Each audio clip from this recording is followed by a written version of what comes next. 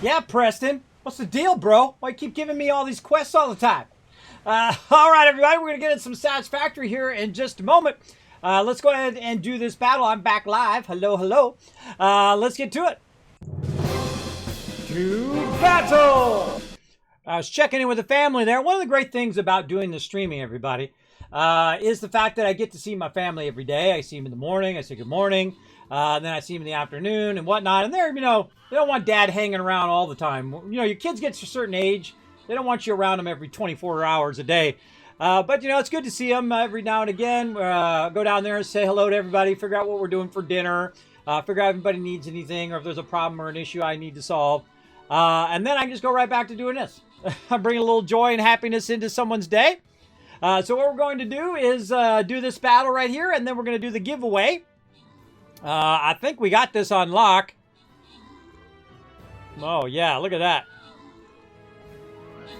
That's a lot of peeps. Let's see. How many units do we have on there? 54 units. All right, we get to 100 units. I'll give you guys 1,000 kiss caps each time. Let's go ahead and check our retweets. We're at 4 retweets as well. We can get that one crushed just by someone going and being the hero of the day. By following that second link over there, hit that like button, hit that retweet button. For every 5 retweets, I give you 1,000 kiss caps. We're going to give away a random game giveaway. And I feel like I'm just going to keep going, everybody. I'm feeling okay, though I have a little coughing going on. I'm feeling okay right now. So I think I'm going to just keep going. I'm going to play some more Satisfactory until my family says, hey, it's time for food. It's probably be after 5 o'clock. So we'll just keep on keeping on. Getting it going on here and play some Satisfactory. Oh, man, so much loot. And then we can try to get in a bunch of battles as well. Sometimes what I do is I call it battle mode, where I go into battle mode and I keep the battles going. But I'm also doing stuff behind the scenes, like I'm editing videos and I'm uploading and working on all of that stuff as well. Oh, we got 5 retweets now. Oh, we do. Look at you guys crushing. All right, there's 1,000 kiss caps right there for the next giveaway. Boom. All right. Yep. There we go. There we go. All right, that's another win. Let's go ahead and give you guys some love. Let's see. When pain comes, man, you are on a roll today. Akia and Subi walking away with some loot, and Iron Mania coming in 15 kills MVP. More battles. Let's go. And we got 8 days and 21 hours to try to get you guys the maximum loot. Ooh, this is a tough one. I feel like straight bomber right here. If I put him right there, maybe he'll run down and hit this whole group. Yeah, let's try that out. I'll put him too high so he runs up that way. I think he should trigger on that one. Now, sometimes what we do is we stay in the center and let him come to us, and then sometimes we just try to wipe him out as quick as possible. Because these guys can be pretty tough, so put down as many units as you can. This is a 3 skull, so these mobs are going to be like level 20, so we'll see how it goes.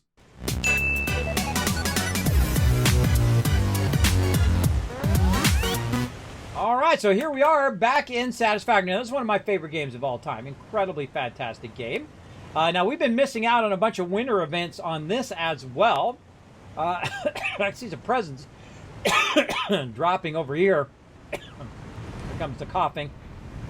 So we're going to go ahead and pick up these presents over here. But we have a bunch of these already going over here. Now, the cool thing about having a server is that I have it running 24/7. So even if no one is on it, it is constantly running like stuff in here. Like you can see, there is presents there, presents here, and presents there. So it's backlogged all the presents. It's backlogged all of the resources into here, and has a bunch of backlogs behind it in case I need some more. And I've just been letting it run, collecting a ton of resources on this end. Now, this is interesting how this is not doing anything. Why is this not getting the copper ones? Backlog. There's something going on here. Why is this not producing any of these? Huh. Why is that just not maxed out by now? Squirrel! Squirrel! What did I squirrel on? On the giveaway! Oh, I did squirrel on the giveaway. You're right, I did. And there's another 1,000 Kids Cats for me forgetting. Yeah, why is that not... It's over here. And that says it stopped. It stopped at 100. I feel like some of these are connected incorrectly or something. It's a merger, but that one looks like it's going that way. It looks like it's going in there instead of coming out of there. And that's not right. Now remember, servers are in their first stage. How can you can't even do that? That's not even something you could do. It should block your ability to do that. That's weird. All right, there's something fundamentally messed up there. Again, remember, servers are on like version 1.0. And because we built some really big stuff over there, it's been lagging out our server. So I will be resetting this at some point. But let's fly over here to the hub, and then we're going to do a giveaway, and then we're going to start another giveaway right after that. And we got it so it's snowing. It's really cool. And I hope no one's come in here and opened up the advent calendar. I don't think they have. So there's a cool advent calendar here that goes all the way till the 25th. Now, it's already past the 25th because I've been out with the flu, and I still have the flu. We'll come back to this in just a moment. Let's go ahead and do the giveaway first.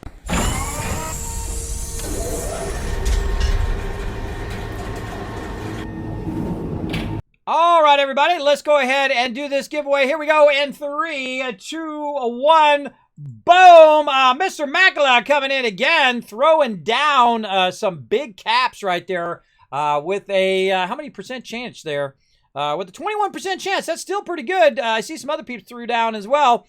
Congrats to Mr. Macula. Make sure that you, of course, whisper me because I see you are in the chat.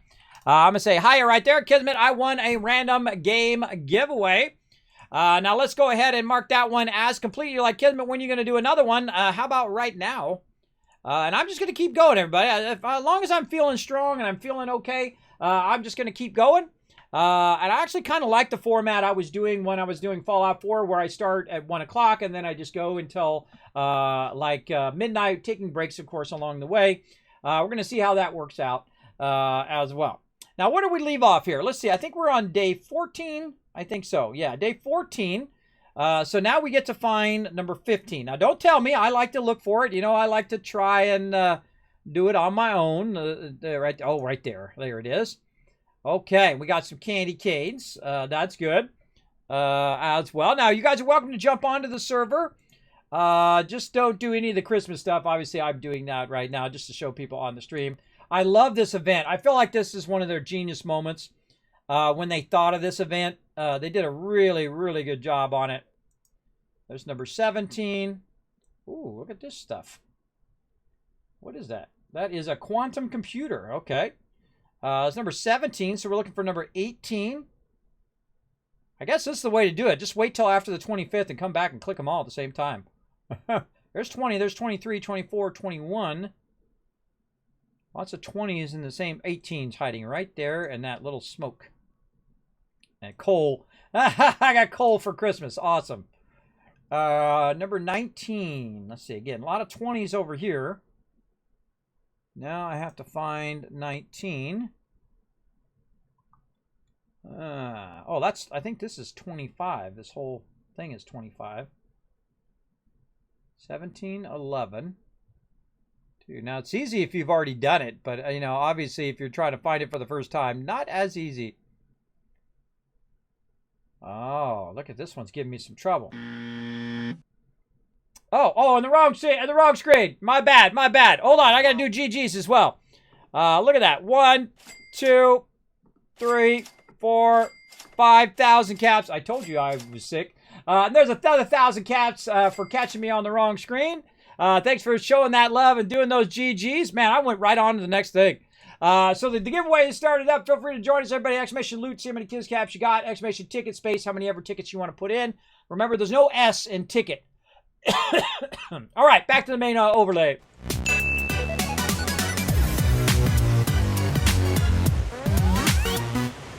Okay, this is what I've been doing, and you guys missed out on it. My bad, everybody. Again, I'm taking a lot of heavy medication right now. So here we go. Candy cane. We got some bows. We got a quantum computer here, and we got some coal. And so what I'm trying to do is I'm trying to find the numbers in the thing as well. And thanks for letting me know on the squirrel and then wrong screen as well. Appreciate that big time. Again, this is why I have those commands so you guys can keep me in check. And so I'm trying to find 19. Now don't tell me. I'm going to just look through here until I find it. Hopefully it'll be sooner than later. And so I'm just looking for them. They're kind of hidden in all of these little presents and stuff. Now again, there's 20. There's 23, 24, 25, 21. Oh, there's 19 right there. All right. And let's see what this is. This is going to be a superposition oscillator. Okay. And then we saw 20 down here, so we'll get 20. Now again, this is the way to do this, everybody. Just come back after the 25th and just click them all in an order. And I saw 21 is here. And these are some of these white ornaments. Now 22, this is 25, this is 23. Oh, now we need to find 22. Oh, right there.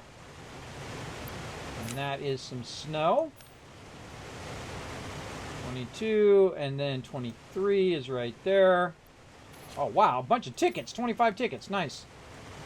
And then 24. What the heck is this? Oh, it's an emote. Ah, finger guns. Cool. Oh, that's neato. And then number 25. And this is fireworks. Oh, we can make fireworks. Oh, that's cool. And I think that's it. All right. So that's it for that. The 25 days of Christmas Advent calendar.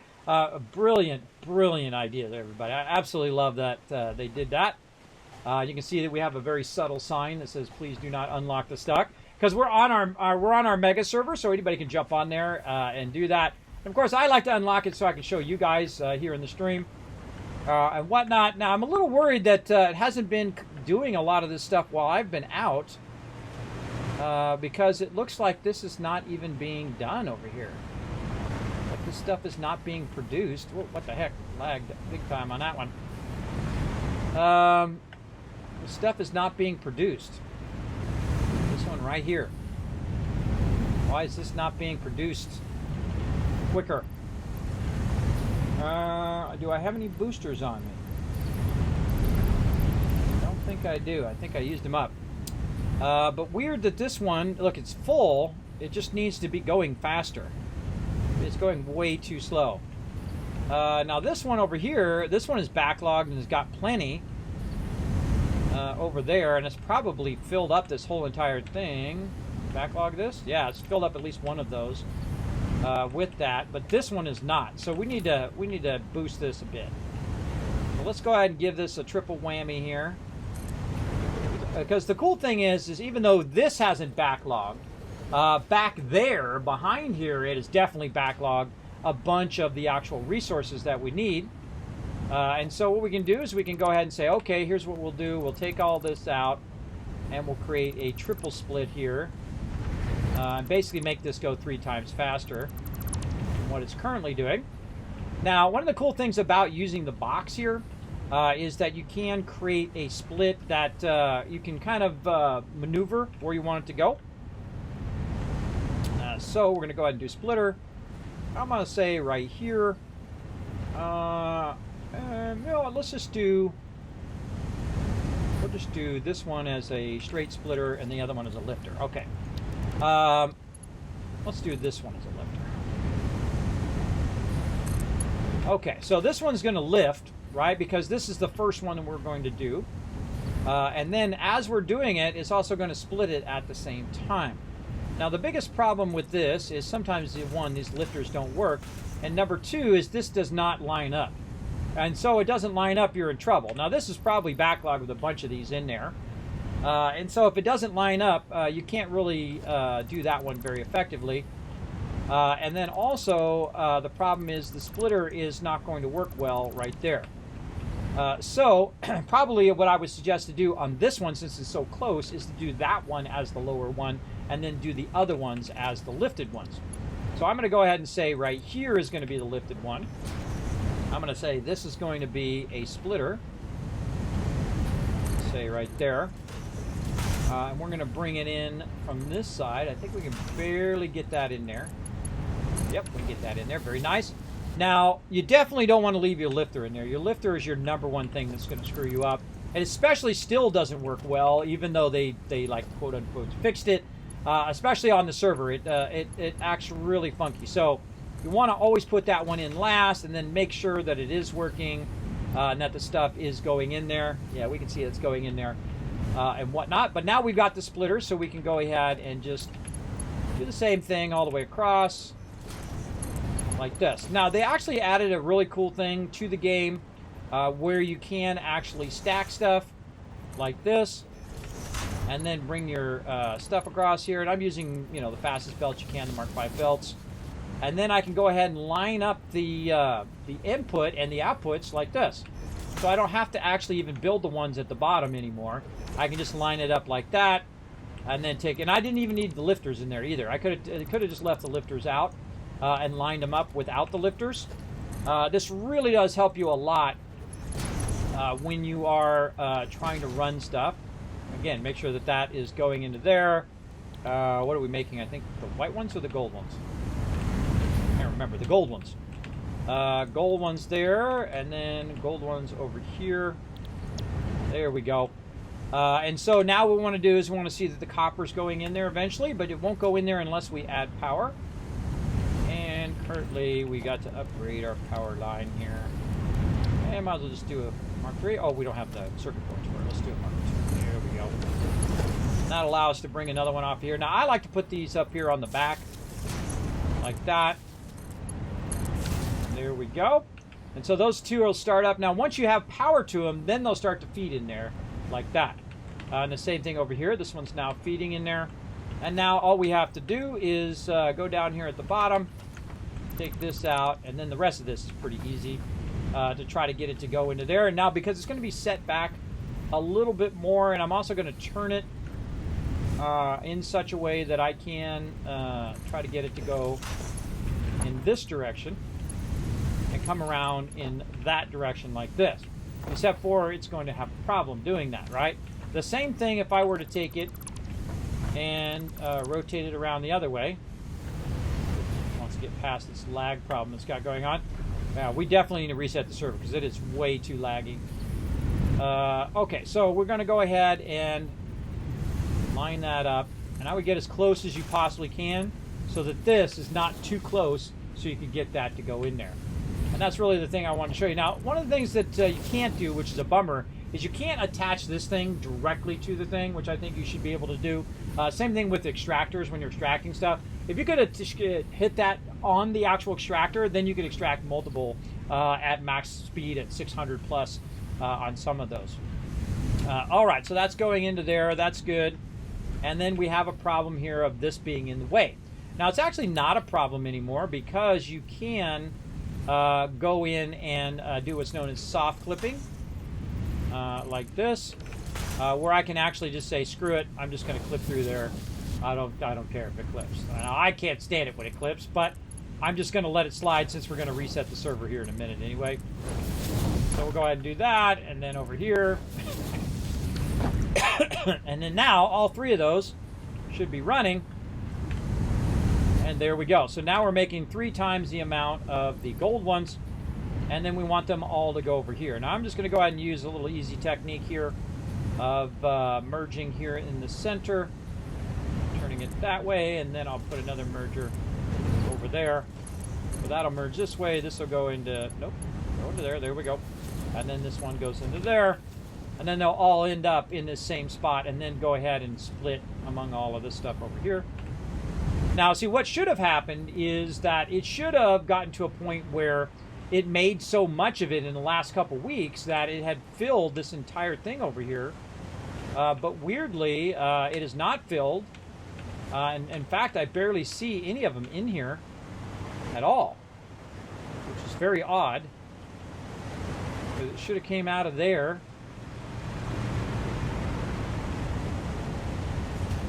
went into here, which then merges into here, which then makes the decorations, which then ends up in over here.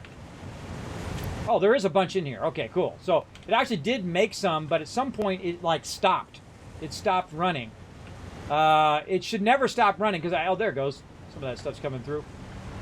It should never stop running because the server runs 24/7. So what should have happened was it backlogged so much that it filled the entire boxes full of it. It filled everything behind it and everything like that. And that's what it should have done.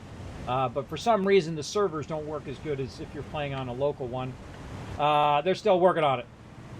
Still working on it big time. Now, there's some other stuff we need to unlock, and that's why we did all of this work, is so we could go under here and unlock stuff. Keep hitting X instead of C.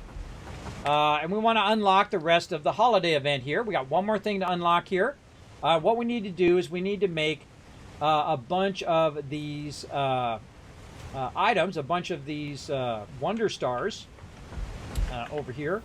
And to make those Wonder Stars, we need to have a bunch of these wreaths right here and a bunch of candy canes. Now, oh, there goes a present. Down there. Now you can see them coming out right here. So this is where this was doing here, was making a bunch of those, and we've got plenty. So that did actually work itself out. It did actually make, oh my goodness. Okay, so yeah, it made a lot of those. It made a lot of those already.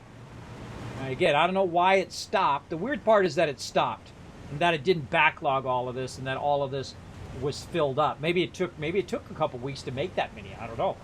Could have been working nonstop this whole entire time, and just because I wasn't making enough of the gold ones, that the gold ones was holding up the whole rest of the production. What seems like it just wasn't making enough of them to keep that production going. All right, so we got that going. So we need the stars, and then we need to go down here, and then put the stars in here. Again, how many do we need? 500. Okay, 500. I think we got 500. What I'm going to do is just hold down Control and put as many on me as I can, and then try to turn them in. All right. Oh, 450. Ah, I need 50 more. Always the way it goes. I'm just going to throw my coal away. I think I've got plenty of coal somewhere.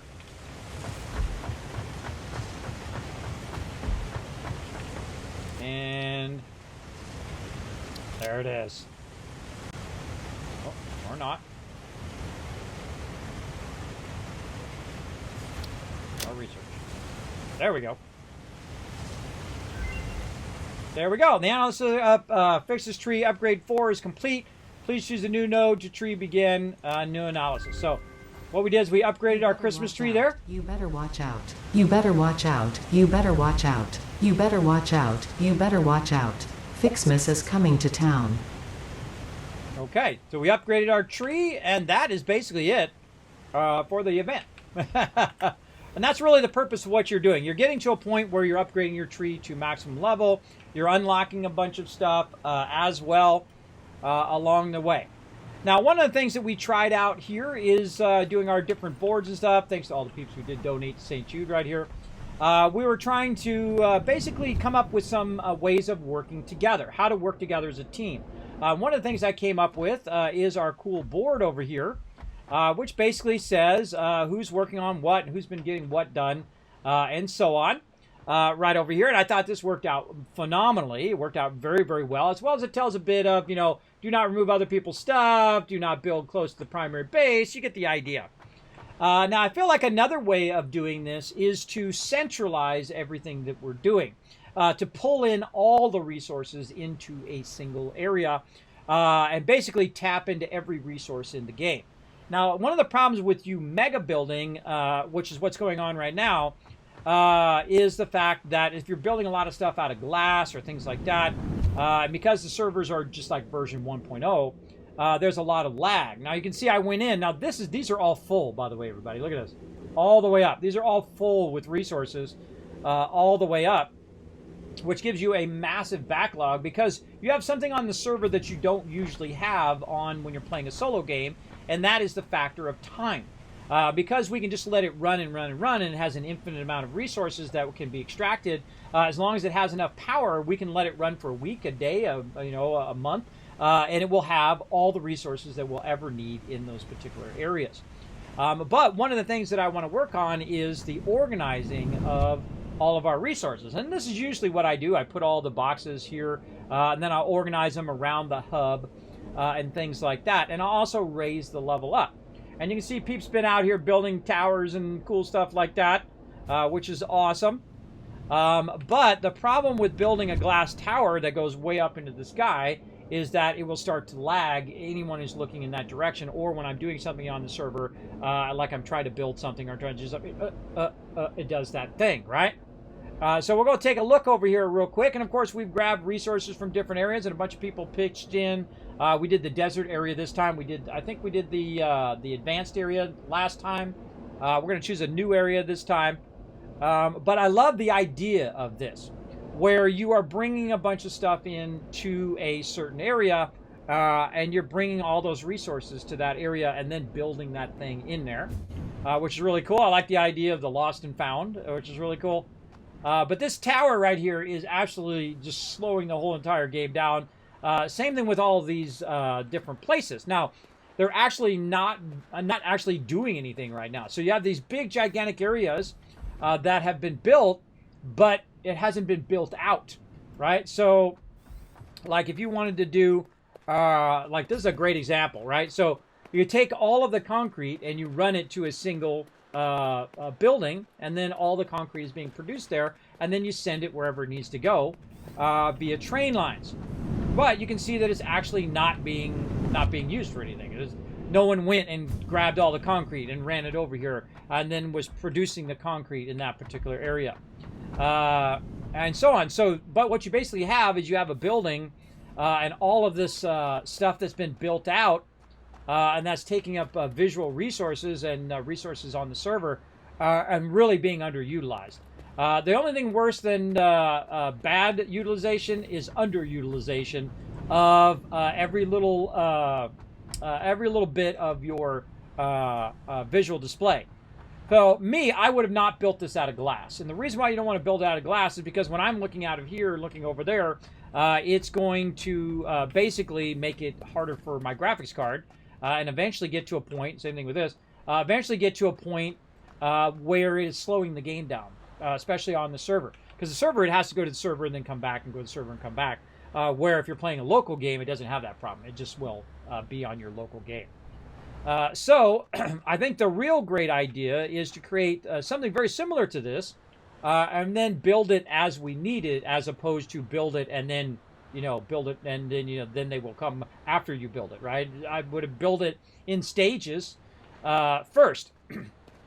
Now this was built away from the hub over here. Now I could just move everything over here and we could run everything over here, but I felt like I really want to kind of change it around. And one of the things that I like to do is I like to be up real high like this. And the reason why you want to be up real high like this is so you can run trains wherever you want them to go, without having an obstruction like the walls or whatever. And choosing where your main base is usually one of those things. Now, running resources from really far away can be very, very difficult, especially in the early game, because it's a really long way and it takes a lot of resources to run it a long direction. So what I could do right now is just tear everything down. But it's going to take me a while to tear that thing down. It'll take me a while to tear all this down and then redo it and do all of that stuff. It's actually faster for me if I start from scratch. If I just literally just wipe everything out and start over again, and then build out these little things as we go along to be our main location of it. Now, that's a great way to test different things. Every time I play through the game, I play through a different way so that I can learn new stuff each and every time. So we're going to run back over here. And I felt like my crew did an amazing job on getting all the power going and getting all the stuff going and whatnot. But I kind of feel like we want to try something where we bring all of the resources into a single area. We build closed-in factories And those factories become like a mega factory, right? So you got like your mini factories that are doing this, that, and the other thing. And then ways of integrating these boxes into each of those particular locations. So when you go to that particular factory, it's going to have that particular thing, right? And you build the factories around your hub, and then having your hub as your central thing. And these are things I think about when I'm not playing games, everybody. That's when you know it's a great game, when it actually encourages you to think creatively when you're actually not playing. And I find that to be incredibly fun. So one of the first things you have to do, though, in the beginning is you have to get your basic power going. You have to get your basic resources going and whatnot. I like to click that thing so it stops doing that exclamation point. So again, let's go and take a look and see if there's anything else we need to unlock in here. I think we probably unlocked everything. I don't unlock some of this stuff just so I don't have to see it in the thing, which is very fun. Right in here, like that. Okay, so let's go ahead and hop down here. Fire that out of there. And I'll just go down here and show you that this stuff, not only is it up here, by the way, you can go down even further with that lag. You go all the way down here at the very bottom level. You can see we got all of our feed lines down here. And you can see the one at the bottom is full. And you're like, well, how do you know all the rest of them are full? Because if the one at the bottom is full, that means it had to backlog from all the way up there, down, down, down, down, down, down, down, down, down, down, down, until that one's full. And then it backlogged here. So that means we literally have like 20 boxes of concrete and 20 boxes of the next thing, right? 20 boxes of plates and 20 boxes of rods. And so I want to kind of integrate that into the very beginning of the game to where it is backlogging using time to our advantage. So we come in on a Tuesday, or like today, or Wednesday, like today, and we go ahead and build something. And then we let that thing run for a week, and then I come back, and in a week, it's got a ton of that particular thing. Then you go and you do the next thing, and then that has a ton of that thing, and so on and so forth. Then we can also continue to use our board over here. But, of course, you have to get to a certain level or a certain part in the game where you've unlocked all of these particular things.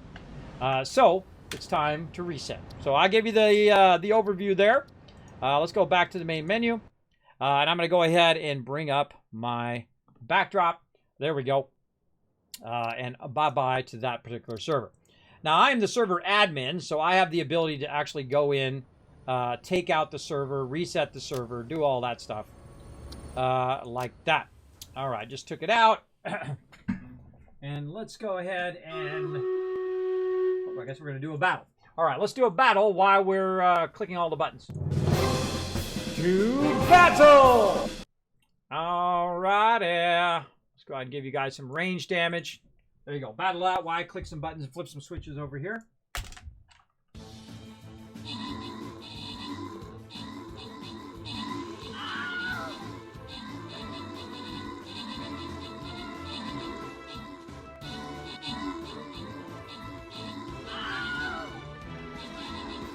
Thinking about it. All right. Oh, why is there no sound? Oh, it's because I don't have my headphones on. That's why you guys can hear it. I can't hear it. I took my headphones off.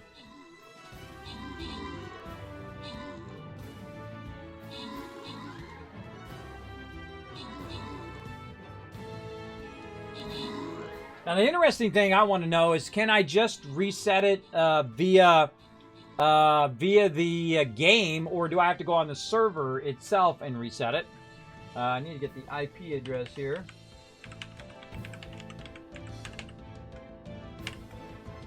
This will be a good question.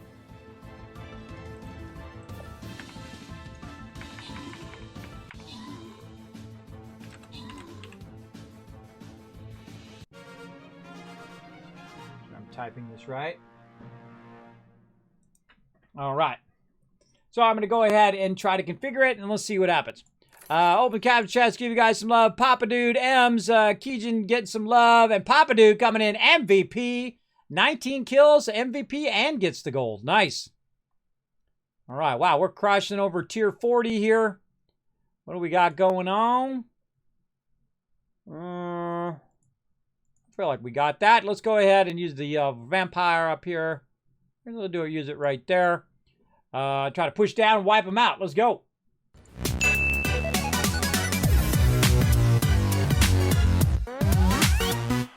Oh, yeah. I can see already that it probably did not reset the server. Because, look at this. It tells me the game duration. Game duration. Oh, you can't see it. It's under the love train. Let me go ahead and take that out for a second. Yep. 834 hours it's been running continuously. Awesome. Yeah, so that game's been running. Now, I think I can create a game here. Again, I'm going to hide that just in case I'm clicking stuff. You need to be authenticated to see this information. You need a password for this operation. Oh, it's a server login. Oh, boy, what is the password? Good question. I can't remember.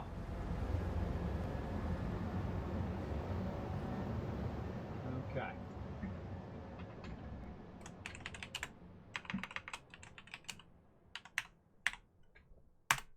See if that works. Okay, cool. It does work. Okay, so yeah. So basically I can log in and tell it where I want to do the starting area. Now we've already done, I think we did this one, Northern Forest. We did Rocky Desert. No, we did Dune Desert. That's the one we just did.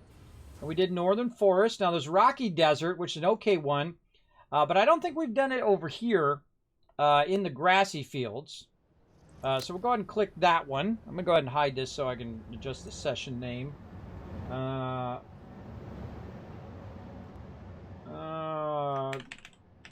Grassy Fields.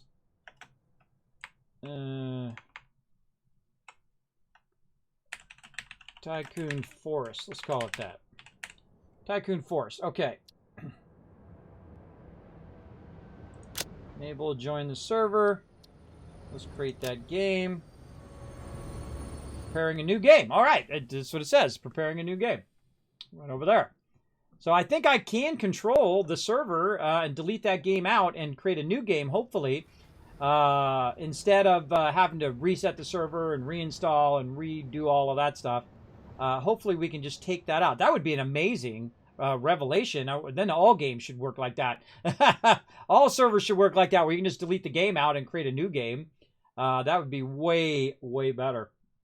I think. I'm going to click some buttons over here. Clicky, clicky some stuff over this way.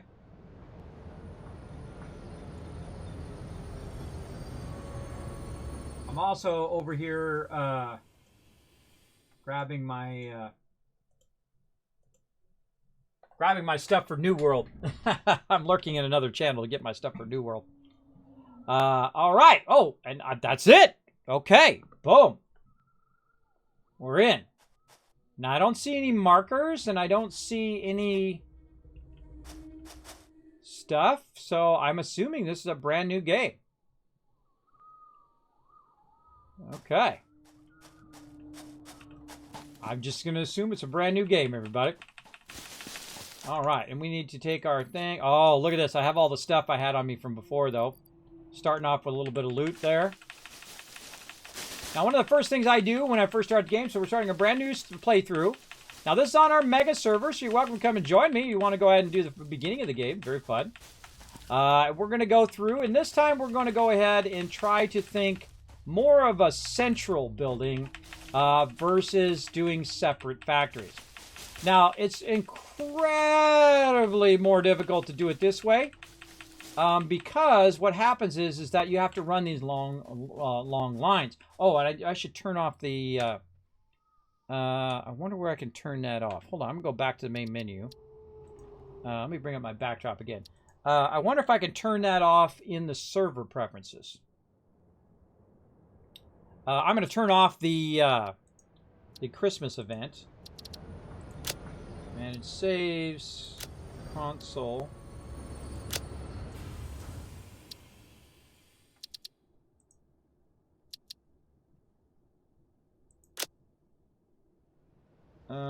Save the game when the player disconnects. Pause the game when no players are connected. I turn that off. Yeah, that is so awesome that you can just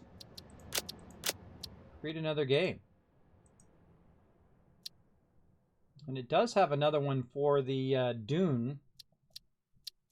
Oh, I can even upload saves. Cool.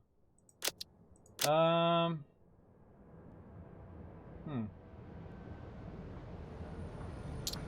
it doesn't give me the option to turn that off. We'll just live with it. We'll just live with it for now and whatnot. Oh, what the heck? Oh, wait, that's the wrong one.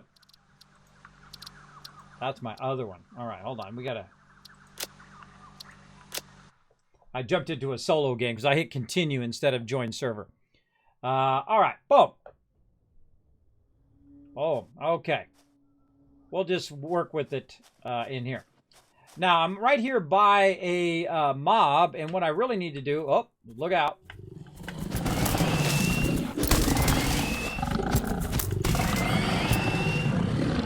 GG, bro. GG. Now, one of the problems with it being laggy also is when you're fighting mobs in there as well. What I need to do... Oh, I already got some stuff unlocked. Okay. I'm going to go ahead and look for iron. I think it's over this way. Yeah. So that's 500, 355, and this is 347. I think this is the way I usually go. One of the problems with the forest area is that it doesn't... Oh, yeah, here's the crater down here. Is it doesn't have a lot of water in this particular area. So we're going to try to go in and grab... Hey, Fred, how you doing, bro? Try to grab a bunch of stuff and try to bring it over here. Now, the great thing about the forest area as well is there's not too many obstructions over here, I find.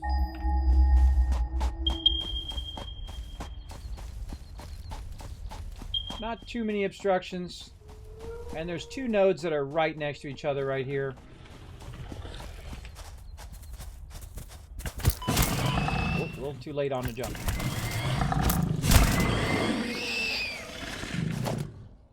Okay, so we got our limestone node there. And then down here we have a bunch of copper nodes. I've ever started on those copper nodes down here, actually. I usually start on the copper nodes. Or the metal nodes that are the other side. Huh. Yeah, I think those two... Got two down there, two over here. This is actually a really good spot. I don't think I've ever started on this spot. Usually there's a single node. Because when you land, it puts you right next to it. There's a single node there. And then there's a copper node nearby. Let's check our copper nodes.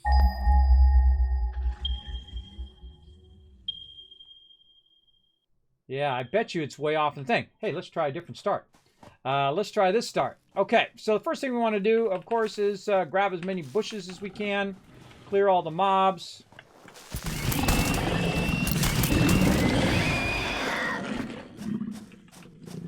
All right. And these are probably normal nodes. Yep, normal and normal. That's not too bad of a start. All right. We'll grab some of this. Okay.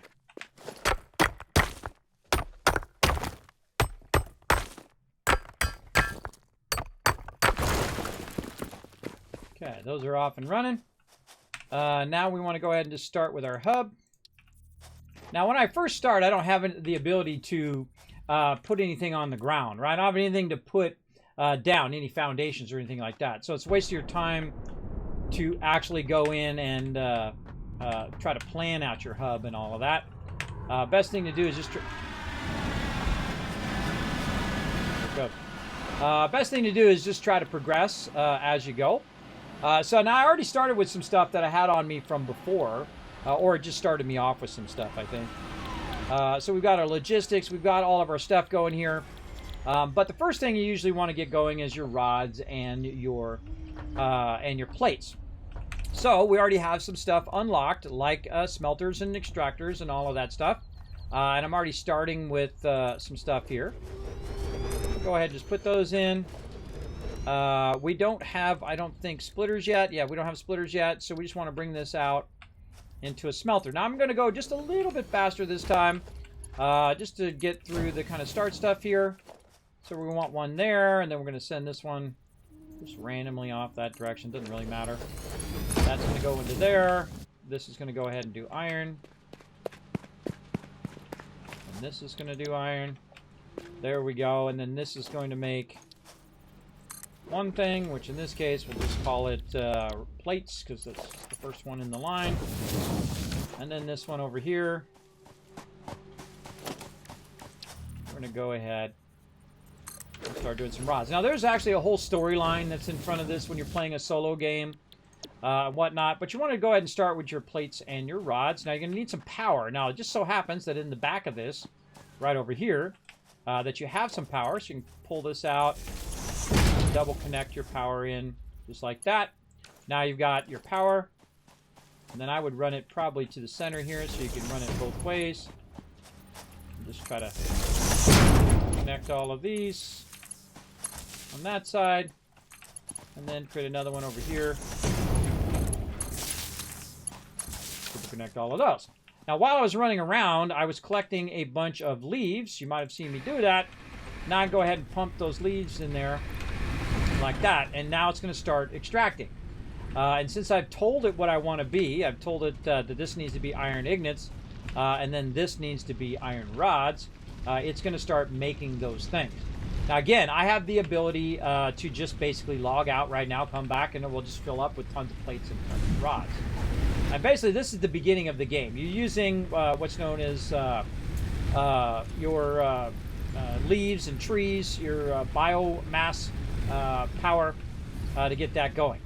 And so you're going to need so much of a certain amount of item to unlock that. I wonder if I can do this again. Now that I think about it, I wonder if I can click this again. Number 1.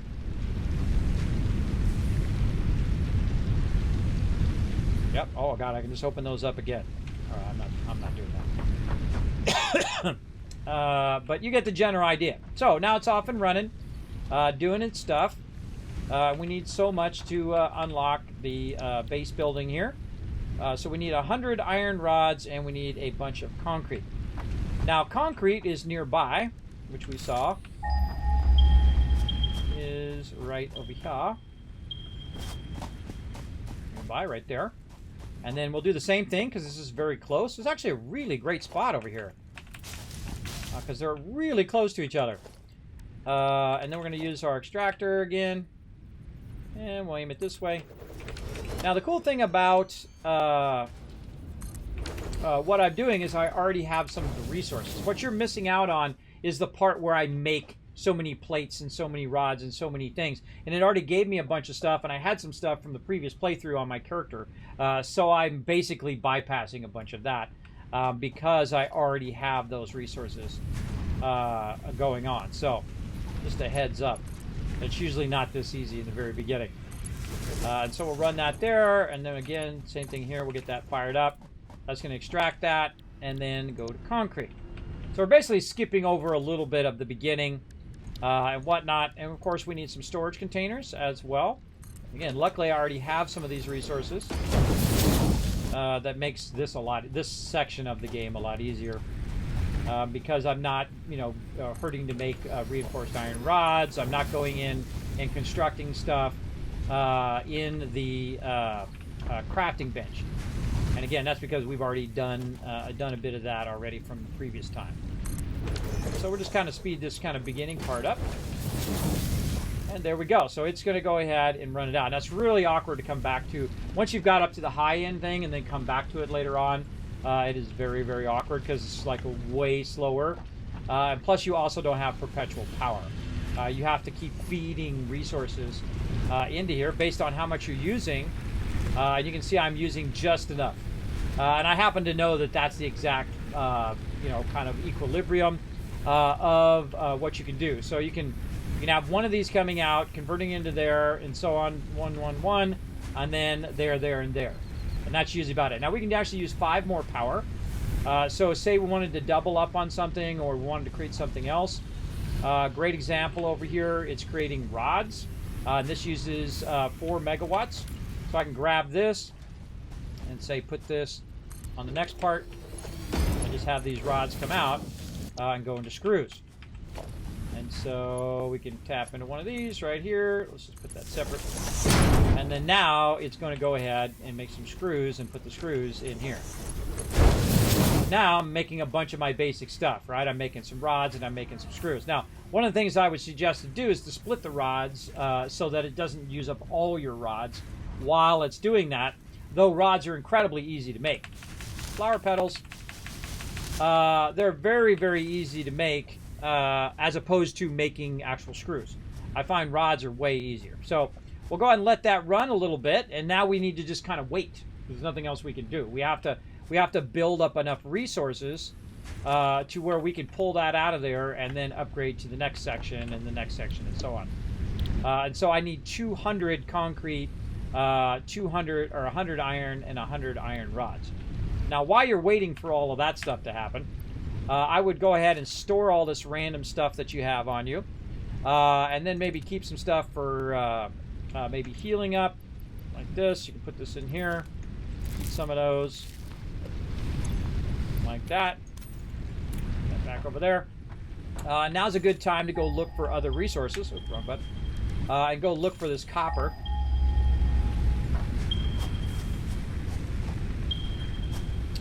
The closest copper to me is, I think this one, 182 in this direction.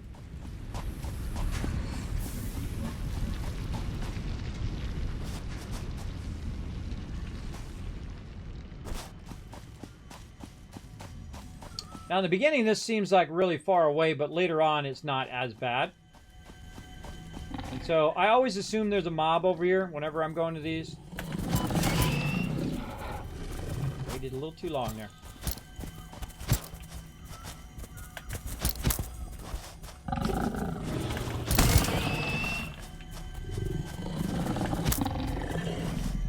Use your vertical advantage on him. He'll be back. Got all day, bro. Breaking news from Earth. Widespread chaos and mayhem. World President urges all citizens to do their part and harvest alien artifacts. Oh, really? That's something new they added. That's cool. All right. And then over here again. Go ahead and grab some kappa.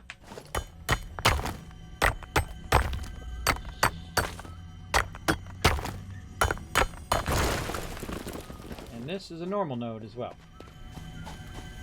Now, once you put your hub down, you're safe. If you die, you will respawn at your hub. Definitely feel like I want to build a ramp right there so I can just run up the ramp and get to where I need to go. And while you're running around, you might want to grab some bushes and various different stuff. I like to clear it as I go. I know I'm going to need this here in a minute to keep all this going. Okay, now one of the things we want to go ahead and build is our workshop. So I usually kind of build it over here. Oh, I don't have my stuff. Get our 3 basics out here, and I have some other basics here I'm just going to grab.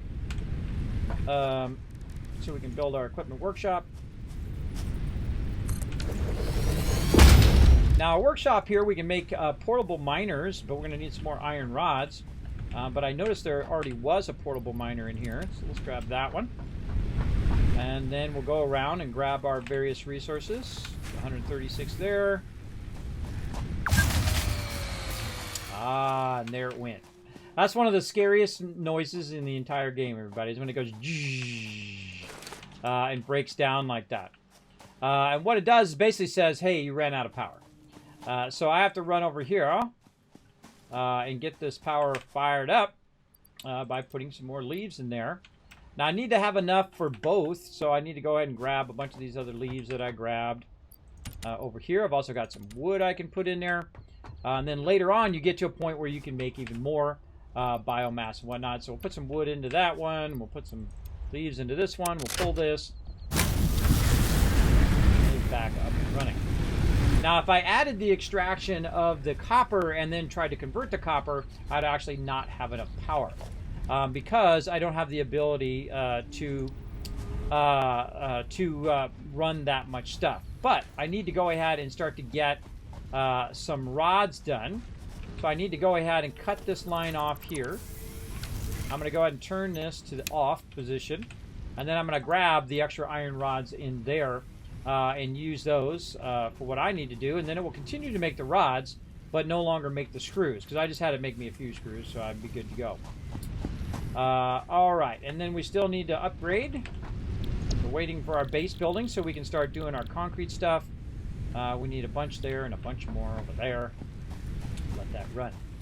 Okay, so one of the things you can also do in this game is instead of using the automation, the full automation, is you can go over here and you can have it do like a little separate thing where it never runs out of power, by the way. It actually never runs out of power ever, so you can just run over here, grab your little extractor right here. And especially early game, you want to just leave that there. Just leave it there, even if you're using the extractors, the main extractors. Just leave it there so if you ever need any extra, you'll have that there. And you can put 50 of those down if you want to. It'll go and it'll extract a crazy ton of that copper for you automatically. And of course, the more of this stuff that you extract, then the more of those you can make, and so on and so forth. Let's grab some leaves while we're at it.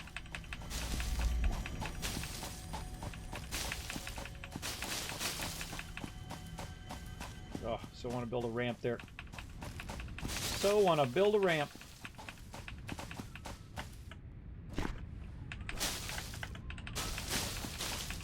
Have all that random stuff.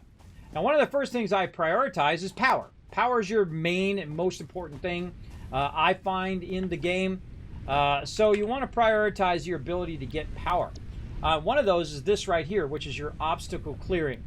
And so I really need to get 500 screws, and I need to get a bunch of cables. Now, I don't know if I have some cables in here. I do have a little bit of cables in there. So what I'm going to do now is shift my my stuff from doing cables and whatnot back to screws. So I'll grab just a few more of those, put that into there, turn this back on, and just have it do as many screws as it can. Let's check our power as well. How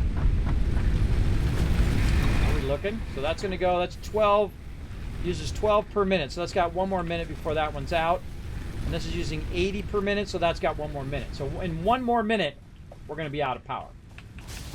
So let's go ahead and run around, grab a little bit of extra, and then we'll just go ahead and make some of our own right over here, our own cable.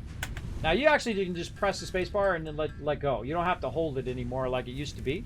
I can also make a bunch of copper ingots.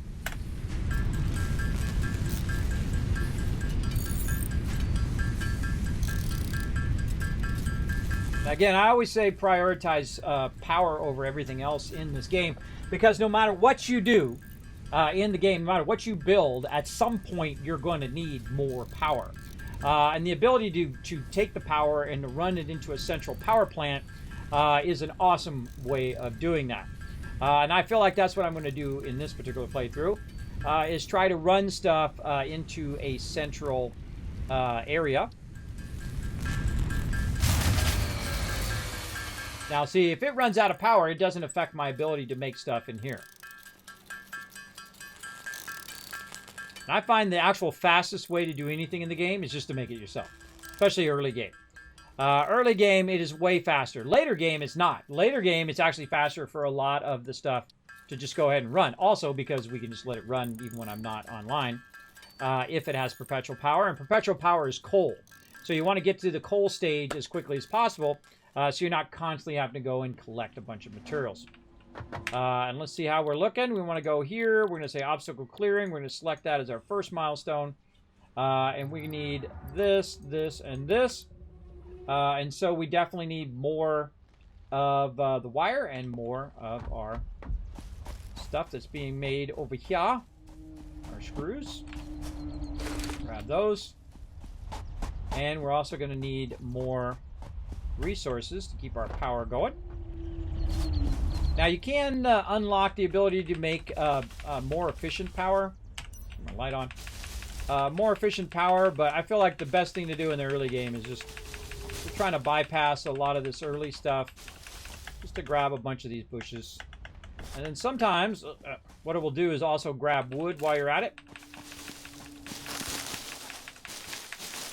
Another thing that it does too is it clears obstructions, so you're not hopefully getting snuck up on by a bunch of mobs. I kind of feel like I want to... Oh, look at that, way down in there. I kind of feel like I want to build it over this crater here. Yeah. Build our factories in this little area. Now, the biggest problem in this particular area is this, like, putrid stuff over there. You can't get rid of those. See, I think at some point you should be able to get rid of those things. You can get rid of some things. Some trees and whatnot can be blown up and gotten rid of. But other things cannot be gotten rid of. And it really does kind of impede on where you can build your bases.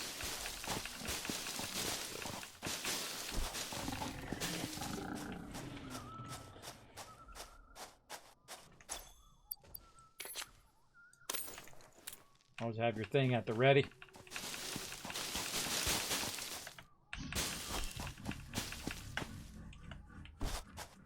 Well, I get paranoid that they're behind me. All right, back to it. And again, we got a little fast start here because we had a bit of resources that helped us get going. But you get the general gist of it. 500 in there. 500 in there. And off we go. All right, and that's going to do its thing, and I'm going to run over here. Grab some more of this stuff. Now, the harder the item to get, I find the tougher the mob is. So if we go up there, there might be a tougher mob than these little easier mobs that are down here. And that's already collected 100 of that already. And I try to get past the stage in which I need to collect the raw materials and just have it do it. And so what we're going to do is we're going to build factories that we can expand, and we're going to run all of the resources into a single factory, as opposed to making individual factories, which is what we did in our last playthrough. And just see the difference and learn mistakes and pluses and minuses of doing that particular thing. Now, I usually find it's easier just to run the finished element than to run the raw element. But organization-wise, if you run all of the nodes into a central area, then you know you can just bypass it wherever it should go. And in the long run, that's a better way of doing it. In the short run, not so much, because it does require a lot more effort to run those lines and then come back later and upgrade those lines as well. But we'll get it going, and eventually you want to take all the lines out and just use trains. Because trains are the fastest vehicle in the game. So the train will go over there, pick it up, come back, and drop it off. And then you can just do multiple trains and create a whole train station, a central hub for trains, and run the trains all out to all the resources. And they can pick up a bunch of resources at the same time, and you can just bring them up to that train level. And so I kind of feel like that's what we'll try to do maybe in this one. Now again, if you do want to join me, remember that we do work together. What map is this? The map in Satisfactory is one big map. I'm in the forest area. You have different starter zones, but the map itself is one gigantic map. So there is no multiple different maps. I just started in another area, and then I cleared away that other playthrough because there was way too much stuff being built there and stuff that was slowing down the game for the players. So. And this is how I like to play. I like to play just a little bit at a time. Now, I could be playing a solo game just as much. But I kind of like to leave it in there and then let other people come in and work on it if they want to. It's really up to them to see if they want to come and join me here on the server. It's always open 24/7. And again, you can just run ahead as well. But just know that that's kind of the focus of this one, that we're going to try to build all of our stuff pretty much like you saw there with factories in one place and run all the nodes to one place as opposed to do them all separate. And see how well we can do that together. That's really the big test. How well can we do it together? All right, so we got that done right there. Let's get the rest of these cables done. And I need just about this many, and then I need a bunch of screws. And I definitely have enough for a lot of screws there. And one of the things I would do before I start doing the screws is I'll go see how many have already been done. Right? How many screws has it already made over here while I was busy doing other stuff? In this case, 132. So that's about 200 I have on me now. We'll do that battle here in just a moment. So let's turn those in. And I suggest to turn everything in first, just to see where you're at. I'm about 150 away, so we'll just go right here. We'll just go ahead and start that going until it makes 150, and then we'll turn that in. But let's do a battle while we're waiting. To battle! All right, threw down some range damage for you all. Let's go see what up. Ooh, this is going to be a good one. This is going to be a good one. Look out on the right. Yeah, see, when you run them right into the front line like that, when they're just hitting that front line, it's a much better place to come from. Otherwise, they sweep behind you, take out your support, and then your whole crew is going to be very dead. All right, I've made enough screws, and we'll go ahead and turn that in when we come back. And remember, we got a giveaway going on right now, everybody. If you want to be part of that giveaway, go ahead. We're going to be playing for a while, waiting for the wife to let me know that the food is here.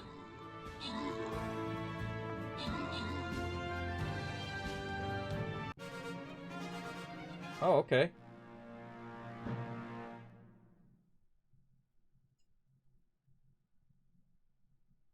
All right, letting her know when we're ready. All right, got the food.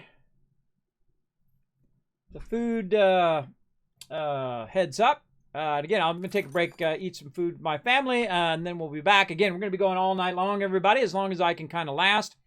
When Pain comes to town, the last splash, Subi, Ems, and Bo walking away with some loot. And Fetus Bong coming in with 10 kills. Fantastic name. 10 kills and MVP. All right. Again, we're going to try to get as many battles as we can in here. Let's see. I feel like the bomber time. Yeah, right here. I'm just going to blast all of those guys right there. Let's take them out.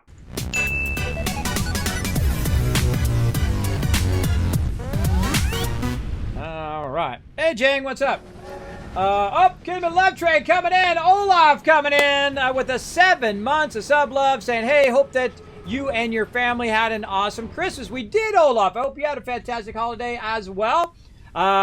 We did. We had a great time. I was sick most of the time, and so was the whole family, but we did have a good Christmas. You know, my family or my wife's family from Tennessee, so they cook extravagant meals, and man, it's so good. I love their deviled eggs. There's no match, There's no match. The same thing, I never heard of this before. I met my wife. It's called red velvet cake. If you've never had red velvet cake before, everybody, it is incredibly good. I could eat a whole thing myself. And of course, we have like the family recipe and whatnot. So we spent a lot of time with the family. Family came over. We ate. We hung out. You know, we watched the dog shows and we watched the parades and we watched all of that stuff as a family.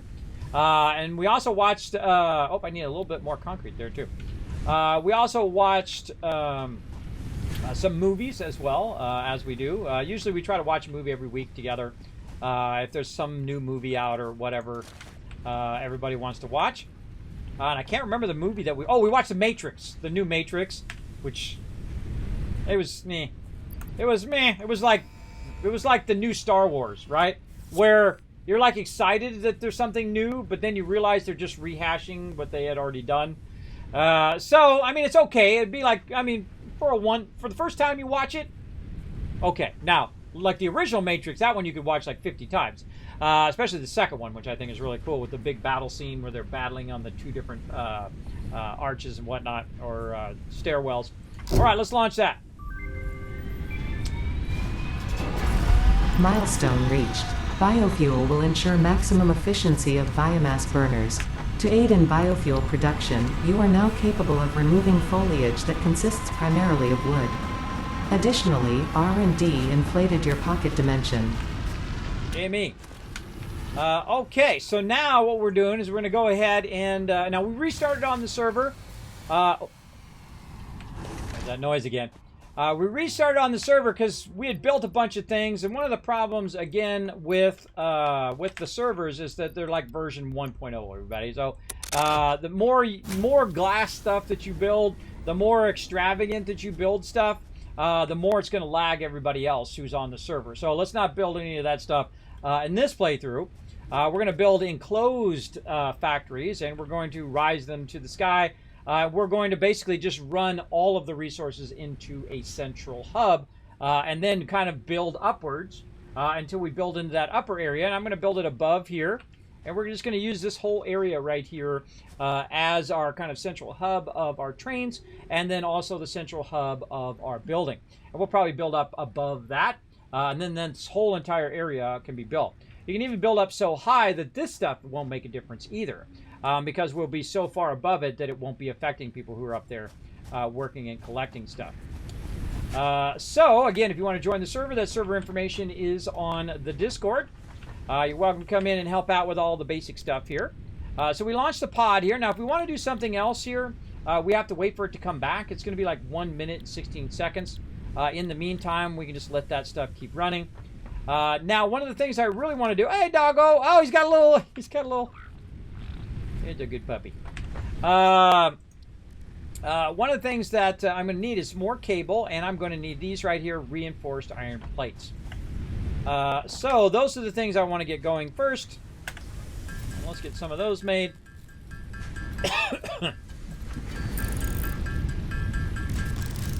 And we'll make some wire. You always need a smattering of just about everything. I forget how much cable it was now, but we'll just make a bunch of wire. Now, eventually, see, in the beginning, you make all this stuff manually. But later on, you, of course, want to automate it. That's the whole point of playing the game, is that you automate a lot of these processes. And then, of course, the more you automate it, the more complex your automation gets, and the more you can keep scaling up and scaling up and scaling up. So, there we go. And we want to try to make ourselves a chainsaw. That's because we don't have the ability to... Oh, I need just a little bit more screws. We don't have the ability right now to get coal power. So we want to just basically have our basics all running Milestone constantly. exchange concluded. FICS freighter re-entry complete. Well, thank you for letting me know. Oh, wrong thing over here. And make the chainsaw. Now, I always go for the chainsaw. Is always the first thing that I do. And the reason why is because you run out of power a lot. And then once you have the chainsaw, you're able to take the chainsaw here and put it on your character. It does not act as a weapon, by the way. So be very careful. But now we need some ability to make fuel for the chainsaw. And so I'm going to go and grab all this out, but that's really not going to do me any good. Because what I need is I need some leaves and I need some wood to actually make that stuff. So I can use the chainsaw. So I still need to go collect some more leaves and whatnot just to get it started. So let's go ahead and grab a bit of leaves. Again, that's why the first thing I do is just start grabbing leaves wherever I go. And again, you don't have to do this through the whole game, usually just in the beginning. And you'll see why here in a second. And it grabs a bunch of leaves at the same time, too. It's not just a little bit. It'll grab a bunch. Okay, and then back over here to our craft bench. And now we're able to make some biomass from the leaves. So we'll make a bunch of biomass, which is basically a more efficient way of burning your fuel. And then we can make some solid biofuel. Now, the solid biofuel I would not put in your actual fuel. And the reason why, at least in the beginning, is I would use it for the chainsaw. Because the chainsaw is going to allow you to extract leaves and wood much faster than if you're running around and grabbing it manually. Because what it's going to do is it's going to AoE all of that stuff around where you're collecting. And you're going to see very quickly, instead of me going and spending, all that time hitting E over and over again, I can now just grab the chainsaw. And we're off and running. And so now what I'll do is start to remove debris or trees or whatever it is that's nearby my base. Just like that. And now we're collecting wood. Wood is a much more efficient item to use than all the rest of this. Now again, I can just say I was going for the leaves, and boom, it just got that whole entire area. Now you want to watch out that your inventory is not full, because if your inventory is full, it won't collect in an AoE fashion like that. And you can collect a crazy ton of leaves over here.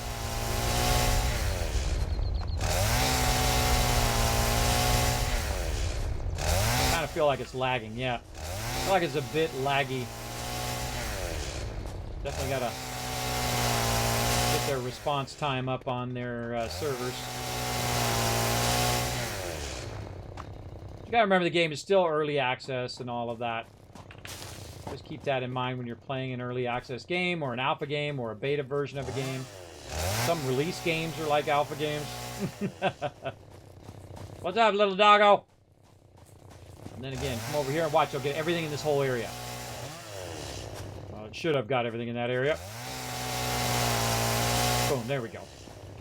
You saw a little bit of AoE there. It doesn't quite work as well on the server, I see, or at least you don't see it instantaneously. On a solo game, you'll instantly see that everything goes away. And you want to try to get in the middle, so you're getting a nice big AoE structure like that. There we go. Did it that time. And then I go for the big trees.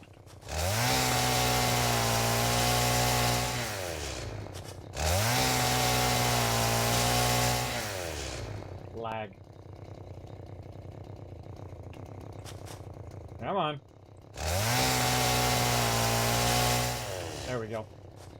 So it should have got all the leaves around it. And this tree right here, for some reason...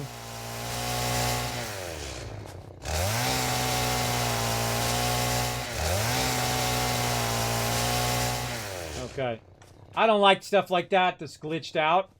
I don't care if it's even to my advantage. I don't like it. See, I want it to disappear like that. I think diminishing resources makes games much more fun. One of the problems with one of my favorite games, 7 Days to Die, is the fact that the resources reset after a certain amount of time. And I usually go in and turn that off. I usually set it to like 5,000 days or something like that. But when you're doing the questing, it still does it. It still resets all of the stuff whenever you do the questing and whatnot. So I try to avoid that. Because I feel like it should have so many resources, then you have to go further and further out to get more and more resources in there. And you can see I'm really starting to clear out all the trees and stuff. And I suggest to do this for as long as you can stand it. As long as you can stand doing this, just run around and wipe everything out. And then, you know, this little stuff that you miss, forget that. Now, if you notice that you got stone here, see the stone right here? If you take out this tree right next to the stone, it takes out the stone as well. Now, later on, you'll get explosives, and look at all this. By the way, you can actually climb up this. Which took me a long time to figure out. You can actually climb up there, and there's probably something up on the top there. Yeah, there's a little blue guy up there. And so on. Now, the hard part is not the up part, it's the down part. Just trying not to fall down to your death. Boom, collect a lot of that.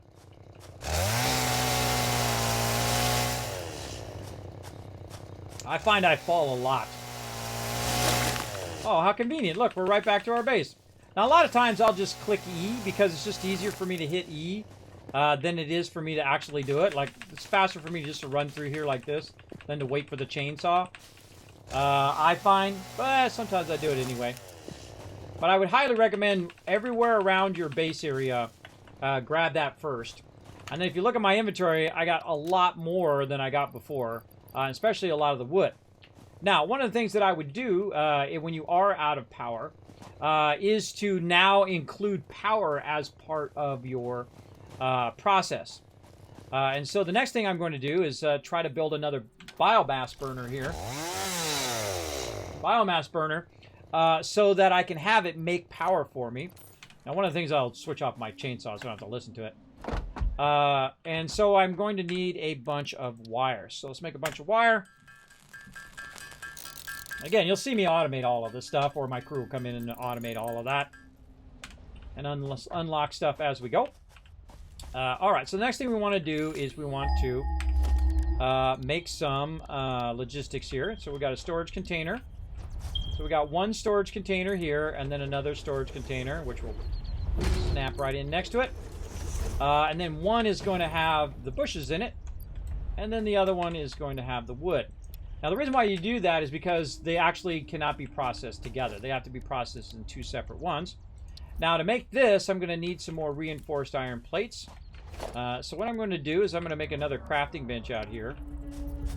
Just over here where I don't have to keep running back to my hub every time. There we go. And then we need some more reinforced iron plates.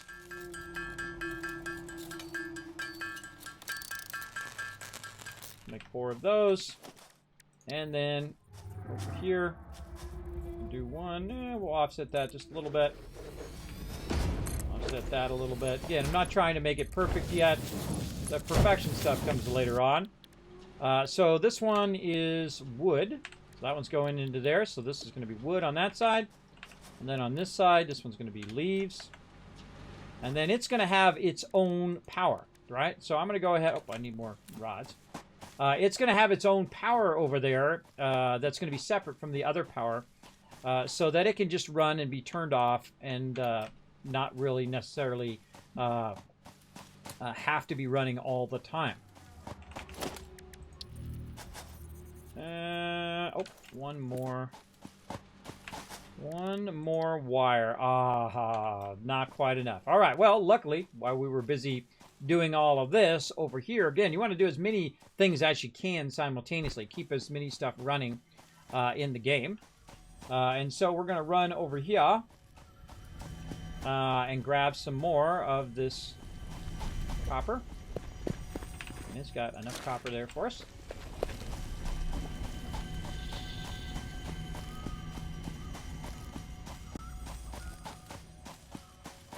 A great time for a jetpack right now. Jetpack.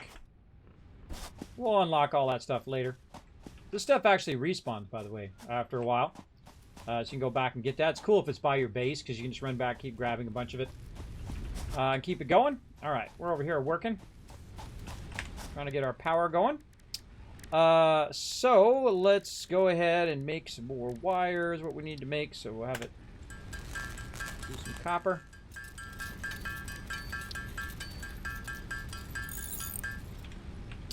Okay, so we got that done. What were we doing? We were doing this. We were going to tell this to be biomass leaves. We're going to tell that to do that. We're going to tell it to make some power.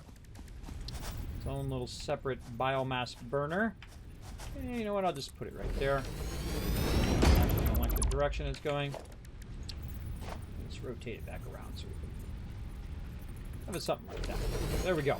Now this is going to produce a certain amount of power, 30 megawatts, right? And so what I can do is I can go ahead and have this, put the biofuel in there. And I would probably split this back out again. God, I can't remember how to split anymore. Option, shift. Put half of that in there. And then what that's going to do is start up. But you got to have a power pole to have it start up. So I'm going to go ahead and take this power pole. And I'm going to run it right there. And then I'm going to run both of these. And now that's going to start itself up and then start all these up. And then it's going to make some of this biomass. Now, one of the things that I don't have is I don't have the ability to go in and split the outputs and inputs. That's one of the things you unlock. So what I'm going to do is I'm going to have it do both of those separate. I need wire and plates. So let's go ahead and do some more plates. And then we'll make a bunch more wire. Now again, we'll be automating all of this, and eventually we'll automate it to the nth degree, and so on.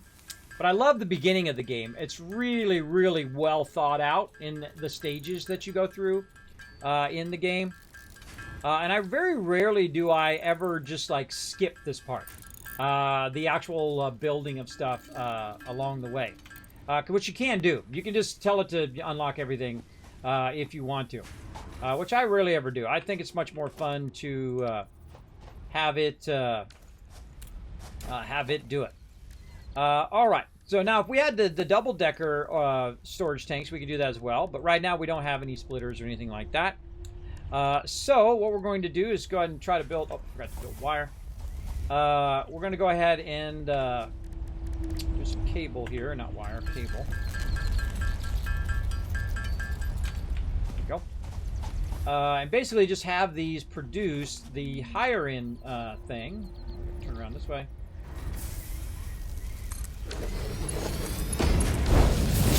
Which is actually going to be the solid biofuel. And the reason why you want to do solid biofuel is because it burns longer and produces, basically, you're going to end up with more power. It's going to run the power longer. There we go. Run the power longer in the long run. Let's go ahead and grab this. We'll bring this forward. We'll run that over there, and that one will start up. And then over on this side, oh, we need 2 more plates. Back over here. Now to do plates, I'm going to need screws, so let's go ahead and make some more of those. I'm going to make 2 more plates. Now these are actually faster to make, for me to make them, than it is for the game to actually make them as well. You're going to find that in certain stages it's faster for you to make it than to make a whole factory around it. It takes longer to actually make the factory. Alright, solid biofuel there. And then we'll have a nice output here so it doesn't fill up. Right there. And not quite enough plates there. Alright, run that into there. And now it is actually making the biofuel for me, so I don't have to make the fuel. Now, if we look at how much it's using right now, we can look at this is using 4 megawatts. That's 8. That's 16. That's actually more than what this needs. So, if you do have excess power, you definitely a good idea to maybe tap into that power and then rechain it back if you have enough wire and cable to chain it back into your main system. Let's get a little bit more of both of those. I think we could get this chained across here. Yes, okay. We'll chain that into there, and then we'll chain it into the rest of our power. Now, over here, I'm going to go ahead and use this other power. Shift. Shift to cut it in half. Nope. Control cuts it in half. All right, put that in there, and then put this in here. Now, this is only 6 of these, right? Only 6 of them, but it takes 2.6 per minute. So this is actually 2 minutes of power being run over here. And you're going to see that my power structure is now much higher. And I can run more things. And this is going to take 2 minutes instead of just the 1 minute, which is what it would take if I were just to put the leaves in there. Or about seconds, really. If you just put 6 leaves in there, it'll take seconds to be over. And now it's actually making more of this. We need more plates. It's actually making the power for me. So I'm in somewhat of a way of in a big circle, right? So it's making so much of the power, which then I can use the power to make the plates, which allows me to go and make more power and collect more power. You get the general idea. That it's now making all of those various resources for me. And then same thing over here. We definitely want to have it go into a storage container because a storage container can hold way more than it can hold in here. Now I'm going to grab some of this biofuel. It's already kind of backlogged in here. I'm going to grab whatever's in here. And so on. Now at this particular stage of the game, and we fast forward a little bit past some of that other stuff because we started with some resources, but I would actually stop using this. And I would start using a central power area that you can use. And let's just go ahead and see how many watts we're using right now. Max cons would be 55, right? And this one right here, this biofuel thing is producing 30 megawatts. The ones in the back of the hub, they actually produce less. They're actually producing 20. So together, this is 40. If you put one more of these down, it's actually almost as much as both of those. So I highly recommend putting these next to wherever you're producing your stuff. Right? So let's make some more wire. Over here, we'll make some more copper ingots. Now notice I haven't even done the copper yet. Haven't even done the copper. You don't really need to. Sometimes I do just to do it at the beginning of the game. But most of the time you don't. You can skip a lot of the parts along the way. And just make the stuff yourself. And then just go to the next stage and the next stage and the next stage. Like that. Okay. And then we'll go ahead and make another one of these. Right over here. We'll try to make it look somewhat nice. There we go. And we'll tie this into our central power, which right now does not have enough spots. We'll see where this one is going to. This one is going up to there. So we'll take this out here. Go hear our power go off. Go to there, and now we've tied 2 of them into the system. Come on. Okay. Does not want to do it. Let's make some more cable.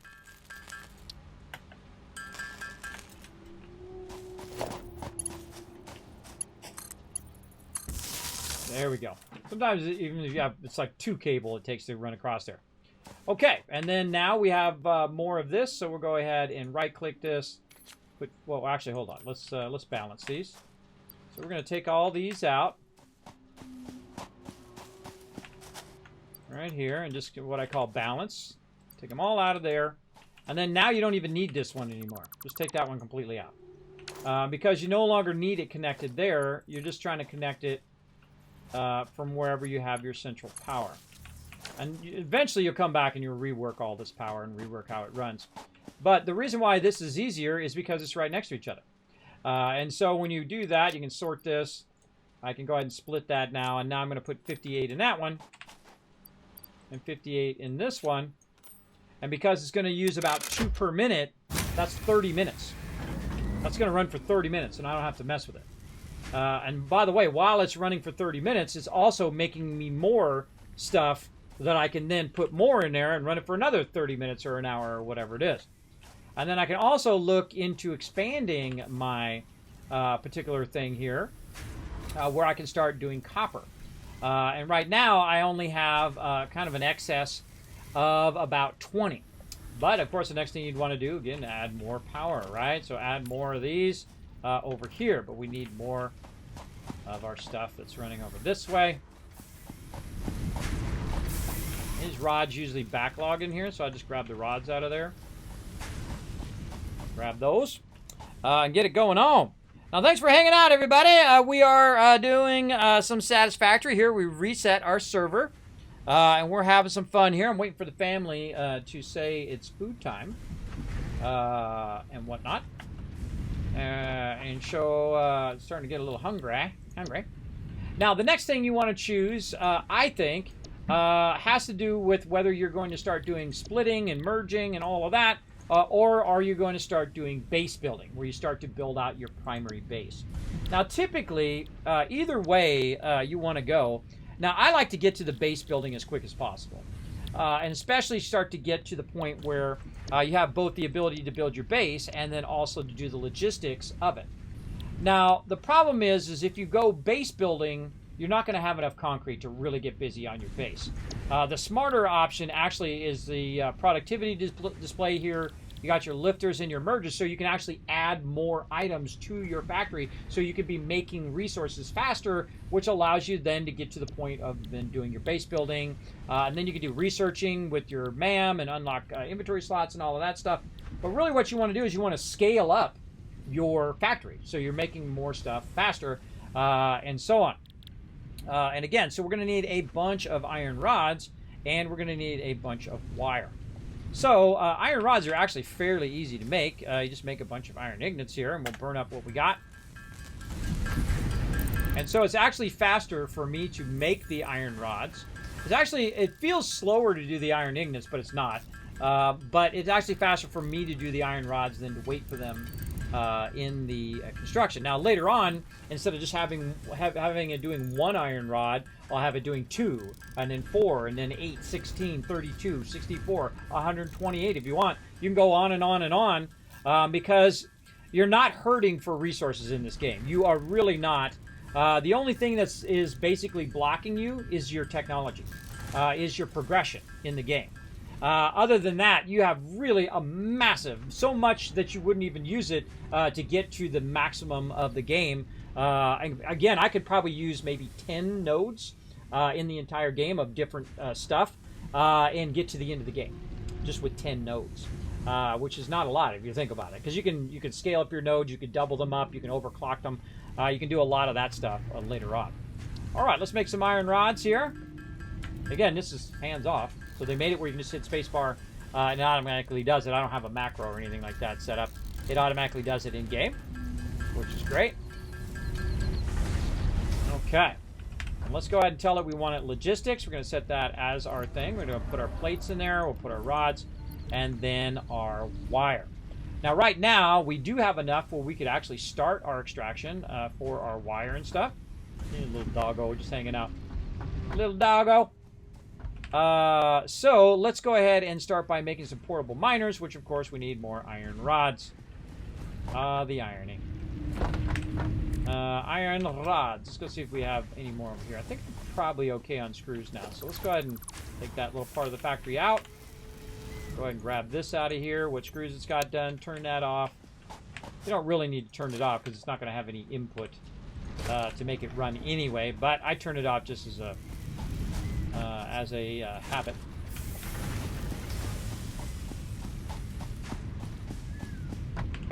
Okay, now let's get our third resource going on. And that is going to be... Oh, I already have one over there. Is going to be our stuff. Now, we actually need to go ahead and say, okay, we're going to do this.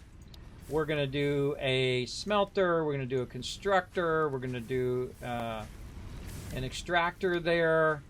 We're going to need some power poles probably and some power lines. But what it's going to do is give us a bit of a to-do list. Before we run away from here and we realize we don't have the resources, we can go ahead and just see, okay, wait a minute, I need to make some more copper wire so I can make more copper wire. So we need to do a bit of that. There we go. Make some copper wire there. Until we have enough, as it says over there on the side. There we go. And then we're going to need reinforced iron plates. We're also going to need some cable there as well. Okay, I think we're going to need more than 2. So let's make a bunch of those. Make about 6 of those. There we go. And then make enough cable. Now, when I use cable, you'll see that my wire just went down because cable comes from the wire. Same thing with screws. Screws come from iron rods. And so when you try to make one thing, it diminishes the other thing or uses up the resources of the other thing. All right, and then we'll make some more wire here. All right, now that'll get us our copper going. So let's go ahead and run over here. Now, one of the things we want to do, though, is we want to bring the power with us as we're going across there. So I'm going to run a power line right to there. And these power lines go really far, too. So to reduce the amount of resources that you're using, you want to run them as far as you possibly can. I'd like to say right there. And then I've forgotten, I already got one over here, but I can just go and pick up that miner, and I'm going to get the resources from that as well. And then we just go ahead and set up the same basic thing that we've set up. We got that going. Go ahead. There we go. And then we're going to go ahead and do a smelter. Have this run directly into the smelter. We'll have it doing copper. And then from that, we wanted to go ahead and make... Oh, we're out of wire again. Okay, so instead of running all the way back, go ahead and just make a crafting bench there. And we'll make some more wire. There we go. And harvest. Get this. Oh, I gotta clean my thing. There we go. What's the other? Oh, I need also cable. Your contract legally compels you to harvest this artifact. Oh man, stop doing weird stuff. Stop doing the creepy voice, lady. Alright, so that's going to go into there, and then this is going to make our wire. And then over here, this is going to do our copper ignites. We're going to go ahead and bring our power. And we're going to run it over there to the extractor. Now, before you start anything else going, you need to look at how much power you have and how much power you're using. Now, not everything runs at the same time. Sometimes you will fill up. I strongly advise you to harvest this specimen.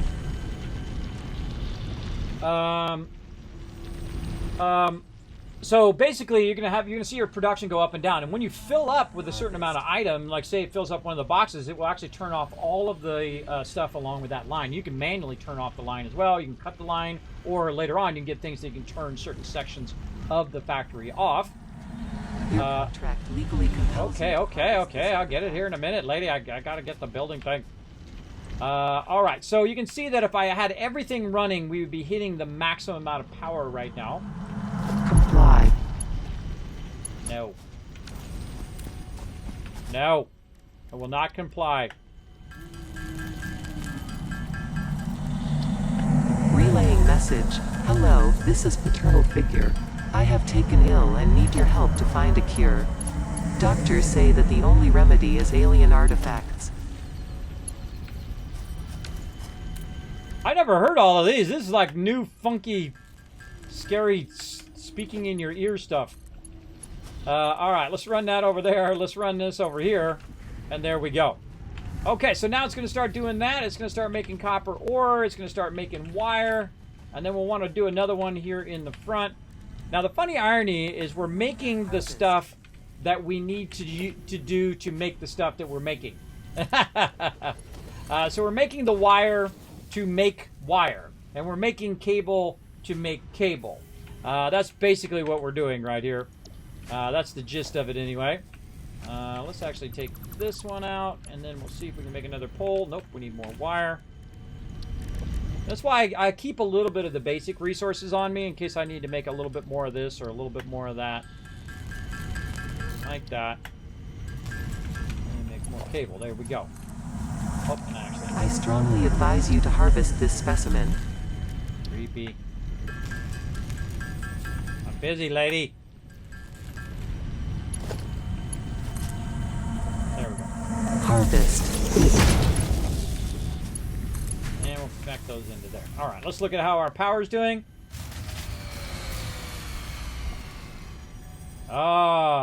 Now see, like, why did that power go up? It's not because we hit past our power limit, I don't think. I think it's what we did is we ran out of actual resources over there. But before we run back over there, let's just get this running. Over here. Oh, we need more rods. Don't know if I have enough to make more rods. Nope. No, I didn't make rods. That's just creeping me out. Hello, this is paternal figure. Okay. I'll go get the thing. You're creeping me out, lady. Doctors say that the only remedy is alien artifacts.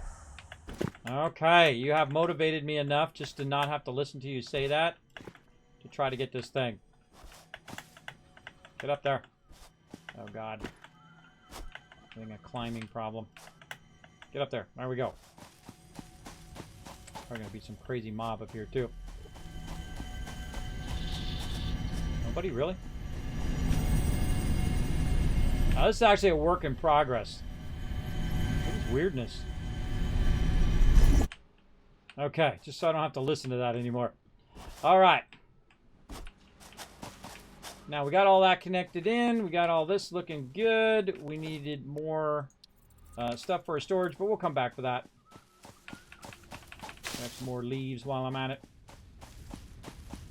Now, hopefully, by the time you run out of power, you've set up a system of making more power like this. And so now, instead of having 40 like I had last time, I actually have 2 stacks of 200, which is a lot. That is a lot to keep going. And you can see here, we've got biofuel here and here. Wait a minute. Oh no, it has actually maxed out. That's telling me that it's there's not enough power to keep it going because it's got fuel in both of those. So what we need is we need another one of these. So we need more rods. Let's go get some of those. Actually, let's take this, clear that, and we need another biomass burner, so that'll help us kind of remember what we need.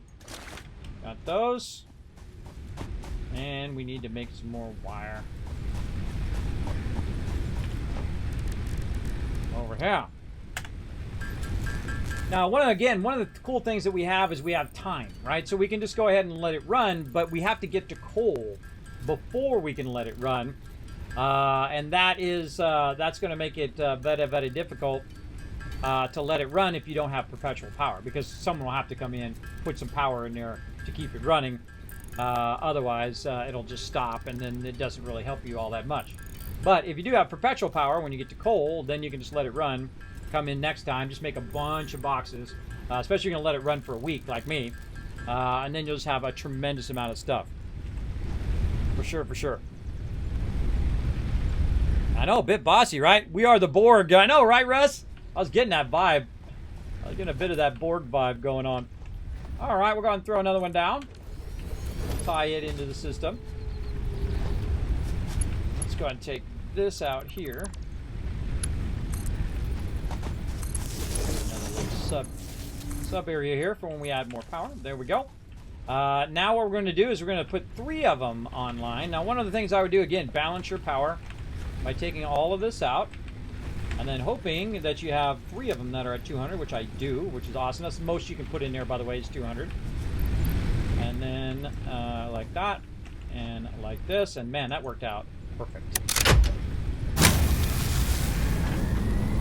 And there we go.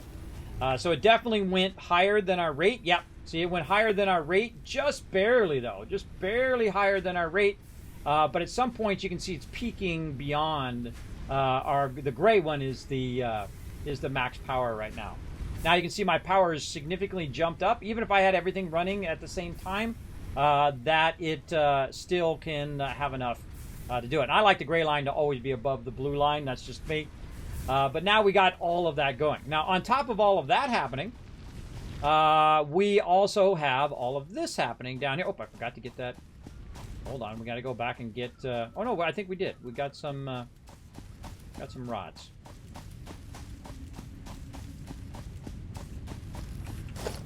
Now here in the beginning, I build my factory separate, but in the long run, we're going to build this all in one central area, and we're going to build. Each factory will have its own. Or each type of item will have its own central factory where we'll add it, much like we did in the previous one. But we want to definitely have it where it's at least doing all the basics as much as it can. And there we go.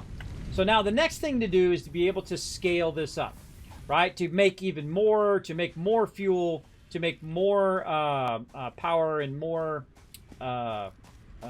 materials for each and everything that we need. And then you scale that up, and you scale up, and you scale up. And then the more of those items that you get, the more unlocking you can do, the more technology you can get, and the faster you can make it go, the more power you can generate, and so on. And it's really all about converting the resources as well. Converting the resources so that you can just turn it in right here, like this. And you can see that we're waiting on the logistics just a little bit more of our rods, which probably are already over here, so I don't probably need to make those. Yeah, those are already over there. And really now it's wire is the thing that's slowing me down. So I put that in there, and now I need wire. So what I suggest to do is while you're making the wire, be by the wire over here. So it can not only make you wire, but you're making it as well. So you're doubling up on your speed. Now I typically like, wherever I'm working, I typically like to have one of these nearby so I can work along with it if I'm trying to, get going on here. Like I've got enough cable there, that's probably fine. So I'll go ahead and cut that off at that point. And then I'll just have this backlog the wire into here, and I'll grab the wire out. So I'm trying to get to 300. Now let's go ahead and grab as much copper as we can. Now I would imagine we probably have a backlog of copper in here. Yep, we do. Let's grab that out of there. And we're going to see if we can make the copper faster than it can make the copper wire. All right, so we're going to go ahead and just tell it, hands off, to make a bunch of copper ingots. Now, while that's going, let's go ahead and do a battle. To battle! All right, I went ahead and gave you guys some range boost action. I'm just going to run in there and blow up. Boom! Oh, I took a bunch of them out. I took a bunch of them out there. You'll have 20 seconds to comply. I know, I'm surprised she didn't start saying, if you don't do it, we're going to terminate you. I wonder if that would be in like the release game. If you do not collect this, you will be terminated in under 20 seconds. Let's do some hydration. M's trying to remind me.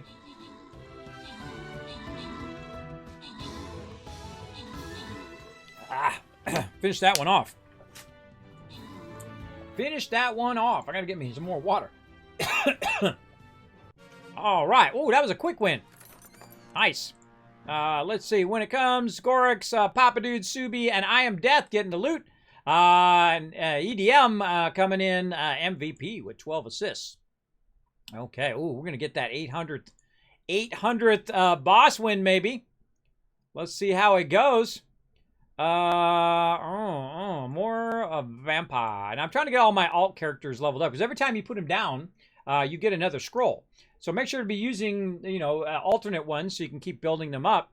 And then when you get enough scrolls, you can go over here to your armies, and then you can upgrade them. Now, I have a lot of max level characters, as you can see, but I can unlock even more down here. I can unlock a second version of those various different characters, which I already have 2 tanks that are already at maximum level. And I have them set for different things. One is like more of a ranged reduced damage, and one is more kind of very tanky, but also DPS. And you use them in different reasons. Let's make sure that we are collecting our quests, so we're getting those going. Right there. Anything else down here? Just daily drops, orc slayers. And let's check our store here. It's got another hour before that resets. Nothing in there. We already did our quest, so we're good. All right. We'll get back to that in about 30 minutes.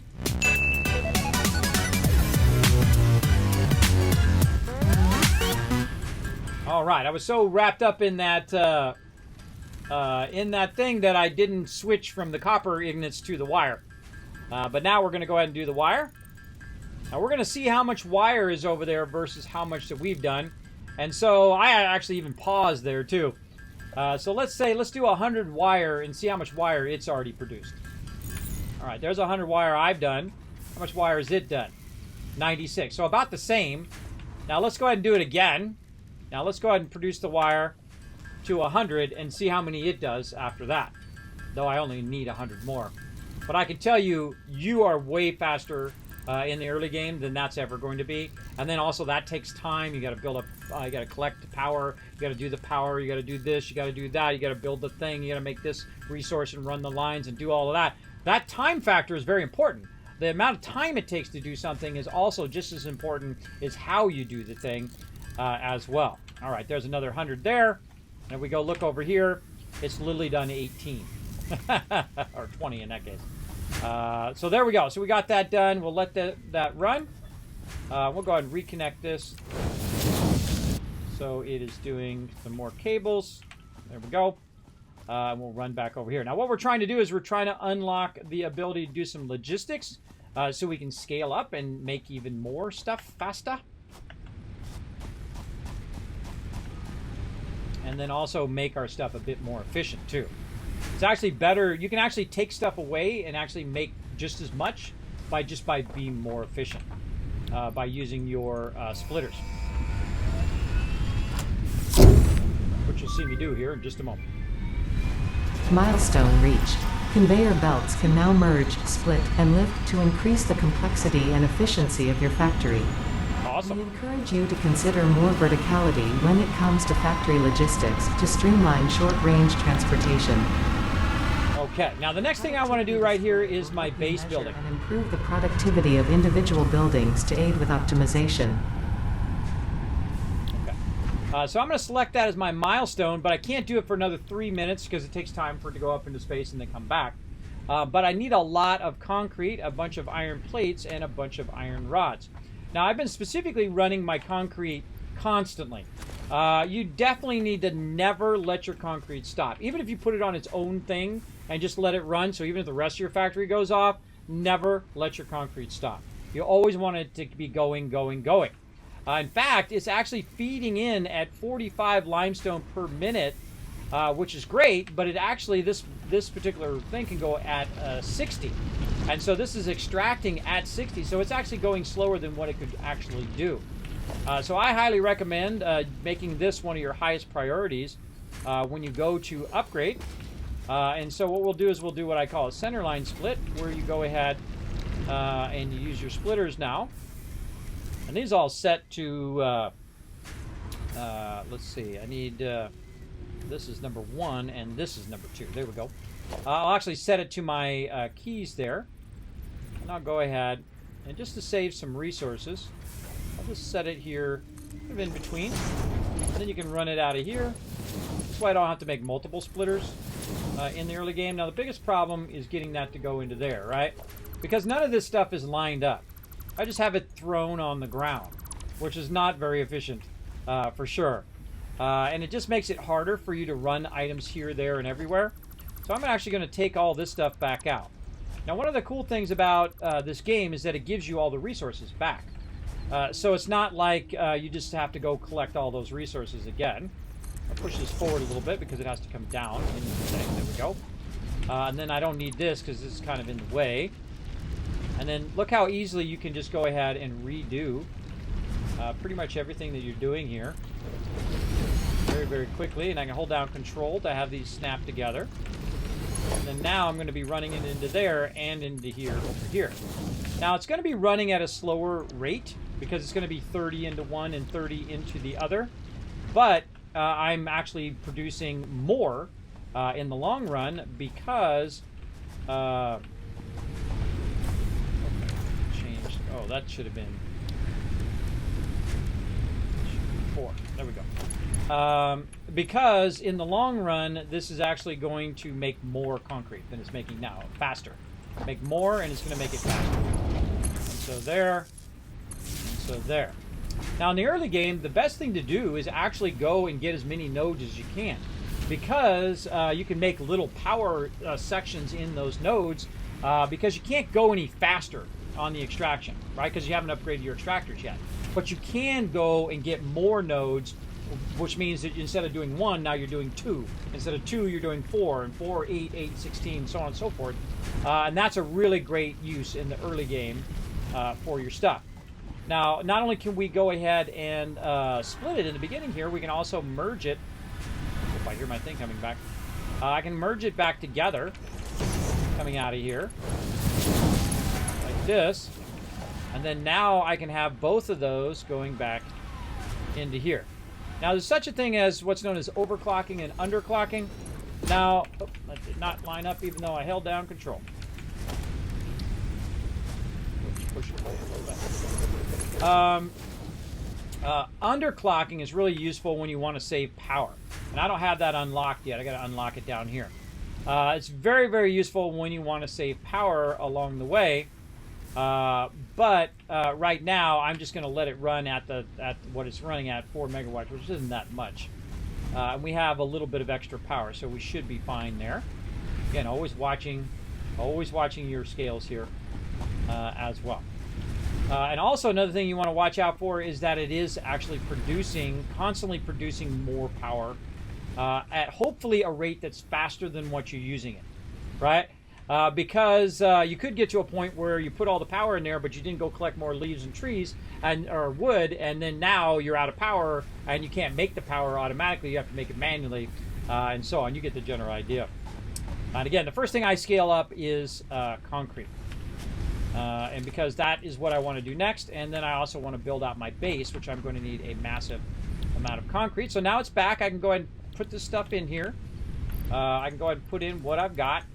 And we've got that concrete maxed out. Now we need more plates. Let's check our plates over here, see how it's doing. Again, you just want to have it running in the background so that while you're busy doing other things, it just keeps churning away at it.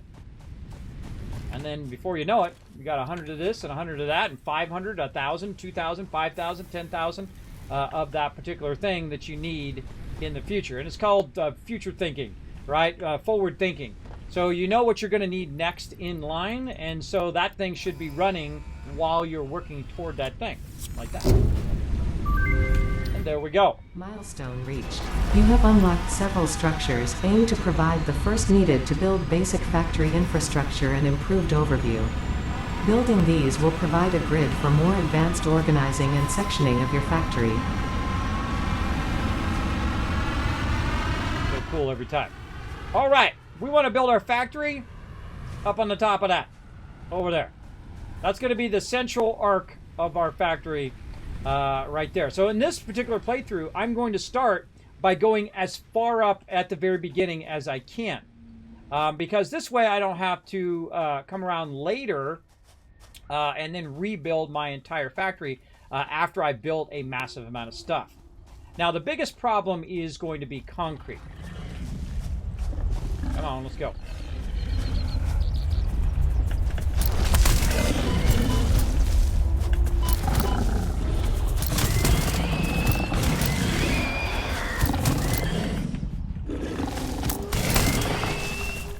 Whoop! Whoa! Thought you were dead. dead now, bro. They get harder. All right, so watch out for mobs. So, all right, so we're going to use this as our kind of stepping off point. Now, we got to watch out for that because that will get in our way. I think I have enough for the chainsaw here. I think I have a little bit on me. A little bit, all right. And let's go ahead and just do a little bit of clearing.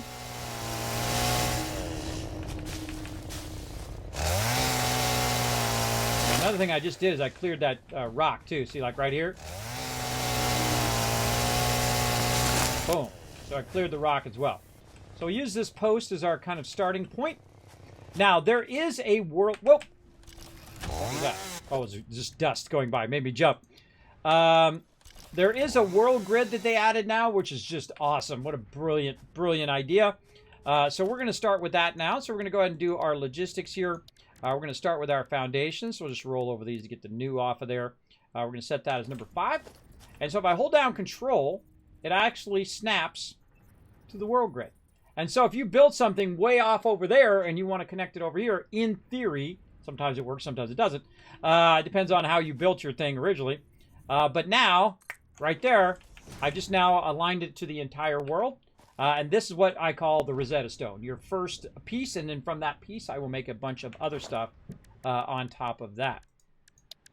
So let's go ahead and also make a basic wall. Now, one of my favorite things about this game that they've added is called zooping. Now, zooping is zooping awesome. Because you click, and then you just go zoom. Or in this case, zoop. Now, the hard part is I need to get up there.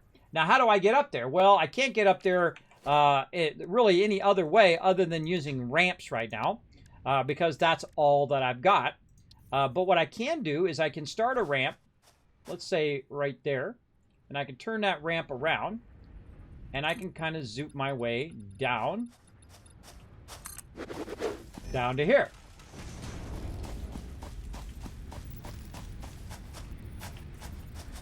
And then when you get to the bottom, by the way, this actually is really smart when it comes to how you do it. Just aim at the bottom there.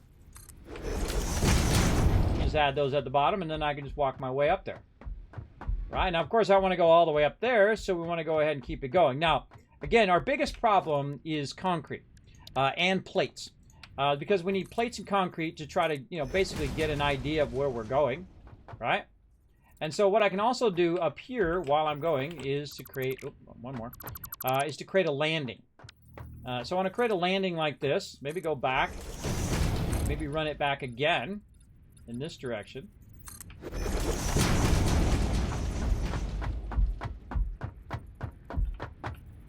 Maybe like this. Yeah, like that. And then same thing, but in the other direction.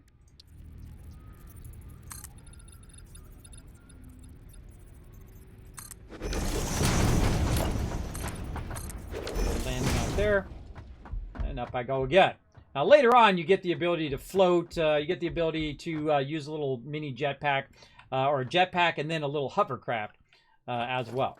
Now, what I'm doing, by the way, to pick that up is I'm hitting F and then middle mouse button.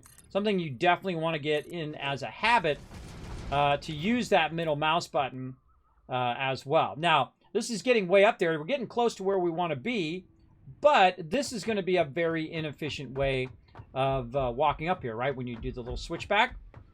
So one of the things you can also do, if you don't have a lot of resources, is to just say, never mind, I don't want any of this. Hold down Control. You can take all that right back out, and you get all the resources back for it. And again, I don't need the bottom part of this anymore. I don't need this ramp I'm on. And you're like, well, Kismet, how are you going to get up there? You'll see here in a second. You just go ahead and take all this out. And then I get all the resources back again. Just like that.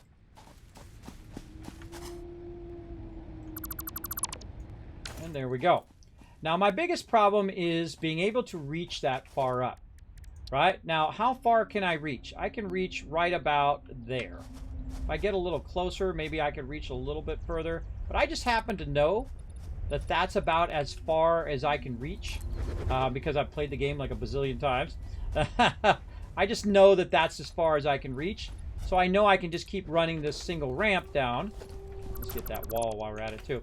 I can just keep running this ramp down And it basically is running right over here where I have my base, which I think is pretty cool. And just run it down into the ground level, like that. I'm also watching to make sure they're not letting me know that the food is ready. And there we go. So now I just have a single ramp as opposed to having a switchback ramp or whatever. Now later on you get hyper tubes, allow you to go up and down and do all sorts of cool stuff. Again, I've played through the entire game many, many times. It's very, very fun. Hey Machete, what's up? How you feeling? I'm feeling better. I'm playing a little long here. I enjoyed when we were playing for the Fallout for Hope. We were basically playing all day, which is very fun. With some breaks in there as well. So I'm going to go ahead and now do the same thing again. Aim at the underside. Run this down.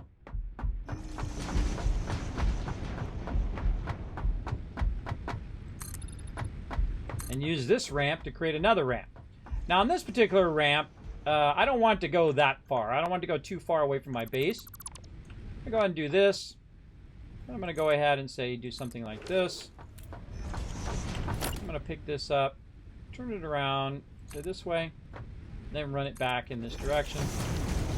I'll remove as much of this as I can grab for right now, just so I get those resources back. I'm just basically recycling the resources, so I don't have to keep collecting the resources over and over. And so I'm just using it to get to a certain point, then I'm building, using it to get to a certain point, and so on. You get the idea. It's basically just reusing those same resources to get where you want to be. Now, that's really high up for this early of the game. But the point of this particular base is to start high up and bring all the resources up, right? So there's going to be no factories on the bottom part.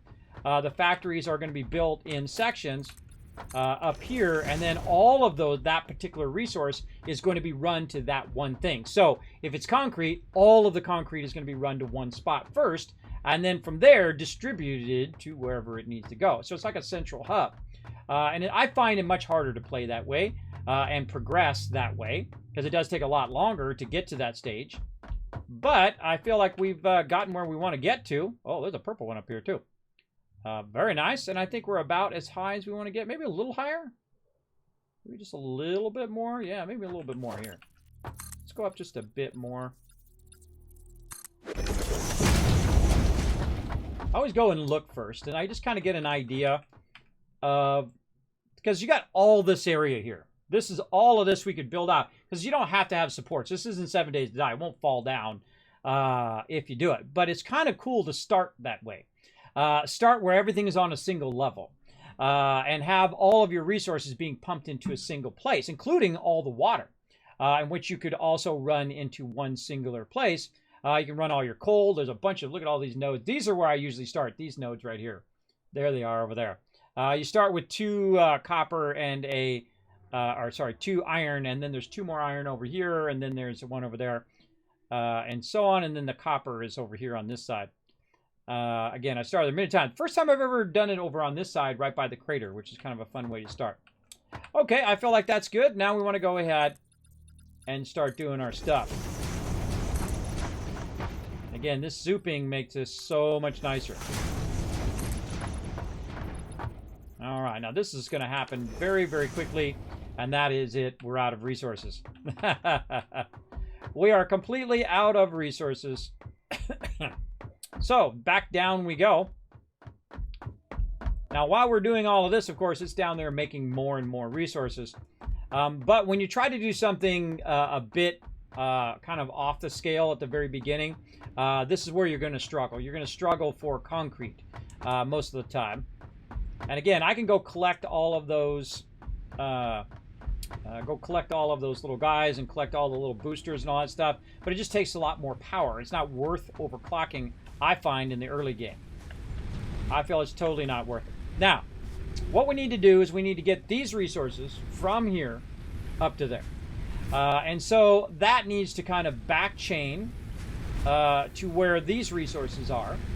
And we need to think about where we're going to put our hub. That's the biggest issue.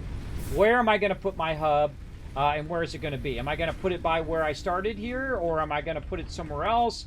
And of course, it can be moved around as you go along.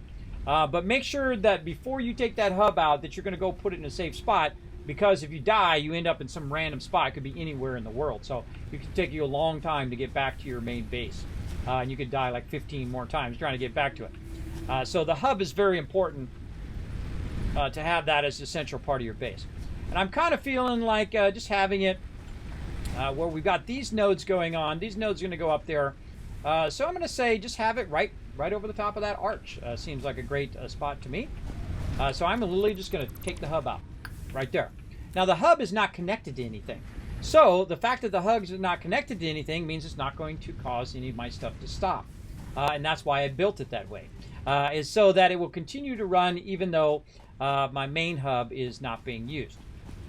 And so we'll start building out our hub area, and then we'll start building little factories next to that, and so on.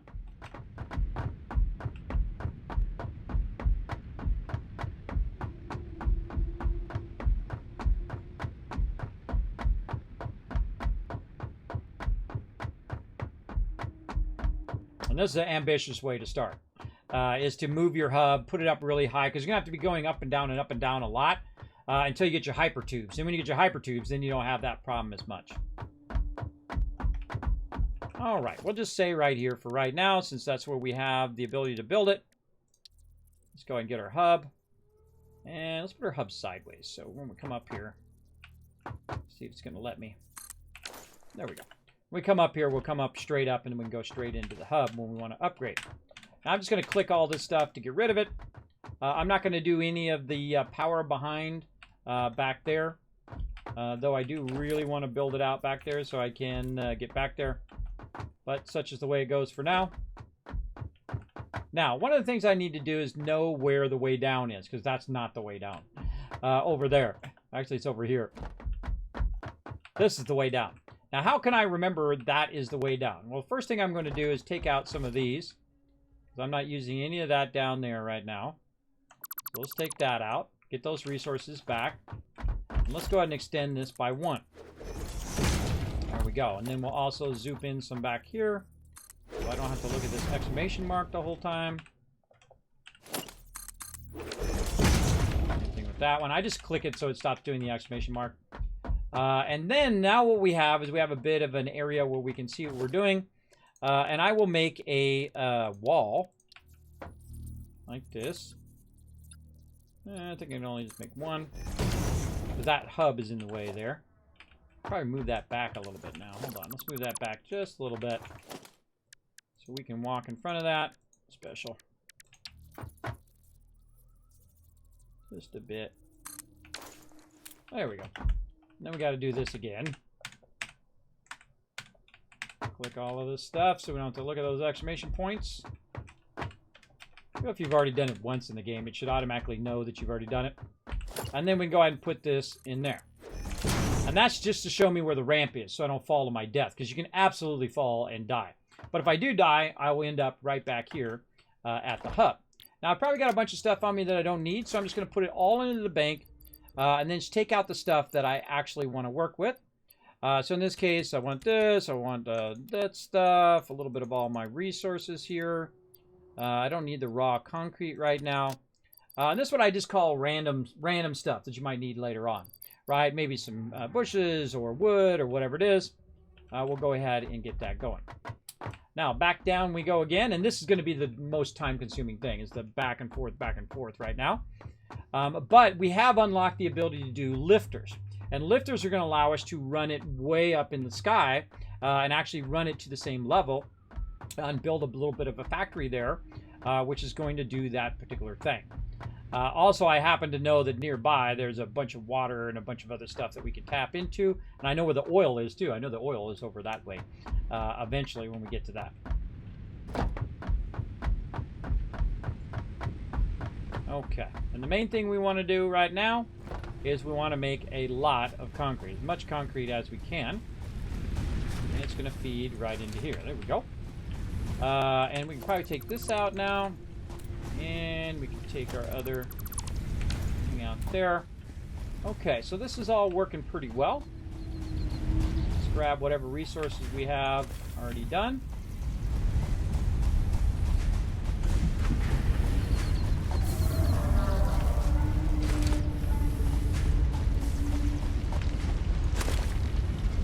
it's not making any screws. Go there and make them screws again. Need those later on. Making that concrete.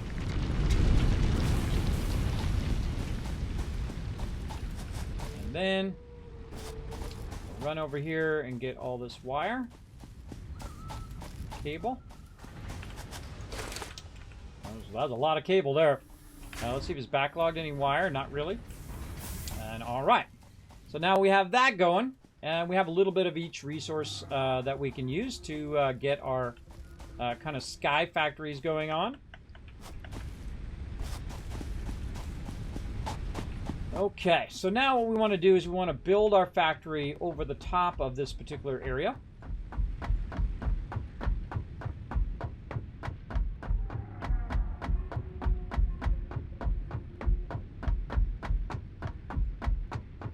And again, I'm going to try to do it all at one level and just build the factories around the actual hub. And so you don't need to run all the way across the other thing. Instead, it's going to run the resources to us instead of us running to it to get those resources, including power and all of that stuff. We'll create a bit of a power thing nearby. Now, what is the stuff I need closest to the hub? I need resources. Power is a good thing to have nearby so you can manage your power. Nearby also is your most basic resources, meaning your plates, your rods, all of those things that you typically will use. And let's see what direction we're going here. Let's say that way. So let's take this one out for now. I can see where I'm aiming. There we go. And let's say we'll go this way a bit.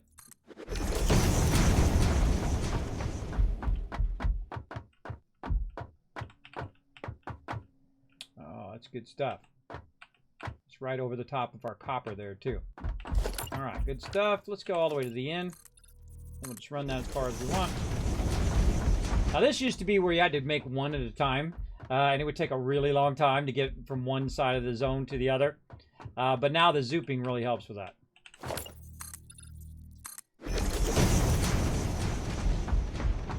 You can do about 10 of them in a row.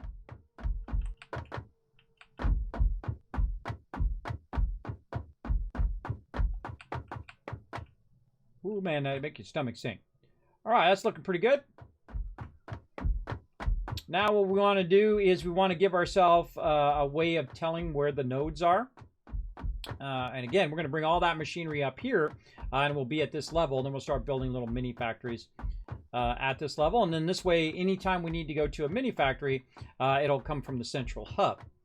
And so if we need a certain resource or whatnot, it'll be there. Now, again, normally I run it to the hub, but in this case, we're going to be running it to the factory instead. And then all of that particular resource, like all of the coal and all of the iron, will go to an iron factory first and then be distributed. So even if it's raw, it'll then be distributed raw into another thing. Like one of the things that I would put by wherever you're making your plates and your rods would be a thing that is making your steel, because steel uses raw iron as well as coal. So wherever you have your coal plants to make your coal power, I would also put that next to where you're making your steel, because then all of your coal will be coming in at that particular spot. Very, very useful. Okay. So what we want to do is we want to take our resources here, and we want to run them all the way up to there. And so I've kind of run it out a bit just to get a general idea of where I'm going there. And then we're going to go ahead and start using our lifters. Now, our lifters are going to take a lot of plates. You definitely want to have your plates going on. Now, one of the problems also with this lifter is that it is coming out of this thing, but it's not aligned to the world grid. So we're going to go ahead and take this out. We're going to take this out as well, if it lets me. There we go. And we're going to go ahead and just take out all of our production here, because we're basically not going to do it down here anymore. And so we don't have to contend with animals. We don't have to contend with you know, all of the stuff that you have to contend with when you're at the ground level. We can also take this out because that's not being used. And then what we want to do is we want to have this aligned to the rest of our stuff. Now, in theory, we're going to test it right now. Oh, battle time too. We're going to take the foundation here. We're going to hold down Control, and we're going to align that to the world grid. So in theory, that is perfectly aligned to the rest of our base. but doesn't always work out that way. Now, in theory, if we have it close enough to the node and it's far enough down into the node, it'll let me put, I'm going to take this out too, it'll let me put an extractor up on the top here. Now, why do you want to put an extractor up here? Well, you want to put an extractor up here just so it makes it easier for you to align to stuff. Now, one of the things that does happen is that the extractor is going to be up too high, and thus is not going to snap into the node underneath it. And so this will need to be down lower, like this. And one of the things that I do is I'll back up a little bit and then kind of build it a little bit lower. Like right there, see how it's snapping there? But if you build it over here, by the time you build it back across here,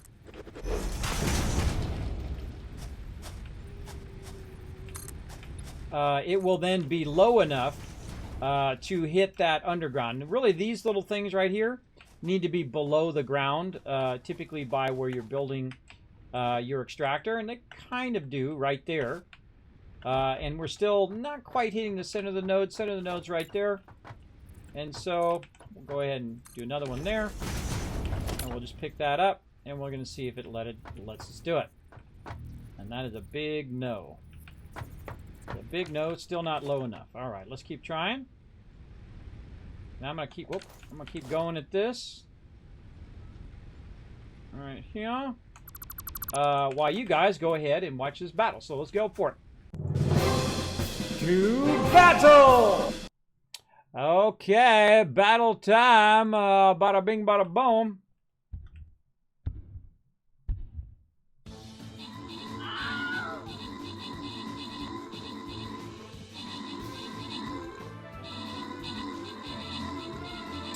All right, trying to get this lower.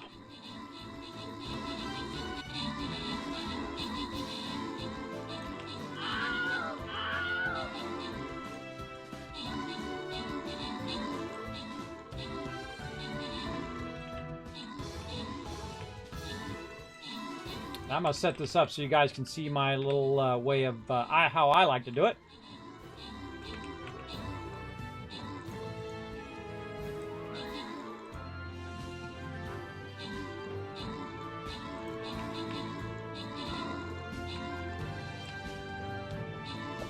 All right, how we doing? Oh, we're still hanging in there. Let's get him.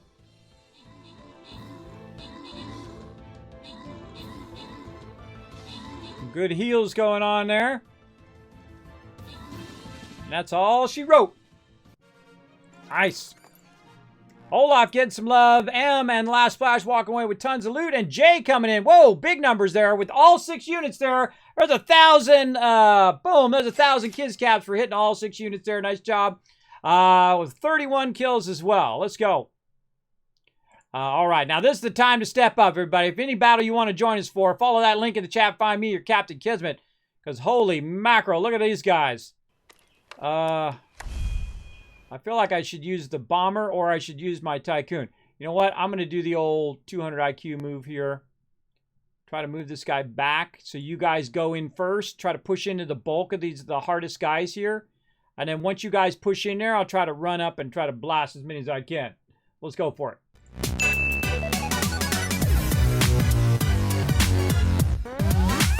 Somebody's going into lurker mode. Akia going into lurker mode. Thanks for hanging out. Because it's past midnight there. Well, hey, you go ahead and rest up. Have you played this before? Yes, Belden Skunk. I have played it a lot. I've played it for years now. I've hundreds of hours here in Satisfactory. And what I like to do is I like to try new stuff each and every time. This is on our mega server right here, so peeps can come in and play along with us. If you like to work together, we're a great server. If you like to go off and do your own thing, then we are not the server for you. In fact, get your own server. You get 10% off. You just go ahead and follow that link over there. Go hit up my buddies over at Netrato. They'll give you 10% off, and you get your own server, and you can do whatever you want. But in ours, what we do is we have different like goals. For what we're doing. So in this particular goal of this particular playthrough, what we're going to do is we're going to raise up all of the resources and we're going to run all of the, say in this case, the iron to one place.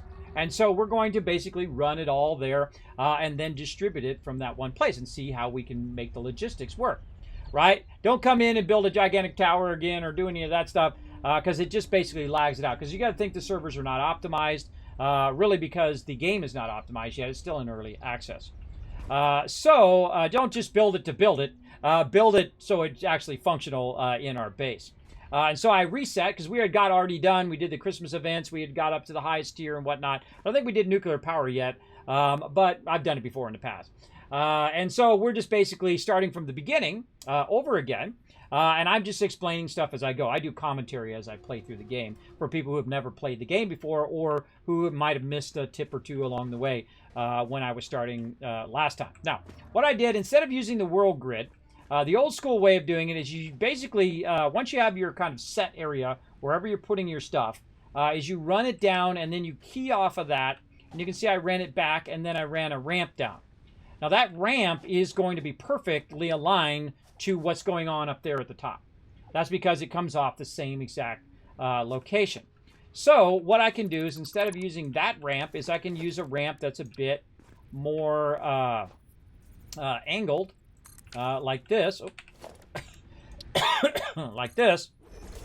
And so it's going to kind of match up a bit more. And basically I can adjust the angle so it's not going down so sharply. But that seems a little low right there. It's kind of running in the ground. If I put the plates in, it's going to actually be in the ground. So let's try another one that's a little less steep. Really the least steepest one you can do. Right there. So there we go. So now we know that it's linking up to the rest of our base. We know that it's aligned. So if we run lines or we run walls and we run connectors and all of that stuff, we can do that. And so what we can do is just aim underneath here. Now, Satisfactory is second to none when it comes to building. It is one of the greatest building games ever made because of the way that you can build. And by that, I mean the way that you click and it just does that, right? It just worked underneath an item.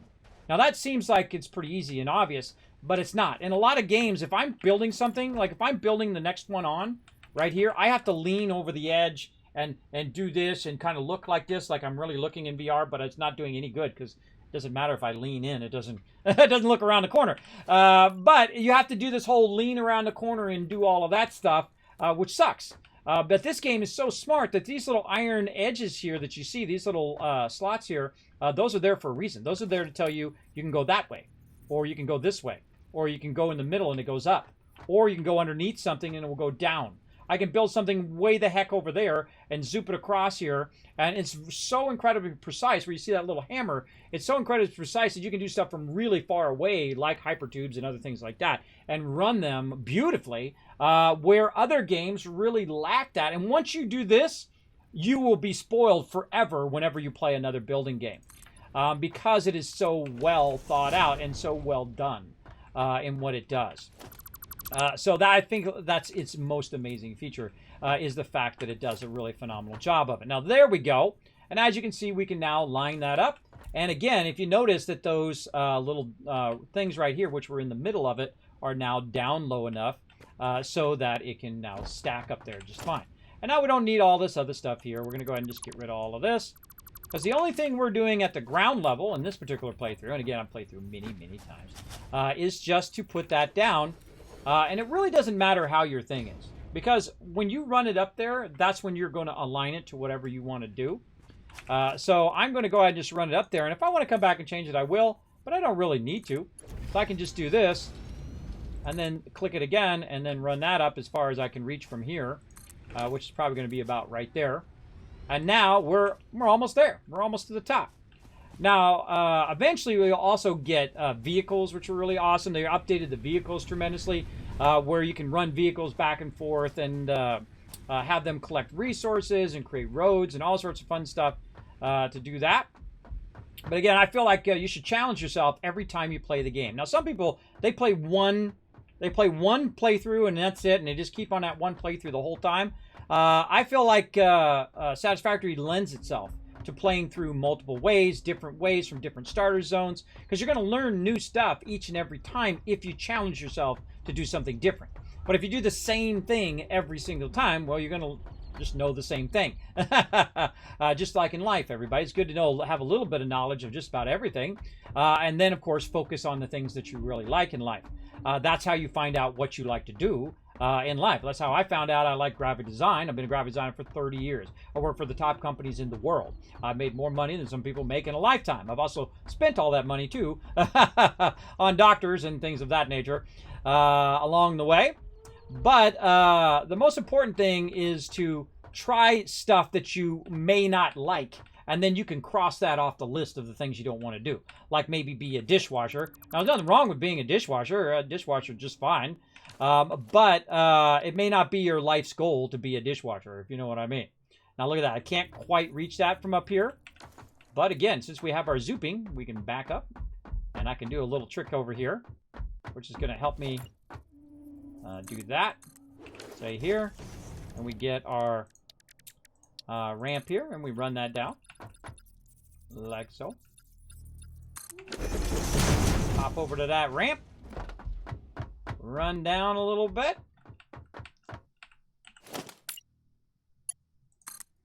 Isn't that awesome? I think that's like the coolest thing.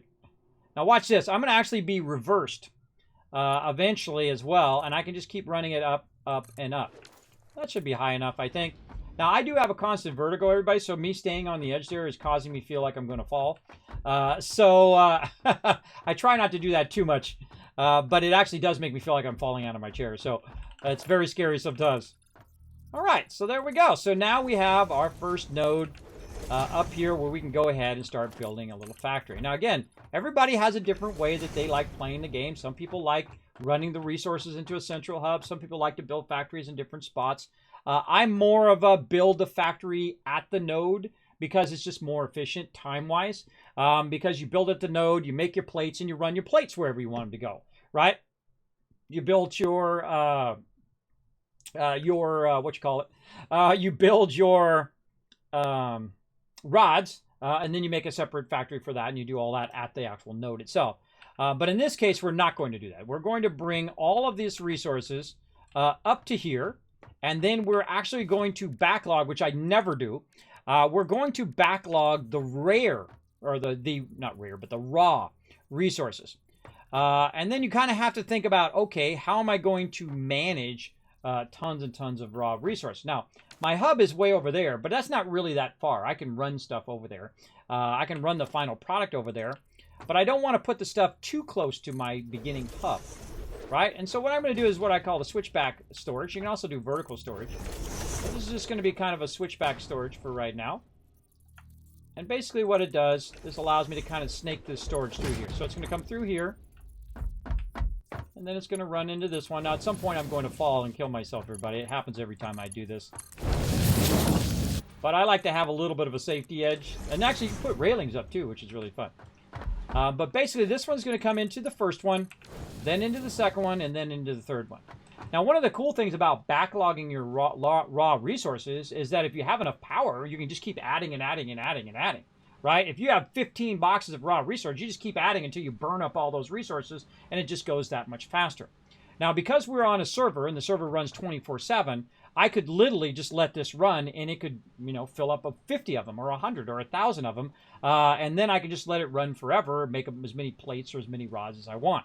And that's the biggest advantage of the server itself. Now, if I had a faster ability to run a faster line, I could do that as well. But we did get our basic conveyor lifts. Later on, you're going to get your next level conveyor lift, which is going to make it go double as fast. But when you unlock that next lift, very soon after that, you will unlock the second level of whatever it is. And so by the time you unlock the second level of whatever it is, you can't merge those anymore because the line is going the extraction is going faster than your lines. So it's kind of a pointless to do that, I find, in the early stages. Later on, it's very useful. But in the early stages, it's just more work to come back and upgrade them later. So it's best to just kind of run it kind of how we're running it here. So what we want to do is we basically want to run two lines very similar to what we're doing. Now we're going to go ahead and let's use our thing over here. Now you can also have parachutes, by the way, in this game. You can make parachutes, and I could just jump off and parachute my way down, which is also very fun to do as well. Oh, food is ready. I just got the heads up. Food is ready. All right. So now is a good time to run back down here and get our factory back running. I gotta watch out for, I call him the Falcon. Watch out for my Falcon guy there. I don't like to build stuff wherever he's flying because I don't like him to run into my stuff. Especially don't want him to knock you off, because if I was standing there and he came through, he would knock me off. He's actually a solid object for me. So watch out for that as well. Now, I can play this game endlessly, everybody. This game is incredibly, incredibly fun, especially when you're first starting off, because you really just want to get to that next stage, just have a lot of fun with it and whatnot. All right, so we'll go ahead and now take out our other line here. Or actually, let's get this started back up again. And we'll let this run a little bit, and then we'll come back and we'll replace those lines. Like that. There we go. And we need to rebuild our factory. Instead of having our factory down here, we'll have it up there. Now, eventually, we'll also go get all the other nodes, and we'll bring those in via trains. And the trains in this game are awesome. You can actually do switch tracks now, trains that go in loops, or you can do push-pull trains. We have an engine on both sides and then the stuff in the middle to grab stuff. You can do liquids. You can do even gases in this game. Just incredible, everybody. Incredible. It's an 11 out of 10. It's an instant buy for me, whether you buy it on Epic or you buy it on Steam. You can also play, if your friend has it on Epic and you have it on Steam, you can play it together. It doesn't matter where you bought it at. You can also play on our server as well. Very, very cool if you like working together. Remember, work together as a team. And I set the precedent of what we're working on and how we're working together as a team, and then you guys come and you join us on those tasks. That's how we play. Just making sure that everything is still running. I think we've got a disconnect right here. Let's get this back into the line. And this way, while you're busy eating or you're off doing something else, it's over here making me more concrete, because that's what I wanted to do.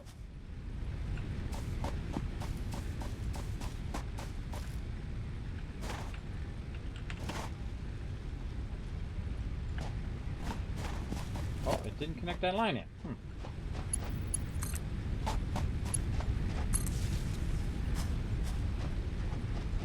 There it goes. Okay. I always wanted making me concrete constantly, because, again, when I start doing this big building like this, you start getting into mega building, you start bringing everything up. It just costs a tremendous amount of resources. And then what we'll also do is we'll start working on scaling. We'll scale our power, we'll scale our power production, and then we'll start to scale up each and every part of our different type of base. Now, in the meantime, I could actually just log out of the game, or I could just hide here. Now, most of the time, no mobs are going to bother you up in your base. If you're up that high up, the only mob that could possibly bother you is the flying mob that might run into you. Speaking of, see if he hits me on the way up. And one of the trickiest things to do is so mobs don't come up and get you is just to take out the ramp. Because there's no way they can walk up to you and get you. Now, the only other exception is spiders. Spiders can climb vertically, and they can get up into your base if they're nearby. If there was a bunch of spiders on top of this thing over here, and I had a wall right there, it could climb up the wall to get up to me. It's kind of like 7 Days to Die, where you build those bars out to protect them from climbing up, the climbers from getting you. What I do is I usually just go over here. They can't climb up ladders. That I've noticed they can't do, but they can climb up on the top of your stuff. So I just get over here and just crouch. Maybe hit C. Nope. It's just a temporary crouch. But I'm just going to stand up here on top of this. And, of course, while we're letting this run for a while, now it's going to run all that factory until it runs out of power.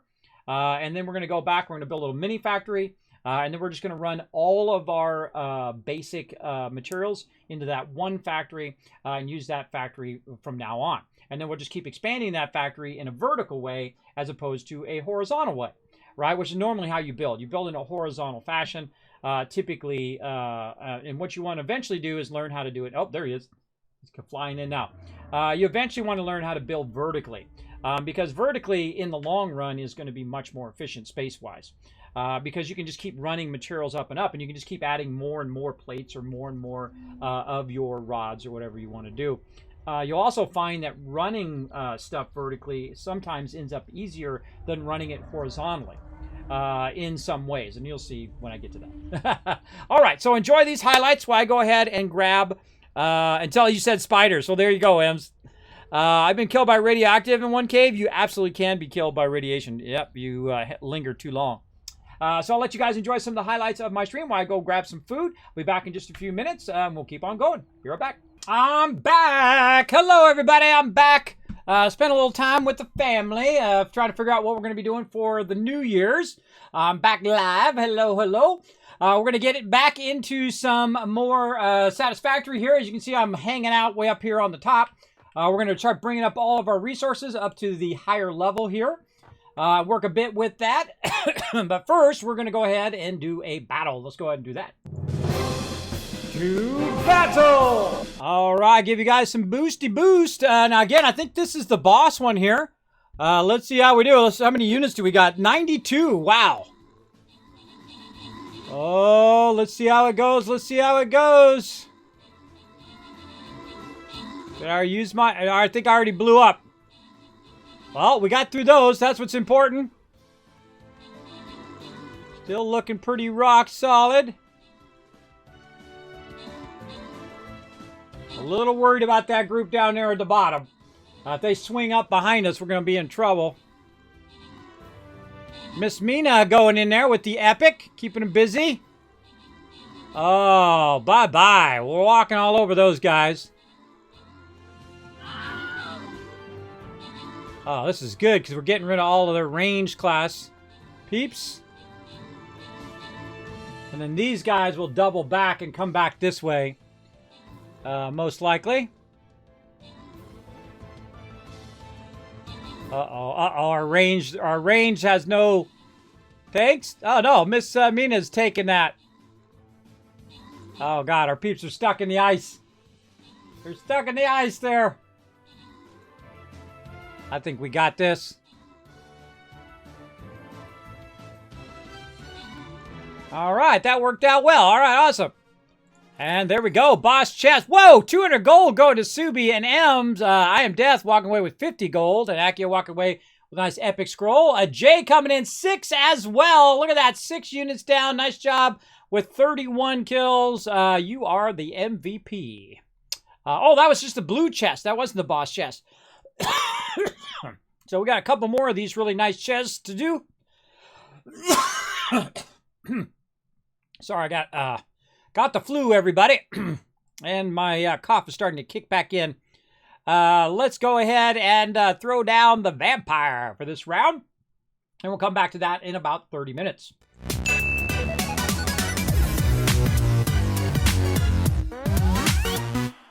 All right, I'm going to do a quick AFK, and I'll be right back. I can grab some more water. Forgot to grab water.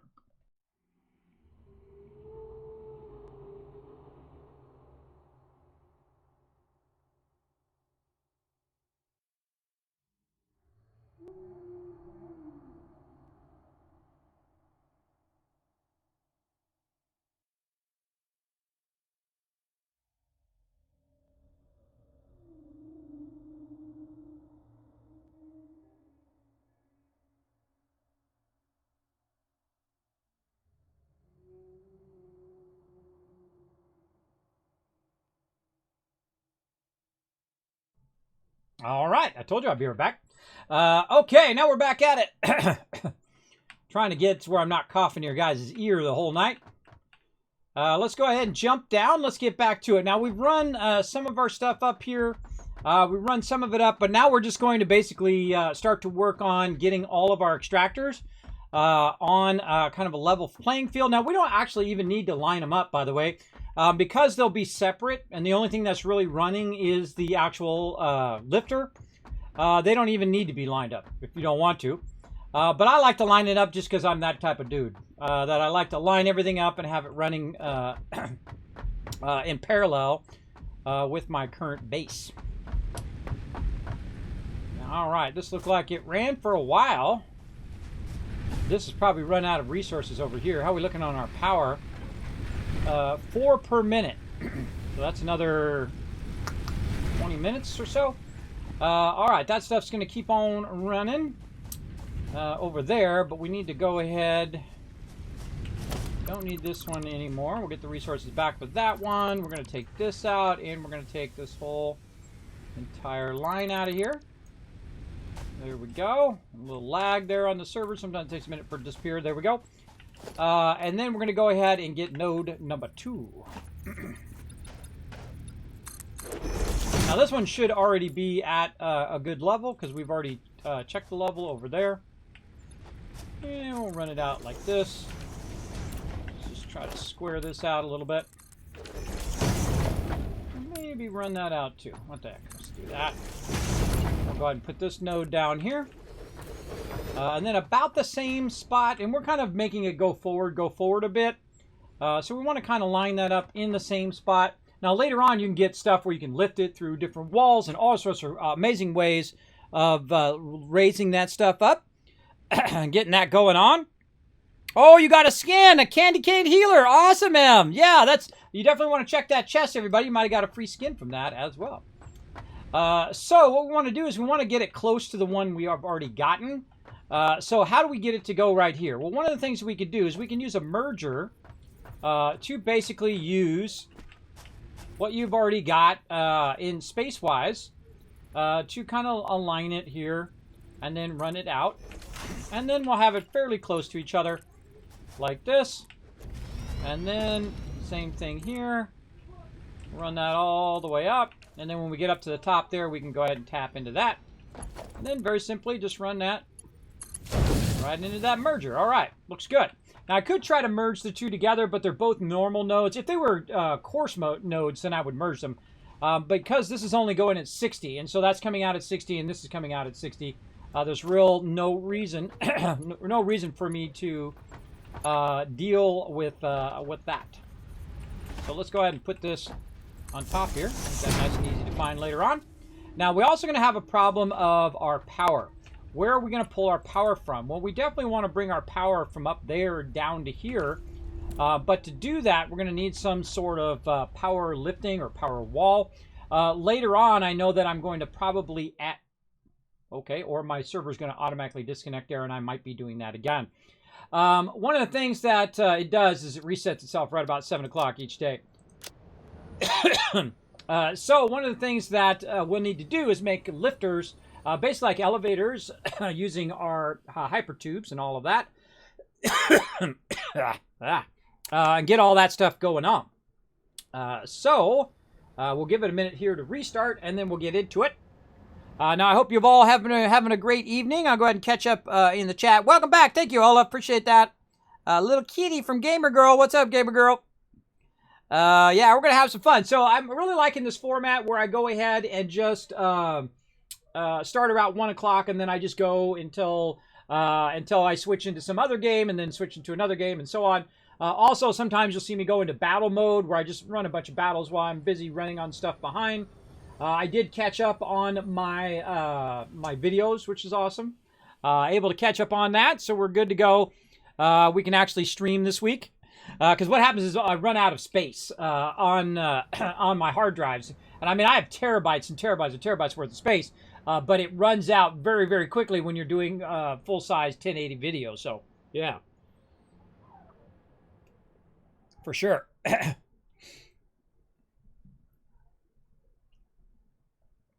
Oh, there's a faction channel. So someone put in faction channel. Cool. All right, let's try to go back in. Get back in there again. One game. All right. Now, again, whenever the server restarts, sometimes it hasn't saved in that second. I feel like it should save and then restart. But sometimes it doesn't. So you have to, like, redo whatever you just did. Let's see. Yeah, I got to redo the poll at least. Remembered all the other stuff, so that's good. But I just need to redo the poll here. And then we need to think about how we're going to get our power run to all the various places. So we're going to go ahead and think about how we're going to run it down from up there. So I probably want to get up there. Oh, here comes a present. Probably want to get up there and run a wall down.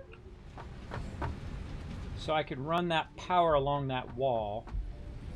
Let's get that going on. Now, later on, you get tons of other things, tons of other technology you unlock.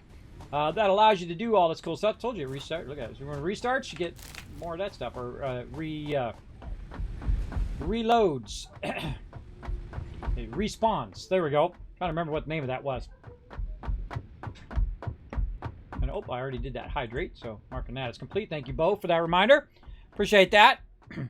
So I missed the end of the charity event. What was the final total raise? It was $3,100, I think it was. It was last Sunday, or no, Sunday before last, on the 19th.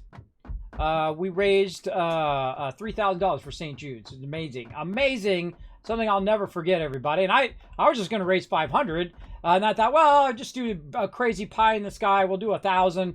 And then it ended up being $3,000. So amazing. Also, that was my first time I've ever done charity stream. So amazing, amazing. And then, of course, all my other sponsors were super kind as well. They donated a bunch of codes, which I still got codes to give out, by the way. We're doing a giveaway right now. I think we are. Did I not start the next giveaway?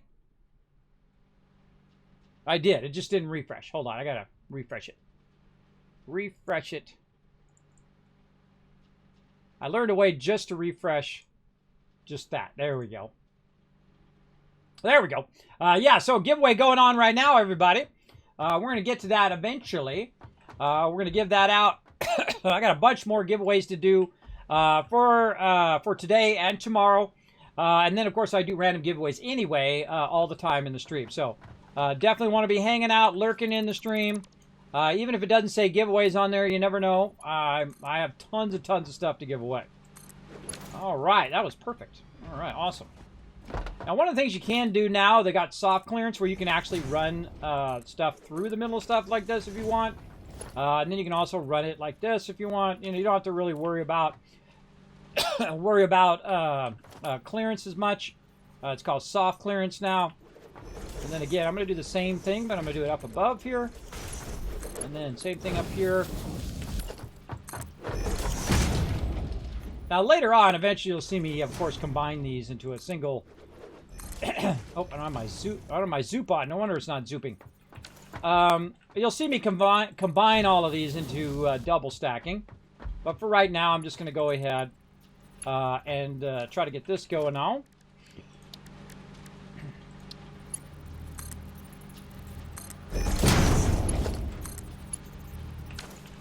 Freaky.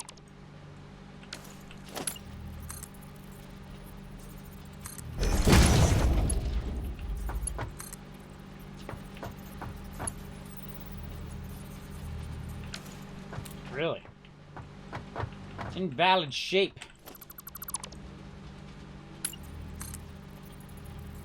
You could at least get it going back around that way.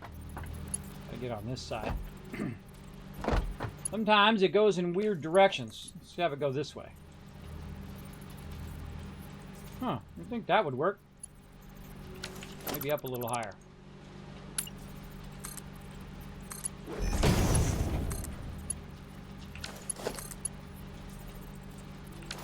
That's really odd. All right.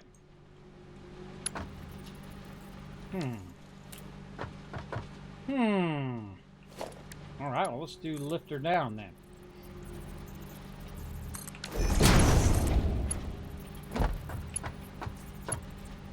No, doesn't like that either. All right. I know what to do.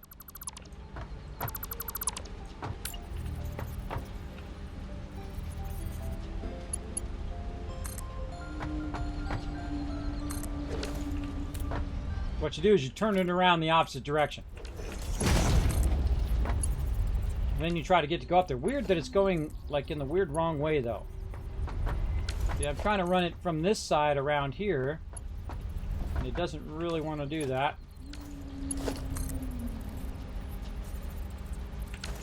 Clearance problem as well. Try not to fall, but it's inevitable. It's going to happen at least once. Huh.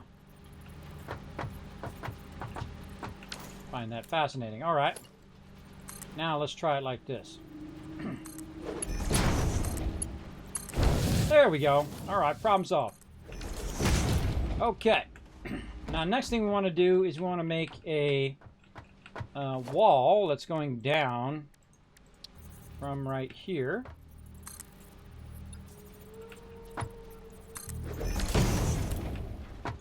And we'll go ahead again using our ramp.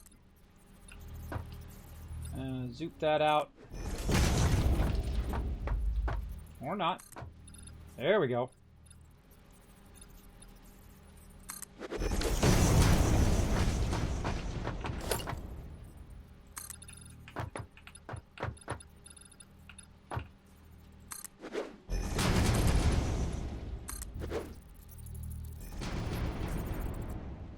I'm pushing my luck today.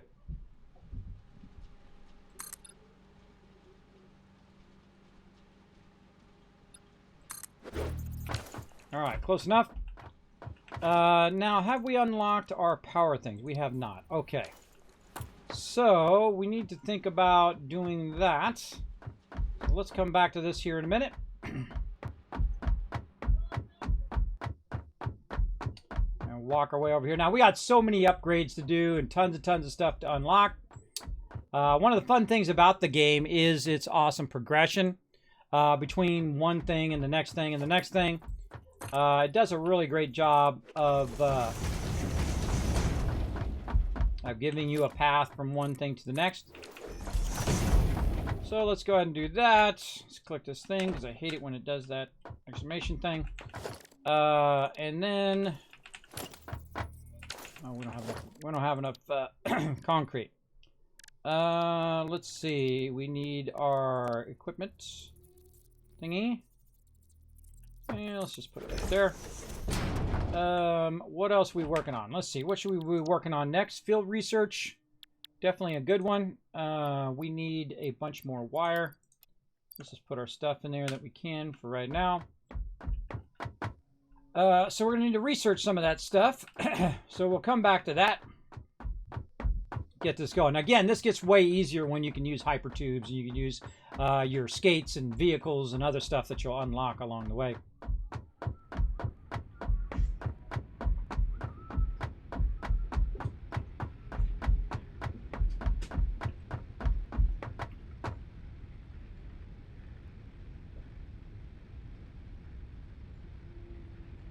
Hold on 1 second. Telling my kids something.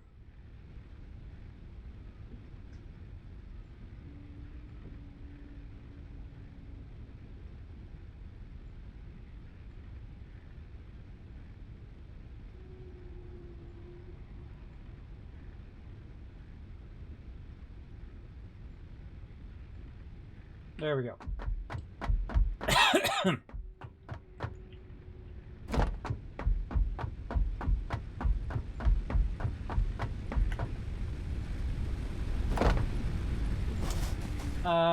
Okie dokie. So we got that running up there. We want to run this down. We can probably take all this out now. Reuse those resources so we can go ahead and bring this down.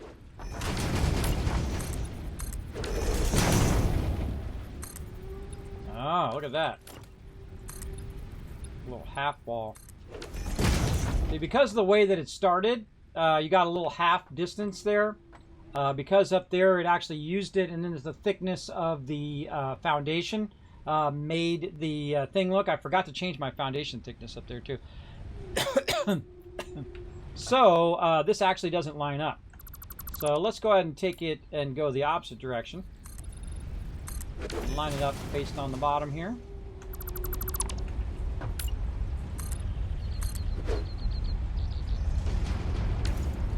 You're gonna fly right through there? Oh, he's flying right through there. I'm about to turn that around the other way. All right, I didn't know he pathed right through there. All right, well, good to know. Good to know before we get too far. Let's do it back here.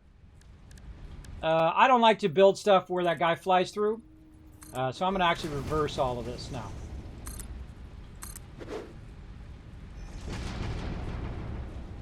And I like to make changes in the moment. So if you know you don't like something, that's the exact moment to change it. Before you get too far into it.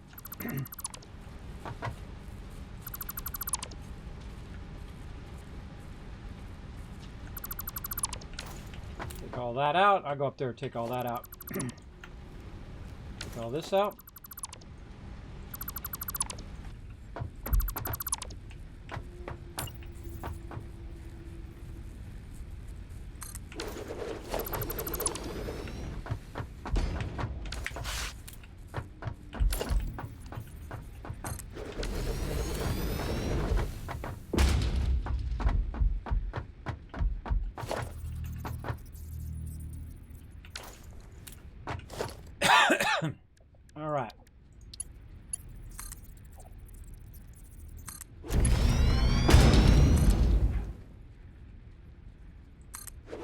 And then we're going to alternate. And then the same thing over here that we did on the other side. I'll take this bottom one out. I'm going to use the merger to control where this one's going to go. I'll say about there. Same thing. That way. And then that way. All right. Actually, we could just send this around the corner. Like this. Turns that in from the side. And then we can keep our wall there. Like that. Okay, so that's looking good. Then we will go ahead and do our power. Again, we'll just put it right up here for now. Ah, can't get up there. I don't got my skates. There. Now this one over here, I'll probably run through that once I unlock those. So we'll work on that in a bit. But now that we've turned this around, we're going to need to take out all that stuff and then move it over. So let's go do that. Oh, out of concrete. Let's take this out. We don't need this up here anymore.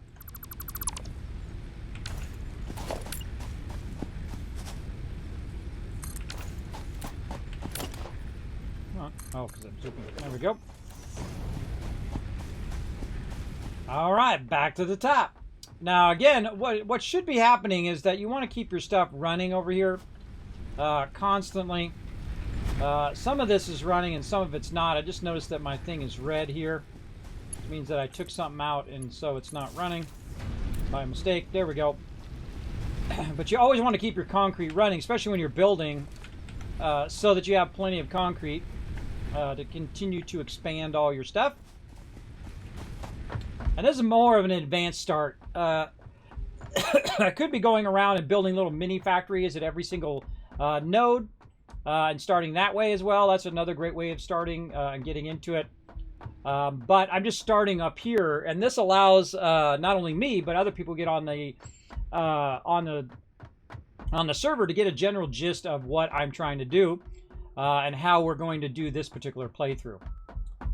So I find that incredibly fun to try to set up the kind of more the logistics or the idea of what we're doing versus just doing all the stuff myself, if you know what I mean. Does make it a bit easier to kind of convey what you're trying to do.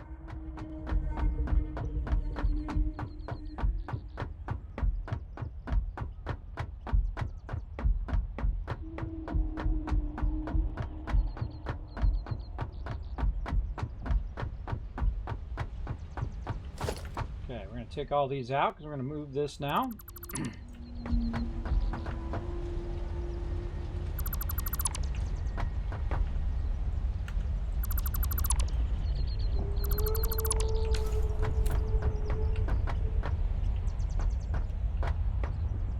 Way over that way. Okay. Take all this out. We don't need all these platforms. Like so. This.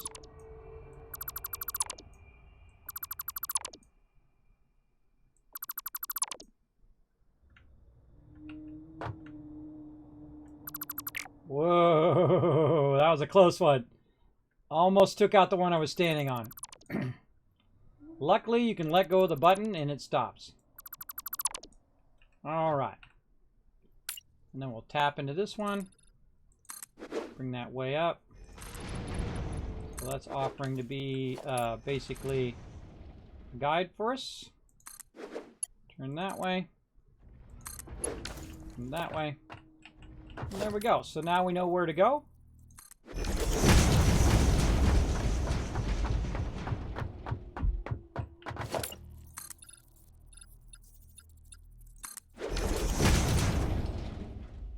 Okay.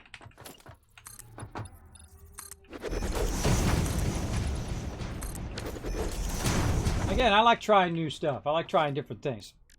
Now this time, I think what I'm going to do is we'll stack them straight.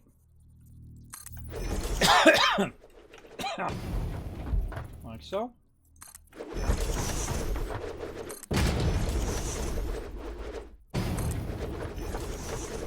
Again, it'd be great if you could connect these things together, where you don't need all the in-between pieces. That would be awesome, where you don't have to run the conveyors. They just connect to each other at maximum speed of whatever belts you've unlocked. That would be nice as well. Those are going to be way easier here on the inputs, because you can just do that. There we go. And so that has got that going on. And again, we got to get some wire. Got that while I was down there. Now would be an awesome time to have a jetpack. Because I could just jump off, wait till I get close to the ground, and then use my jetpack to slow myself down. So that I don't die. And I could just jump off, but then I won't have my resources when I get down there. So that doesn't help me. Let's put this other wall back in there. And we'll just take our time. We're in no hurry. There's no rush. I mean, it's not like you have to get to max level in 5 minutes. It's not really that necessary to rush through the game. Part of the fun is taking your time and trying to pre-think out what you're doing in the long run. Like, how can when I do something now, how can it pay off in the long run so I don't have to keep redoing it or taking it out later on? And that's what this is all about, because you'll spend a tremendous amount of time redoing most of what you do in this game, a tremendous amount, doing that over and over. Now what I really need to do is go over here, get some of this wire. Hopefully it's been running away over here. Yeah, we got green over here. Oh, I'm hoping there's a bunch of wire hiding in here. Oh, a bunch of cable in there. Nice. Probably not that much wire, because I've been doing cable the whole time. Need cable? Oh, okay, not that much wire. All right, we'll go ahead and cut off the cable now. We got plenty of that. Take this out. And we'll go ahead make one of these off to the side temporarily. Now, you should always have your stuff running whenever you're working on other stuff. It's going the wrong direction. You should always have your stuff running while you're working on something else. Because this way it backlogs a bunch of it that you might need. And so we'll let that wire run in there, and we'll have a bunch of wire eventually.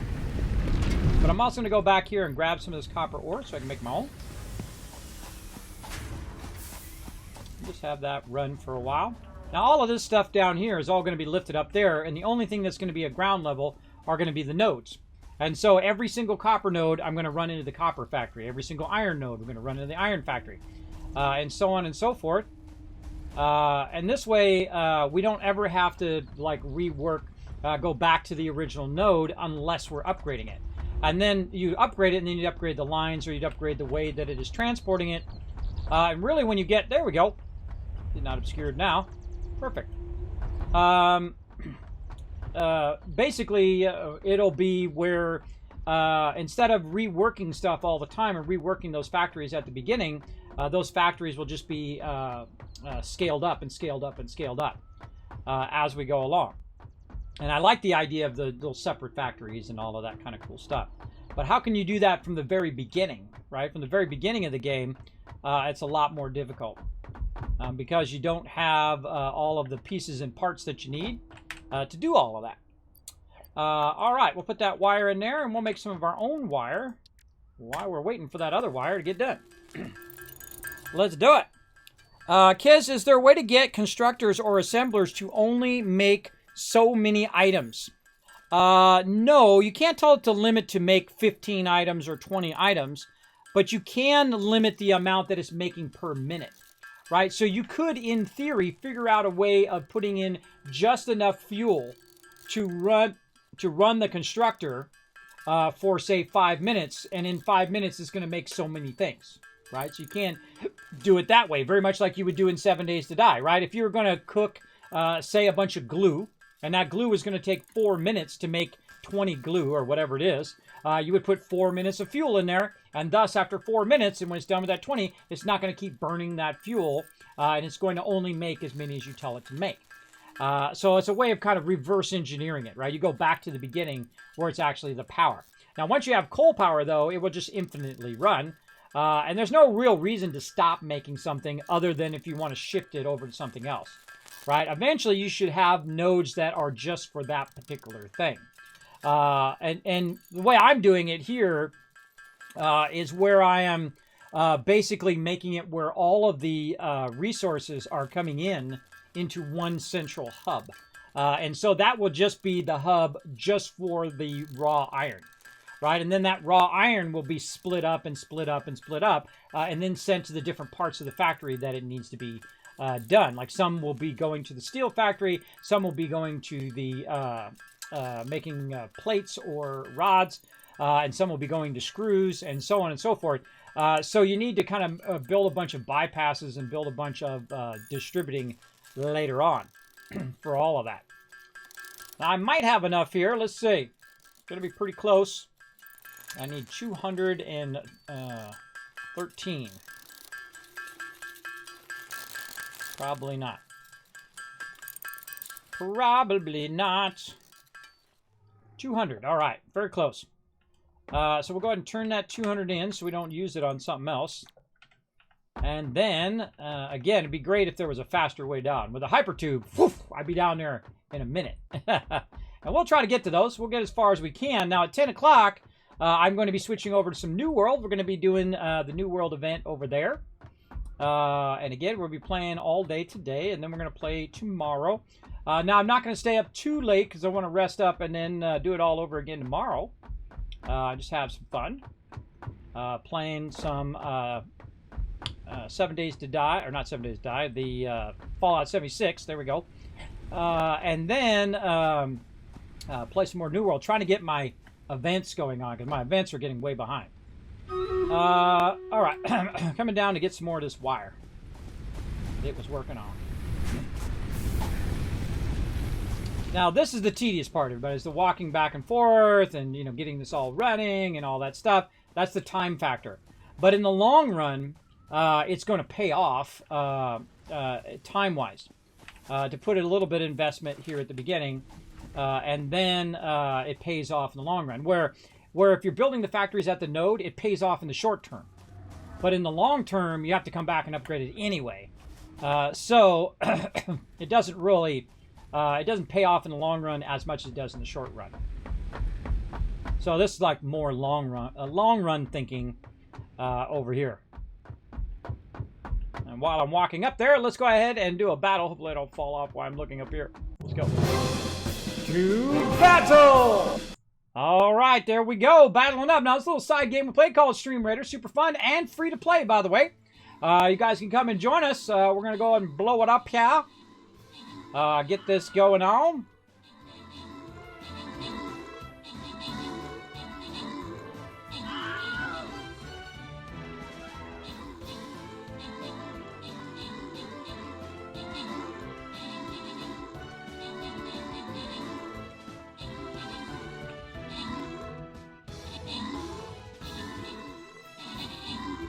Ooh, this is when it throws down right here.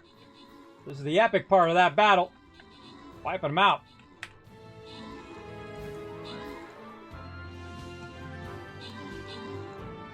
All right, that's a win. Boom, Last Splash, Crafty Slots, Ems, and Olaf all walking away with some epic scrolls, and Jay again with 6 units and MVP. See, this is how you become MVP, everybody. You put down all 6 units. I'm telling you. You're going to get tons of kills and assists, and you get more loot overall by putting more units down. Put down as many as you possibly can. Another 92 units there, exactly the same as before. We hit 100 units, 8 more units, and bam, I'm going to give you guys 1,000 Kiss Caps every single time we hit that 100. Right over there. Now, where can I blast a bunch of peeps and take out as many peeps as I possibly can? Right here at the beginning. I want to try to take out one of these big guys, but they're too far away. Kind of feel like right here. All right, we'll put it right there. So he goes in a little bit like this and then maybe gets some of these bigger guys there. Let's give it a go.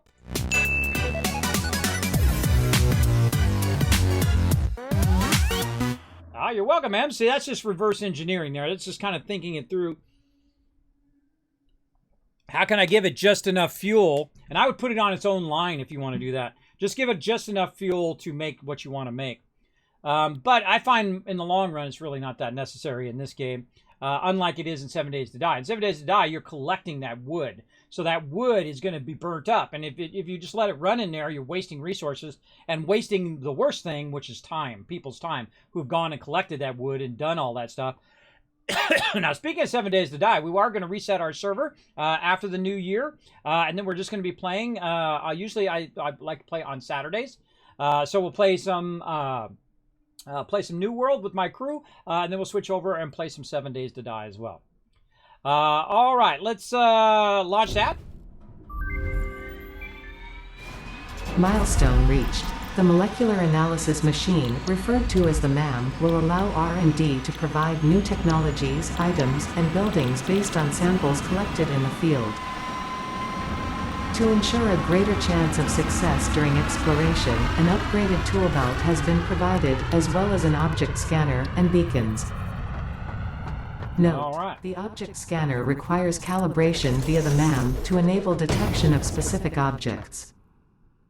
Okay. Now, this is something I usually slack on all the time, everybody. And this is called the MAM. The MAM is a I can talk. Molecular brain. Come on, work with me. Molecular analysis machine. So what you do is you put stuff in there, and it allows you to unlock other stuff. That is the Kismet's Deep Webster Dictionary version. So I just take everything out that I can, and then I just put it in here, whatever I've got available. Now, you got to go around and actually collect a bunch of stuff, typically to do this. But there's some stuff you can start off with right away. And I usually do the stuff that's like, just takes a few seconds. There we go. And then over here. Unlocked. All right, got a new recipe. Now we got biomass. Available in the MAM. Okay. Now we got biomass. Now we already unlocked biomass in the thing, but you can unlock it by unlocking it via the MAM. So you'll find a lot of overlaps in here.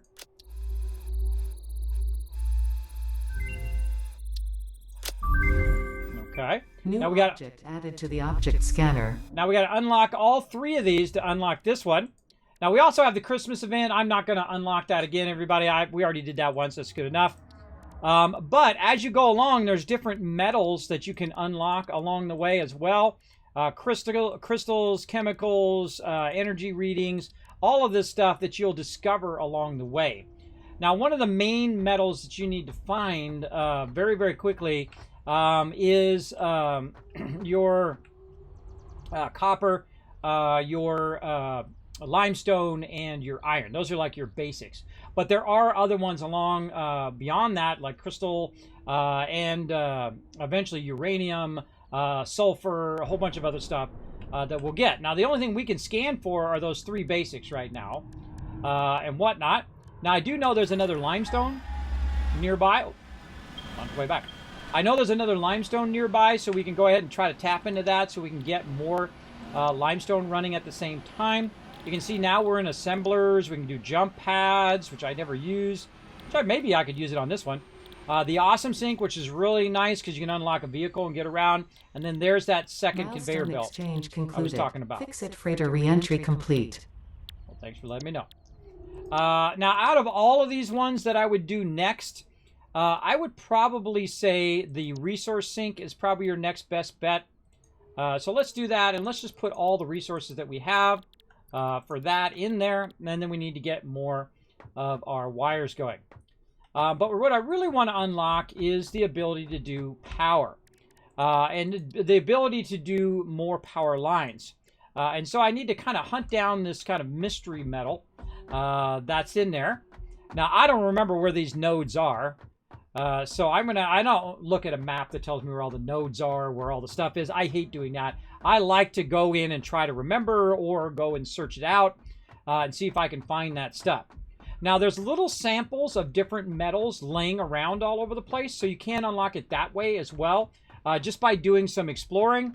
Now, when you're playing the early game, keep in mind that the early game is pretty dangerous on your character because there's a lot of higher level mobs that, or tougher mobs, that can basically one or two shot you if you are low health.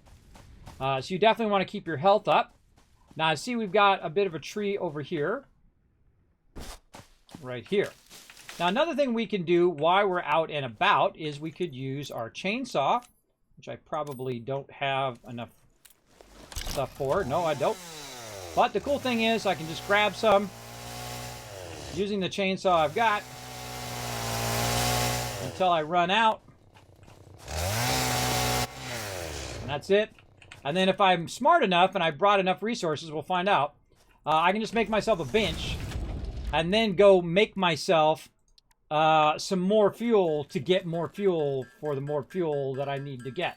Right? You get the general idea. And I'm just going to run around and grab a bunch of stuff here. Now, I suggest if you're going to convert this, that you convert it all. And the reason why you want to convert it all is so that you can convert all of the biofuel, and thus you'll end up with only one stack instead of like 4, 5, 6 stacks. Oh, and I think my power went off. Speaking of power. Now, I'm not going to do all of that. I'm just going to do just enough so I can go ahead and grab some of this stuff while I'm running around. And if it's really easy, I'll just hit E. But if there's a bunch of it next to each other, then I'll grab it. Like, we can look down here. We can see that there is some limestone, it looks like. Yeah, another one over there. There's another one over that way. A lot of limestone down in there. Nice. That's not really what I'm looking for. So, we're going to go ahead and keep on going. Now, I suggest to have your weapon at the ready. Let's turn off over here. No, it's still going. Thought I heard it turn off. Maybe it was my chainsaw turned off. But while we're doing that, now that I think about it, why don't we take a moment here and just grab a bunch of this that's already processed. Oh my god. That's a lot of power there. Yeah, that's been busy. So let's go ahead and just refill this. Before you leave your base, I highly recommend, if you're in the biofuel stage, to refill all your stuff. Because it's going to give you the maximum amount of time to explore while it's still over here creating a ton of resources. Definitely want a great tip for you there. Keep that going. Hey, Fox Fair, what's up? Thanks for hanging out on the stream. Good to see you. I hope everyone had amazing holidays. I'm so exciting for NYE, the New Year. Oh, New Year. I thought you were talking about New York. So yeah, now what we want to do is just do some exploring. Again, keep your weapon out. We can upgrade our weapons later on to get better weapons and whatnot. And I find anywhere you see something, look at this, everybody. There's a cave down there too. Anywhere you see a node, just assume there's going to be a mob there. Anywhere you see something like this, you might want to cut down and try to get AoE. Yep, there he is. Yikes!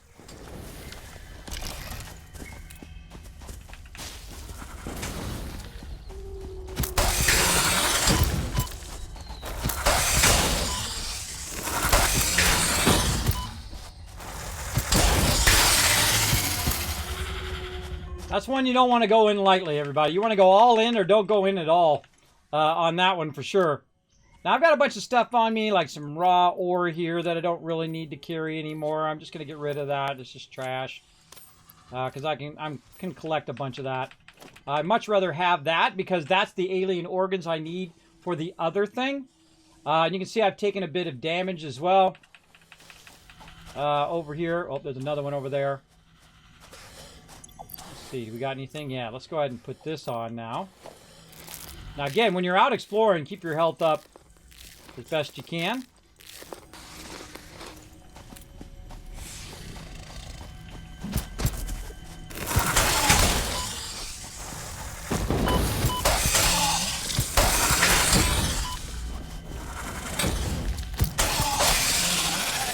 Trying to be a little tricky using the rock to my advantage. I hear something. Oh, up there. Now, they also build little puzzles in. Now, the jumping in this game is much better than a lot of other jumping, everybody. Give you, like, small jumping. And so this is like a jumping puzzle. Now, if you notice, these aren't green anymore. They actually took them out as they're no longer green, they're blue. This semi-slug seems to emit unfamiliar energy readings which could potentially be retrofitted into FICS technology. A new research tree can now be accessed in the MAM.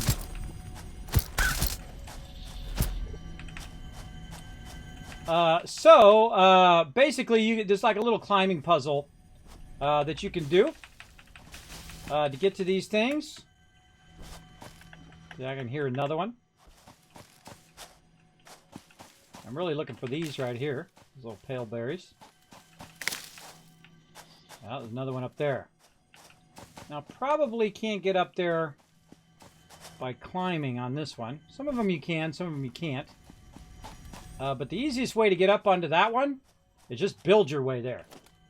Because, hey, you're a builder, right? That's what you're here to do. That's why you were sent down here by the mighty FICS, who is your parent company, to do what you got to do. Now, there's actually a lot of different ways of doing this same thing. But me, I'm just going to do this. And then I'm just going to zoop it all the way down like that. Let's walk up there and grab it. Now, hopefully there's no mob up here, which just like insta-kills me. Nope. Now, these little slugs are used for overclocking your stuff later on, which is very useful. And so you get up here, get a nice bird's eye view of what's going on. Now, I'm a big fan of clear-cutting all of the resources in the entire game. So I know that's not what you're supposed to do in real life, but if you are working for a giant mega space corporation, they probably want you to get every bit of every single scrap of resource from whatever planet you're grabbing it from. And so you want to go around and probably clear most of this stuff utilizing your chainsaw. Oh, like that. Now, you can't, some of these things cannot be removed, but some of these can be removed, especially if you're using explosives. I've noticed that some of the trees bug out. They don't go away. So I don't like that. I don't like to just keep redoing the same tree over and over again. I feel like that's cheating. But I do like to clear cut stuff. Just so I can see what's in that area. Definitely trees need a little bit of love there. So you can take those trees out. Now I could probably bring some explosives over here. Now the reason why I want to do this while I'm running around is because over there eventually that's going to run out. While I'm busy running around doing other things, I'm not attending to my power over there. But I do have a lot of power, and I have enough space here to try to grab some of this stuff. Now I usually find you want to go toward a mountainous area or some sort of area you haven't been yet, just to kind of look around and see if you can find just some stuff sticking out. And I don't really know where it's at. I'm just wandering about at this point, looking for something that I might use. That's one of my favorite parts, is just wandering around. Now, when you get in the bushes, though, it can be dangerous because you don't know. It could be drop off there. There could be a cave. You could fall to your death. Who knows? It could be 100 different things hiding behind there. Breaking news from Earth. Creepy voice. Chaos and mayhem. World President urges all citizens to do their part and harvest alien artifacts. Oh, God. You sound again.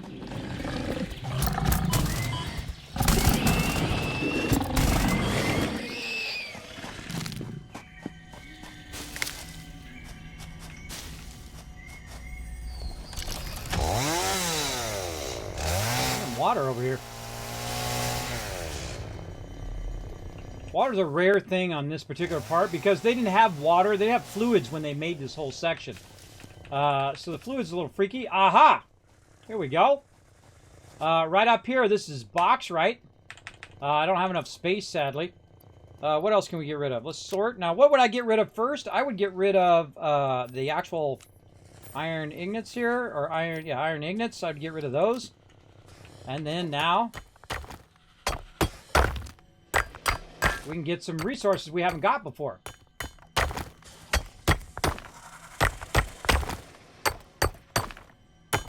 Is it actually getting it? I don't know.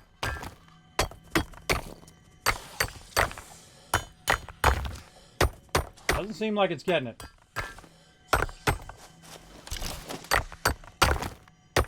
Oh, it is. Yeah, no, I'm getting it now. You can't see it. It's right below me here, behind the thing. There we go. Okay, now it's getting it. And now I got some new stuff called box right, which we're not going to use for a while. And there's something up above me up there that I'm supposed to get. That voice is so creepy. More of this. And this is the part I rarely do. Usually this is my crews in here doing the whole exploring thing. So it's fun to do. Fun to get out of the base. Do some exploring. I'm trying to see what I can find over here nearby.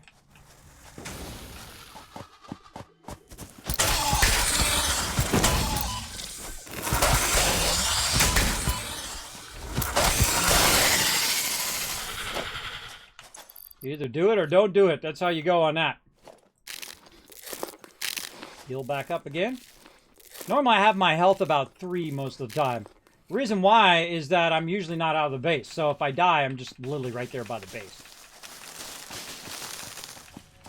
Just kind of picking up stuff as I'm running along.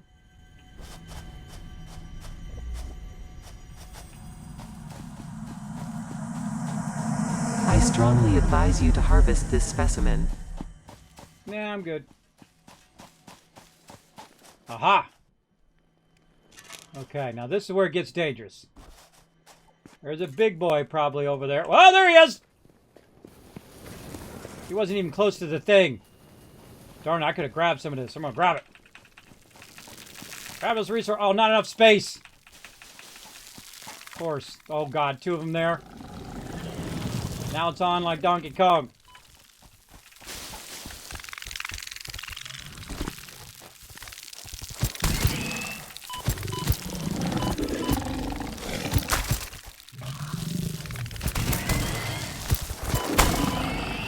Wow!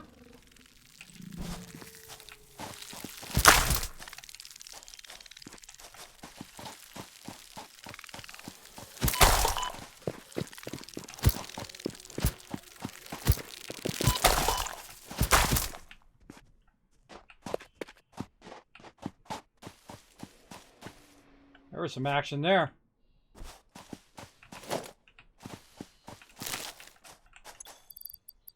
All right.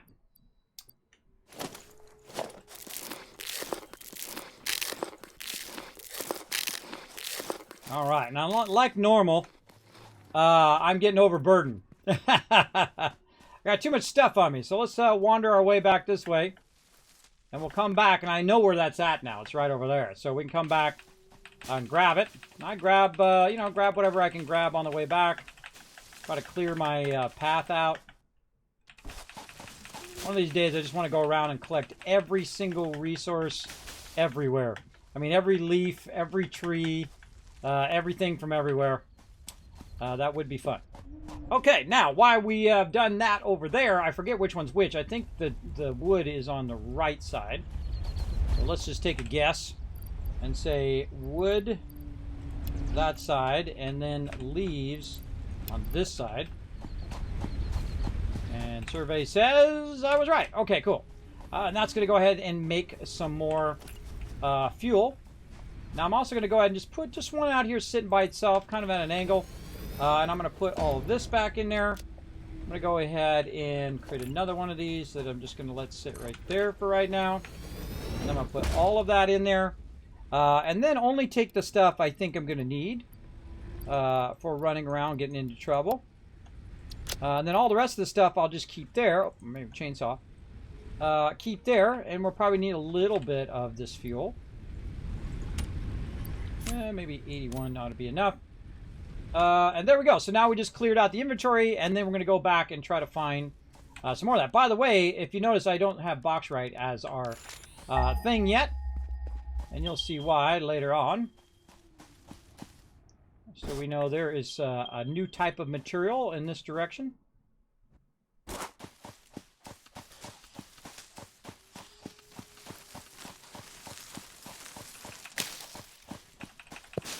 Now there is another type of mob that we will run into. And I'm not sure I can kill that big guy with this. But there's a bunch of free resources over here which are because we have a crashed ship. Now that crashed ship is really useful. I don't know where that big guy wandered off to. Because it's basically going to give you a bunch of free resources. And that's like 216 wire right there. That's a lot of wire. And sometimes it'll give you resources that you haven't even got to yet. So really great to try to grab this. Now these guys are going to come out of here.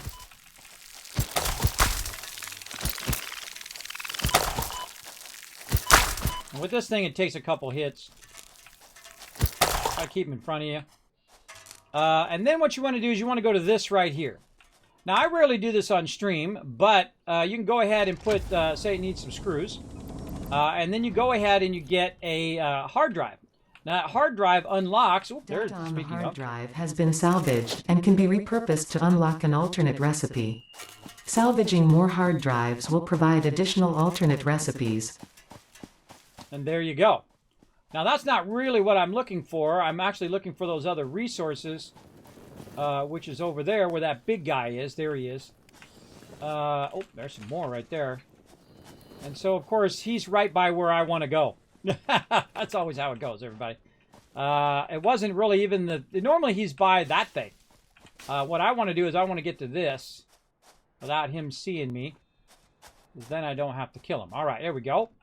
And this is limestone. Oh, that isn't even what I was looking for. And that's not even a node, I don't think. Yeah, it's not a node. It's just straight limestone. I was hoping it was going to be something else. But it's not, so we're going to head on out of here. And we got a little lizard doggo. You're such a good lizard doggo. You're a good buddy. You're a good puppy. Or lizard, depending on how you look at it. All right, let's wander around. See if we can find anything else. It's starting to get hot in here. Feel the heat's coming on.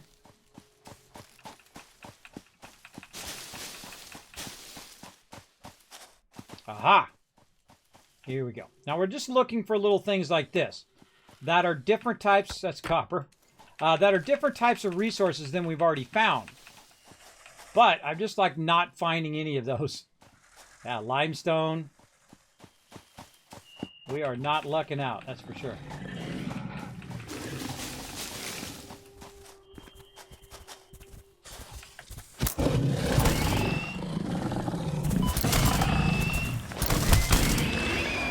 I like how he does that side punch. That's funny. I'm also looking for these type of resources as well. For these little flowers and plants and stuff. And so sometimes these will lead you in the right direction. Again, you want to look up against the side. Usually that's where I find the stuff. It's up against the side of these edges. And again, while you're running around, might as well hit E. Oh god, I'm so late on that thing. Those guys are really easy at the beginning of the game. You just try to jump over them. Whoop. Got a friend. Oh, there he is.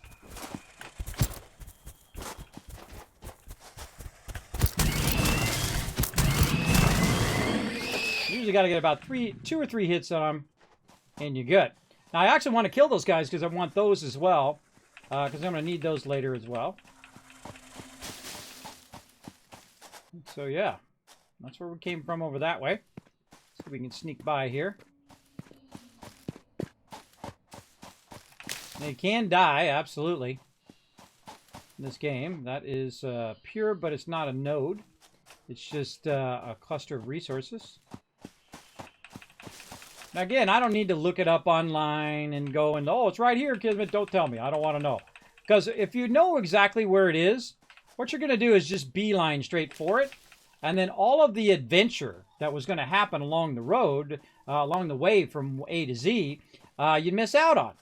And so I don't like to do that. I don't like to miss out on the adventure that I should be on. Okay, this guy, I got to get this guy.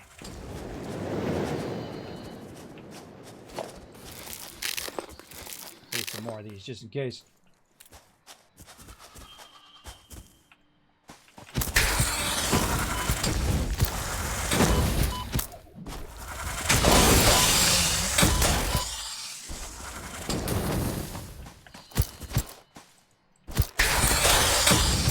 shoot, second one.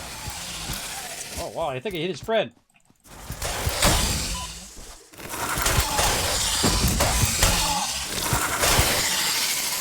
Ooh, okay, that was pretty scary. One of them's fairly tough early game, but two of them definitely tough. Especially since I don't have any more stuff to heal. But hey, you know, we took them out. Might as well go down here and check it out. Now, I need to kill those guys, too, because I need those resources as well. And another one down there. Pretty low level to take that on. Any other, like, food I could probably use? Well, I could eat these, but I need those for... Comply. Alright, let's see if we can just be sneaky.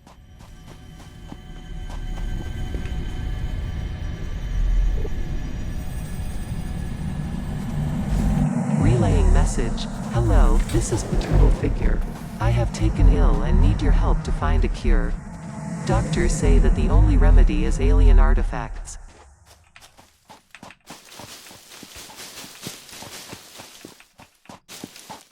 Sometimes the brave move is to run away. Bravely ran away, away.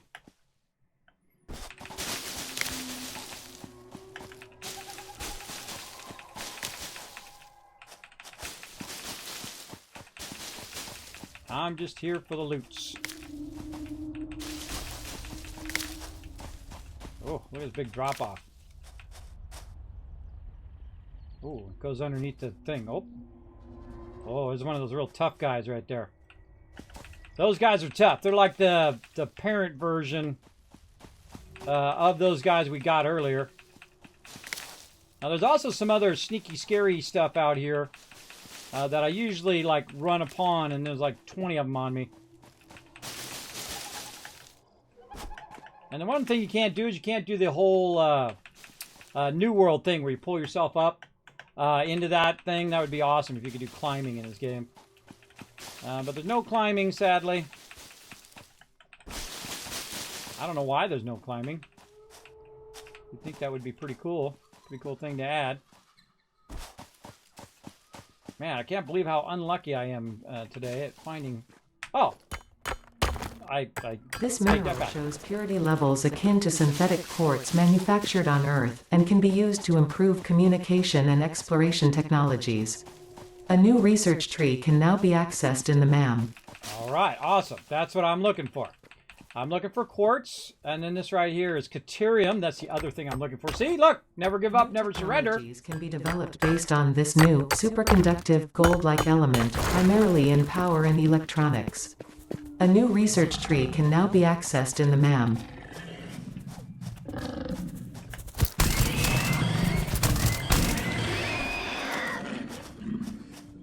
I always assume there's two every time.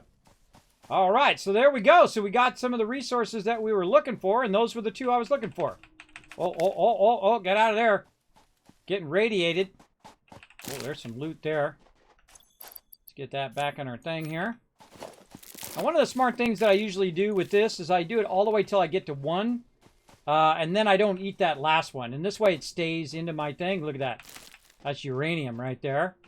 Why I was doing that. Uranium comes in handy later on when you're doing nuclear power. I don't know why my heater is on right now. It is like heating it up in here like crazy. Oh, look at this. More iron nodes. What are these? These are impures. Actually, they're both impure. Yep. All right, we'll be back for you. You can tell where we're going to here. Get out and about. Oh, time for a battle. Well, I thought I got more of them. Oh, they didn't. Oh, it doesn't automatically go back in your hand. Oh, I just learned that. Ah, box right. We got some of this earlier, but we'll get some more. Now, the biggest thing about getting these alternate resources, these other resources and whatnot, is the fact that you can now search for them. So you want to basically get to a point where you can search for them in your MAM, and that's the most important part of actually unlocking them and getting them, is so that you can search for them later on. And then once you can search for them, of course, then you can find them, you can process them, you can use them for all the things you want to do. Now, there's one more element. Oh, look at this. All of these got to be blasted. One more element that I really would like to find, and that would be some sulfur. More deuterium here. I'd love to find some sulfur as well. Not sure if I'm going to find it here, but you know what? We'll give it our best try. Now, one of the things that happens right here with these particular things, let's go up here, is that they're going to start shooting out this gases. And so, but if you get away from them fast enough, before they do the gases, you can get away without taking any damage. So, I just kind of bail on out of there. Look at Fred over there. He's always in my base, Fred. My buddy Fred. There he is. He's always hanging around in my base. I don't know why. I don't know. He's attracted to the noise of the machinery or something. I don't know, but I know it's getting hot in here. Hold on. I'll be right back.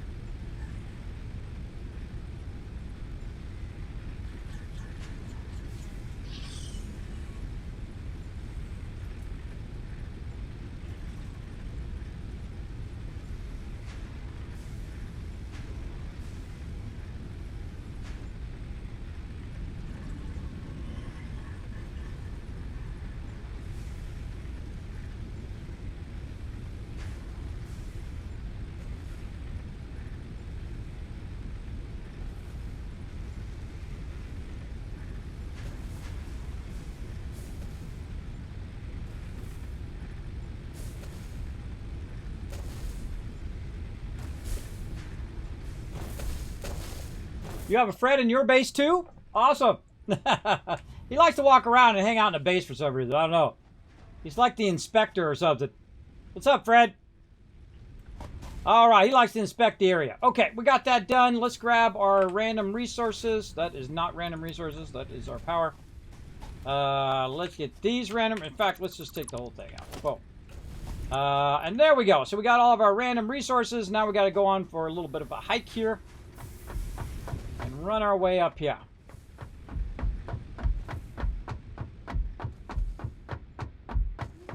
And let's see if we have enough to unlock some stuff in the MAM. Though I could have just did the MAM down there, now that I think about it.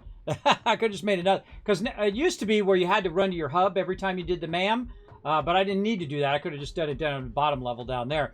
You can even do the MAM when you're out and about. You can just place the MAM down if you bring resources, research it, and then just keep running around looking for various different stuff. But since I'm already halfway up here, we'll just go ahead and use the one up here. All right, and then now you can see I've got different other stuff unlocked. I've got cadmium now unlocked, in which I can go ahead and research that. And there are deuterium, sorry, deuterium. The analysis is complete. Please choose a different node. So now I can go ahead and scan for that. Resource added to the resource scanner. As she just said. Same thing with quartz.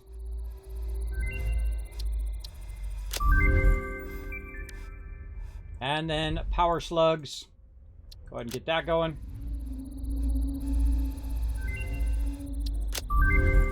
Okay, and as we get different power slugs, we can go in here and unlock some stuff. Especially this one right here, which is really awesome, which is overclock production. That's going to take 5 minutes, so I'm not going to do that one right now. This way I can do these kind of smaller ones. Now I need to make, I need to have enough quartz here to do, to unlock quartz crystals. And then also I can unlock silica later on. But the one you really want to work on right away is deuterium. Deuterium has a lot of unlocks that you use a lot in the game. So you definitely want to get that going on straight away. So we'll go ahead and now kind of switch gears here and search for deuterium. Let's hope it's nearby.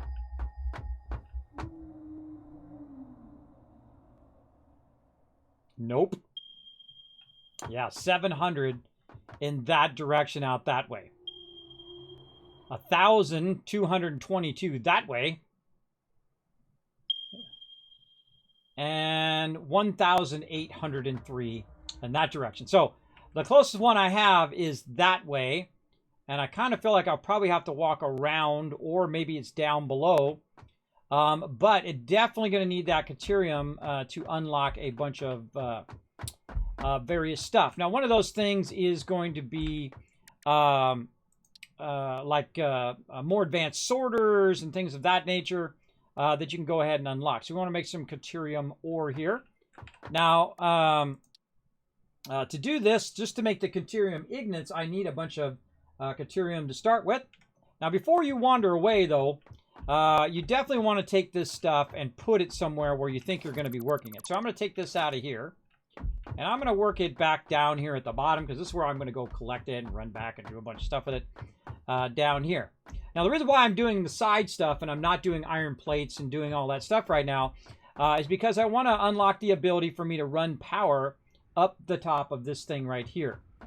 And so to run that power, I need to unlock certain stuff. And actually, we need to go back up here before I go back down to there. Is we need to unlock certain things along the way, which is our next thing, which is our resource sink. And so that's why I'm kind of working on other stuff. I need to unlock that for smart sorters and other things, electronics we need. But let's get back over here and do this while we're at it. And then we got that done. You have been given early access to the Anti-Waste Effort for Stress Testing of Materials on Exoplanets bonus program. Funneling parts into the awesome resource sink, depending on their amount and complexity, will grant you coupons in the awesome store, which can be exchanged for bonus rewards. Examples of bonus content are parts, walls, factory attachments, and cosmetics. FICS is working hard to develop additional options, which will be added to the awesome store in the future. Go that extra kilometer. Go awesome. Go awesome. Okay, back down here we go. Now, one of the great things to do while I was out there out and about, it was collecting more resources, and I found a bunch of resources while I was out there, which helped me do that upgrade as well. Now, one of the things I suggest you do early on is put your awesome sink and your other stuff, your other materials like your production, like a crafting bench, is a good idea to put down here. This way I can go ahead and make the things that I need for this. Let's say I need more screws. This way you can, whenever you're by this node and you need to make that thing that, to help yourself with that particular node, you'll have a workbench there before you run out of resources. You definitely want to have as many of those workbenches spread all over the place. I need 200. I'm at 108. You want those spread around typically at your node level. Because you'll come over here to the node level, you might have some of the raw resources on you, but you don't have, you might need 2 more of whatever it is. And then, you can't get the thing. The same thing with the awesome shops. You can have those all over the place. Same thing with the awesome sinks all over the place, and they're all tied together. So if you have one, say, running a bunch of extra stuff into an awesome sink down below, and then you have one up above, you can grab it from up above and work it that way. So we're going to go ahead and make some more here. I think we need 300, I think. There we go. And then we're going to go ahead and put our first awesome shop right there by our first. These are our first couple nodes we're going to get started on.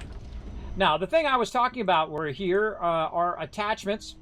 One of these attachments is the wall power attachment right here, in which I need 3 tickets. Right, so while I was waiting for a bunch of resources to backlog, and I didn't know there was other resources out there I could collect, so that helped me as well. I went around and I collected a bunch of stuff while I was waiting for it to do a bunch of wire. But I found some wire, so I just turned that in, and now I'm just going to have a bunch of extra wire, which is great. And now what I need to do is I need to get the awesome sink going. And the awesome sink, I would suggest early on, probably Caterium is going to be your best awesome sink item very early on. Well, somewhat early on. But early on, you want to get this going as quick as possible. Because it will, and let me just put this in there. There we go. It's going to help you big time when it comes to unlocking items. And you want to just let it run on its own.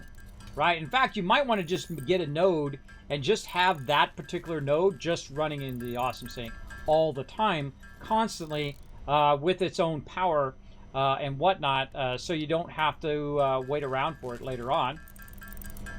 Just need one more here, and then a bunch of cable. There we go.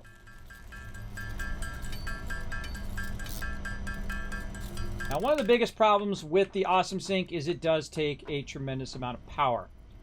So what I'm going to do is I'm going to go ahead and just put it right there. And I'm going to go ahead and tap it into our pre-existing power here.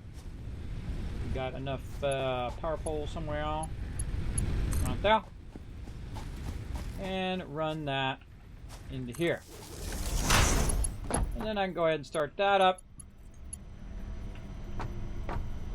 Come on, you. Oh, I don't have enough wire. More cable. Come on. There we go.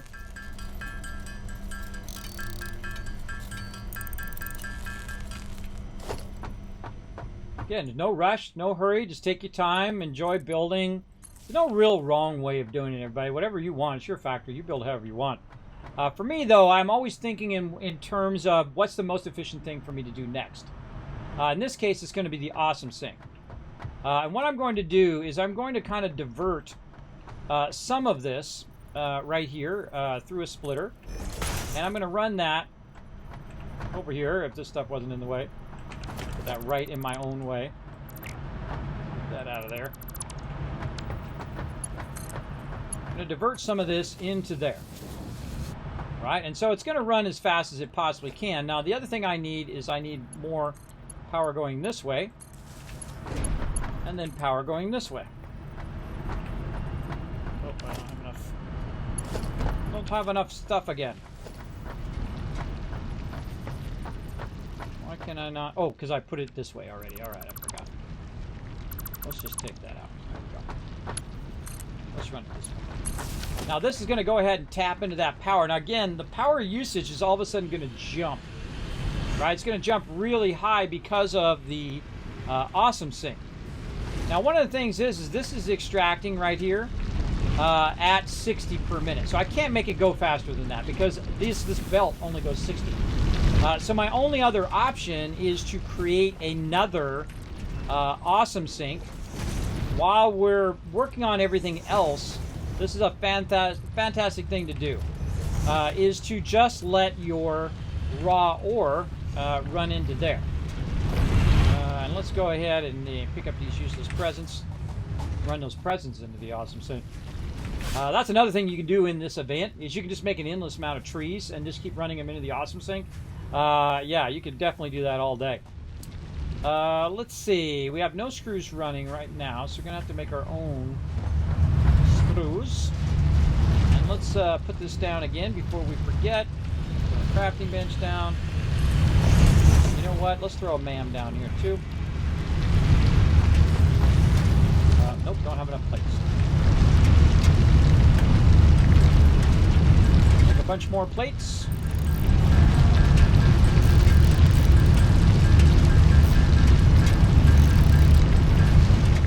First.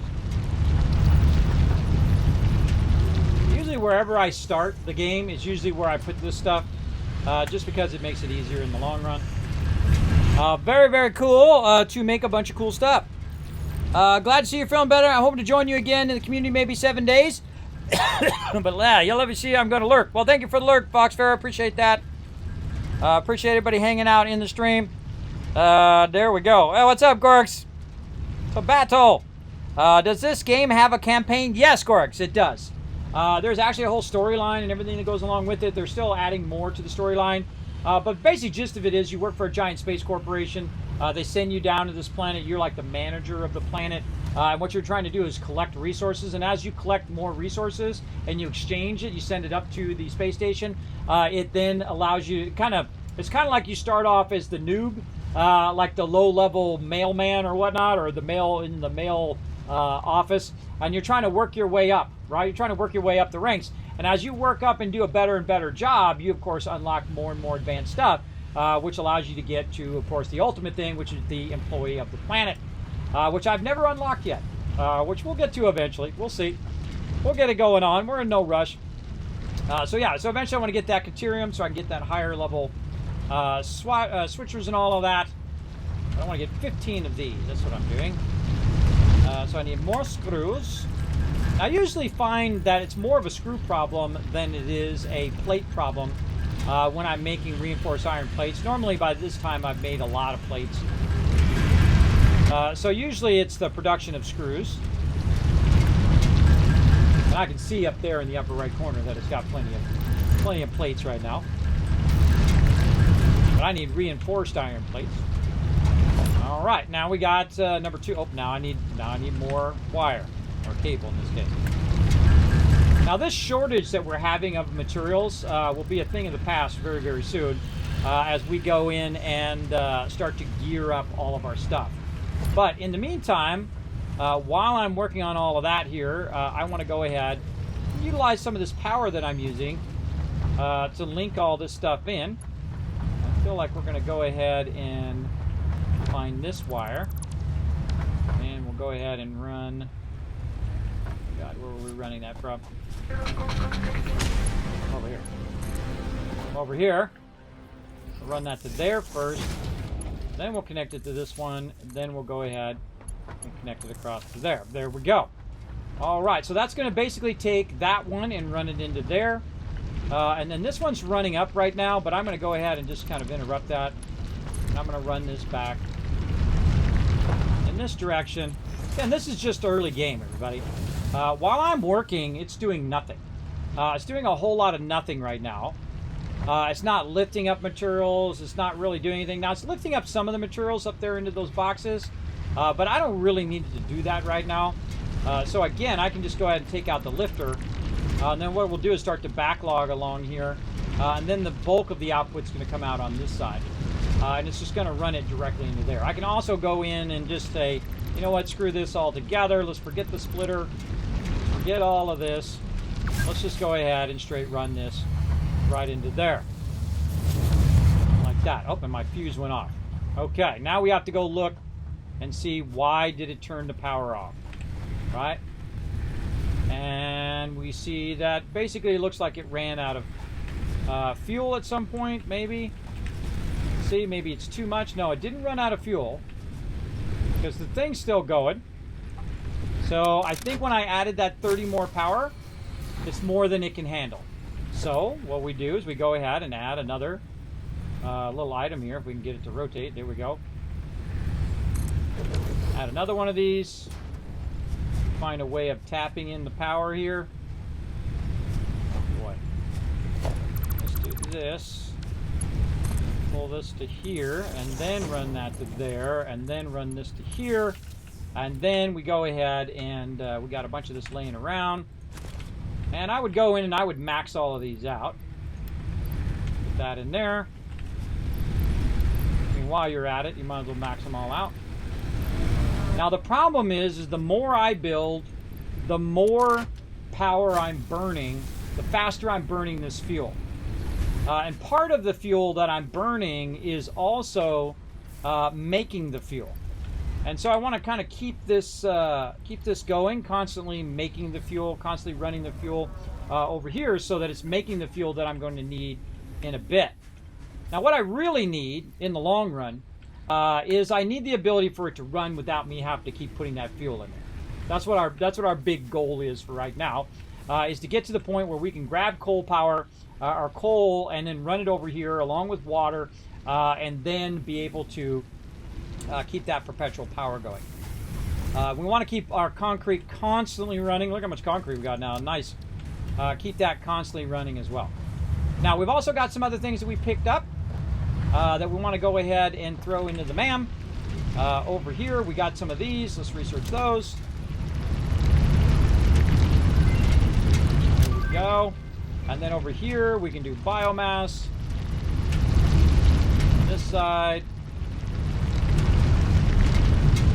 Okay. Out of my way. There we go. And then on this side, biomass. Now the thing you want to do is this one right here, which is your pocket dimension, which is going to give you more space, right? But it's 2,000 wire. That's a lot of wire this game, early game. Over here, 1,000 wire, and I'll actually just need one more alien caprice there, and then I will have that unlocked. But I don't have either of those, I don't think, right now. And I definitely don't have that Marsilia and that stuff we haven't got to yet. All right, Caterium, no. Nutrients. All right, we got some pale berries that we can do. Now, I don't know what it is, but I rarely ever use these inhalers. Ever. But you can unlock some inhalers, which basically heal you there. Why does that not show? Oh, it's probably because I don't have that stuff yet. All right, power slugs. We got quartz we can do, and then holiday event we're not going to do. Okay, so this is running into here. Now, these two awesome sinks are linked, right? So I'm feeding it into two awesome sinks right now so I can get tickets. Now, those tickets are really important so I can unlock the awesome shop, which I took out. Let me put that back. Probably don't have enough screws. Nope. All right, make some more screws. All right, hold on. Let's do this first. Now, I'm not making any more screws, and I'm not doing any more iron. I'm not doing any of this stuff that I'm going to need in the long run as well. All I'm doing now is just running that into the awesome sink. Just so I can get the tickets, just so I can run the power, so I can have my power way up there and not down here at the ground level to keep Fred out of my base, for one thing. But also so I don't have to be at the ground level the whole time while I'm working on stuff. And that's really super useful as well. Get a bunch of iron rods. And again, you don't have to hold it down anymore. You just press spacebar when you have it over the little craft thing. And then it will kind of lock itself on. And then you just kind of click on the thing you want, and it'll just keep on building. You can let that run for a while. Big time. There we go. This game here. Oh, cool. Thanks for your info. You're welcome. Yeah, thanks for the info. Just got the game and was struggling to understand it. Well, hey, Casey, you're in the right place. I do talk my way through as I play through. Now, I've played through 30, 40 times. I don't even remember. It's a lot. It's a lot of time. I have hundreds of hours in the game. Really understanding the balance between stuff. I call it the Kismet's rule of 8, kind of like a sideways 8, an infinity symbol. And once you understand how things work, how the general equilibrium of the game works, you can do anything in the game, even the higher end stuff. It's not that difficult to really get it going on. It's just start with the basics first, right? Start with your iron, take your iron and run it in there. Now I'm kind of skipping ahead a little bit because I've played through many times. And so I'm making things like the awesome shop, and I'm making like power connectors and that stuff in the early game. And I'm kind of going more for tickets versus making resources now. And so I want to get 3 tickets so I can go ahead and unlock this wall power. Now, another thing I want to do is I want to also unlock my coffee cup. So I need another ticket there. So 4 tickets. A lot of really cool stuff they got in here for the customizer and stuff they've added. And then right here, which is the vehicle. Now, the vehicle is usually the first thing that I unlock. But in this case, I'm not going to. I'm just going to go ahead and forego that just so we can do our power attachment, so I can run the power all the way up there to the top. So we're going to let that run for a while, and you can see that it starts to count down at 276 tickets. Now, it seems like that's going to take a long time, but if you're busy doing other things, it's not really going to take that long. You'll actually be just fine. So let's go get busy doing other stuff. We have enough power now for all of our stuff. We can also check our power before we leave. I just filled up all of my biofuel reactors, so they should be fine. And you can see that my power output is higher than my max amount. But it's the more you're burning, the more power you're burning, the more it uses your resources, your actual raw resources. So look out. It will burn that up, or your fuel. It'll burn that up pretty quickly. So let's get all the way up here. Now you're like, Kismet, why are you building way the heck up here? Well, what I'm trying to do is we're on our mega server. And we deleted our previous playthrough where we got pretty far in the game and whatnot. And what we're doing is we're starting off from scratch. And instead of coming back later and tearing everything down, which I could have done in that other playthrough, we are starting from the very beginning and building the factories and running all of the resources into a central hub to think more of a long-term as opposed to a short-term. Now, what we did last time is do what I usually do, and that's run the resources into boxes that are next to the hub, right? And that's a great way of doing it. And eventually you'll see me run the resources nearby there. But we want to have the hub, train station, and all of that other stuff right next to each other. And so that's what I'm trying to do. Now, the hardest thing when you are working with other people is conveying what you're trying to do, right? And then getting them on board on working together instead of just doing their own thing, which can happen. We are trying to basically make it where we are working together and figure a way of working together on a multiplayer server. And that's really my focus on these particular builds, is how can we work together better. Now, one of the things that I did was made a really cool board where I could go in and kind of track the progress of what's been worked on and all of that stuff, and so on. And so I'm going to go ahead and extend this out here a little bit. And I've got lots of stuff now, so that I can basically build a factory right here. Now, part of the factory is storage of our raw resources. And this is something I never do. I never store raw resources, everybody. Usually, I will just use the raw resources directly into the thing. But in this case, we're going to backlog the raw resources as well. And then what we can do is we can add an extra one or an extra two that basically catches up with the resources. And then when it fills, we can go ahead and turn those extra ones on and off and control that pretty easily. And you can see I've got 2 nodes coming through, and I've got a backlog of 3 chests going right now. And I like to build toward the hub, but not right next to the hub. All right. So we're going to call this like the central storage of our raw iron. So this will be our iron storage, right? Or our iron input area. Run that across there, and then we'll go ahead and just give it a bit of its own deal here. Now, one of the things also I suggest that you establish very early on is where your roads are going to be, how big things are going to be, and so on and so forth.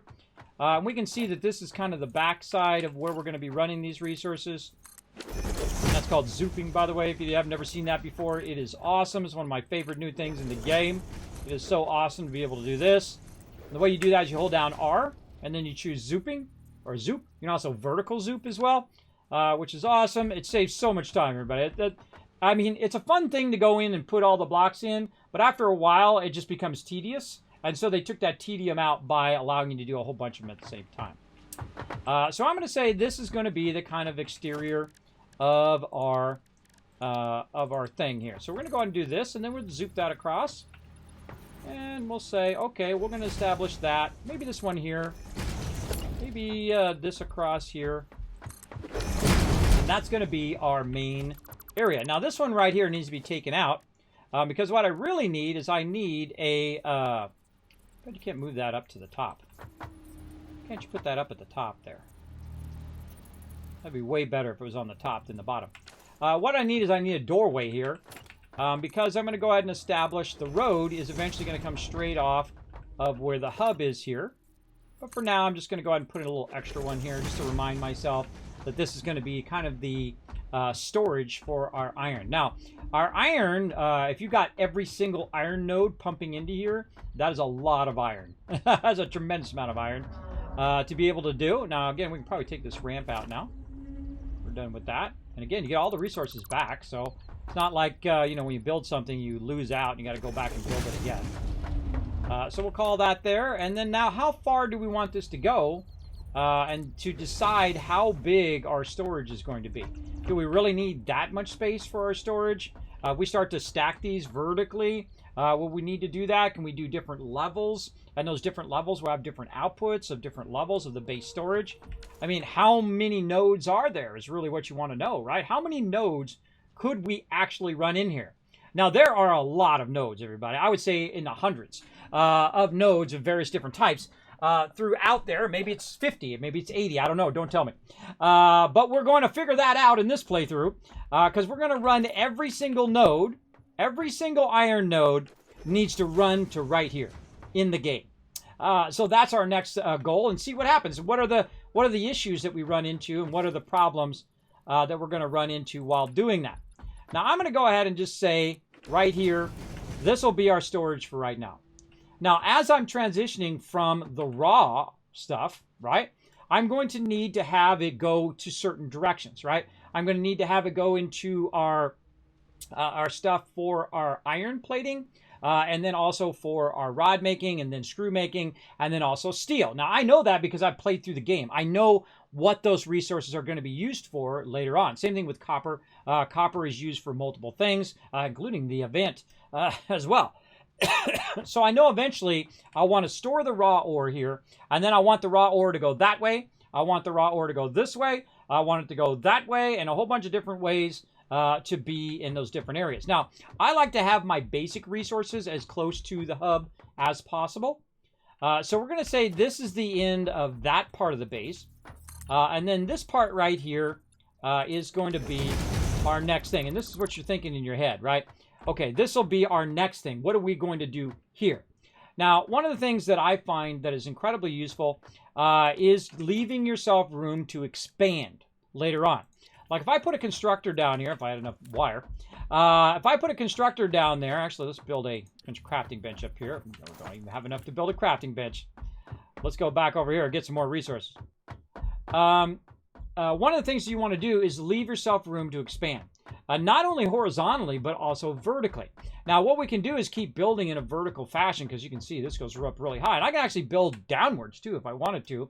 But this is going to be our train level and our resource level. And everything is going to be based off where I put the hub.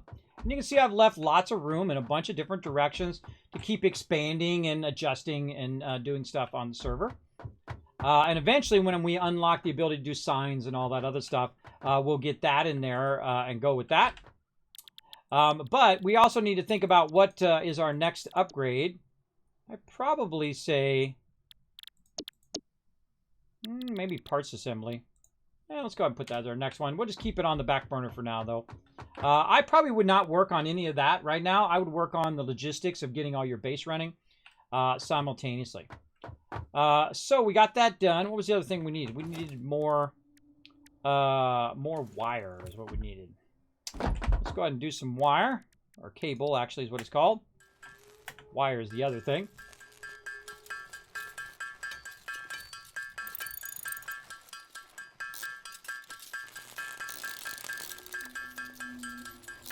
All right, that should be good enough for now. Then we'll go ahead and click these connectors here and say, oh, well, maybe we're going to need some more reinforced iron plates or some other stuff that we might need. Now, I also need some rods because I want to go ahead and make a constructor over here.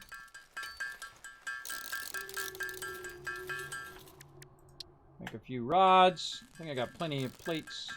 Or no, I'm almost out of plates, too. Look at that.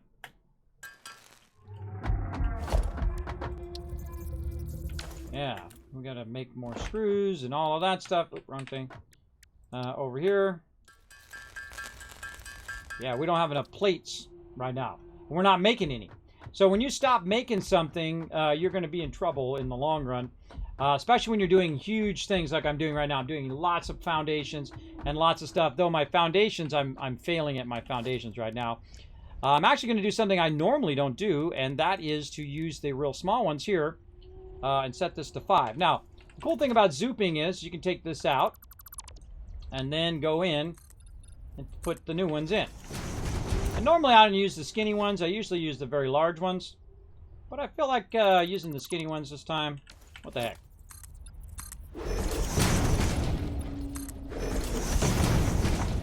Now, the most important thing is not to take out the one that you're standing on. Especially when you're up this high. Not good. Again, you can actually take stuff out from underneath stuff like this. And just soup that stuff back in there. Like that. Very nice. Alright, so we got that fixed.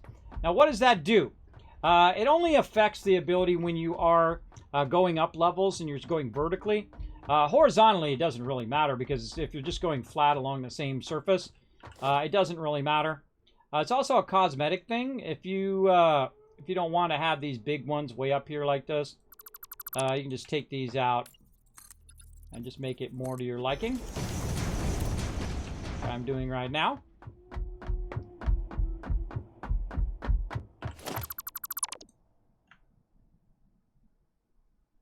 And again, they made it a lot easier to take them out. Holding down control, by the way. A lot easier to take them out, a lot easier to put them back in. Got a huge row of those over here, and I'm trying to avoid getting the walls.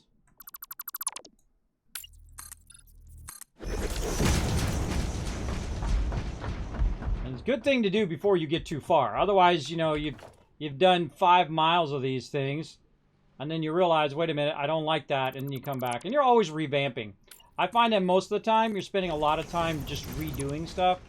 That all of a sudden you go, I don't really like that. I really want that to be some other way. But minimizing how much stuff you're redoing is probably the key to the entire game.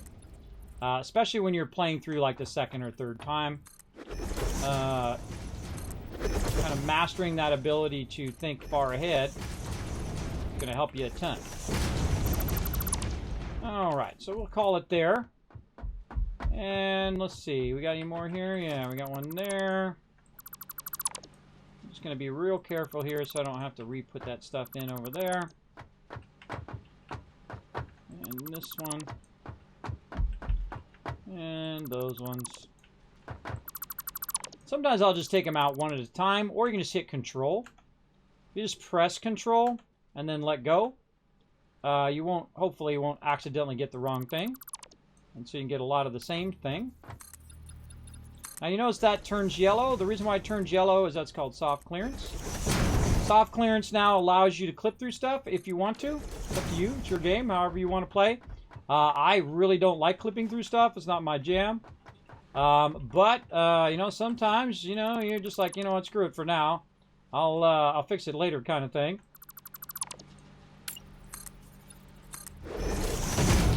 But we're just trying to get started here.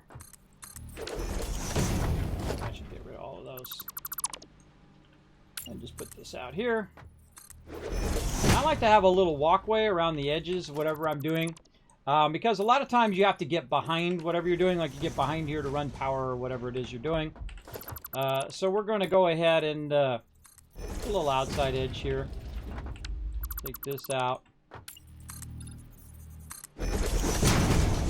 And there we go. All right, that's looking good. We got that all kind of replaced and good to go there. Now, again, we're going to store all of it over here.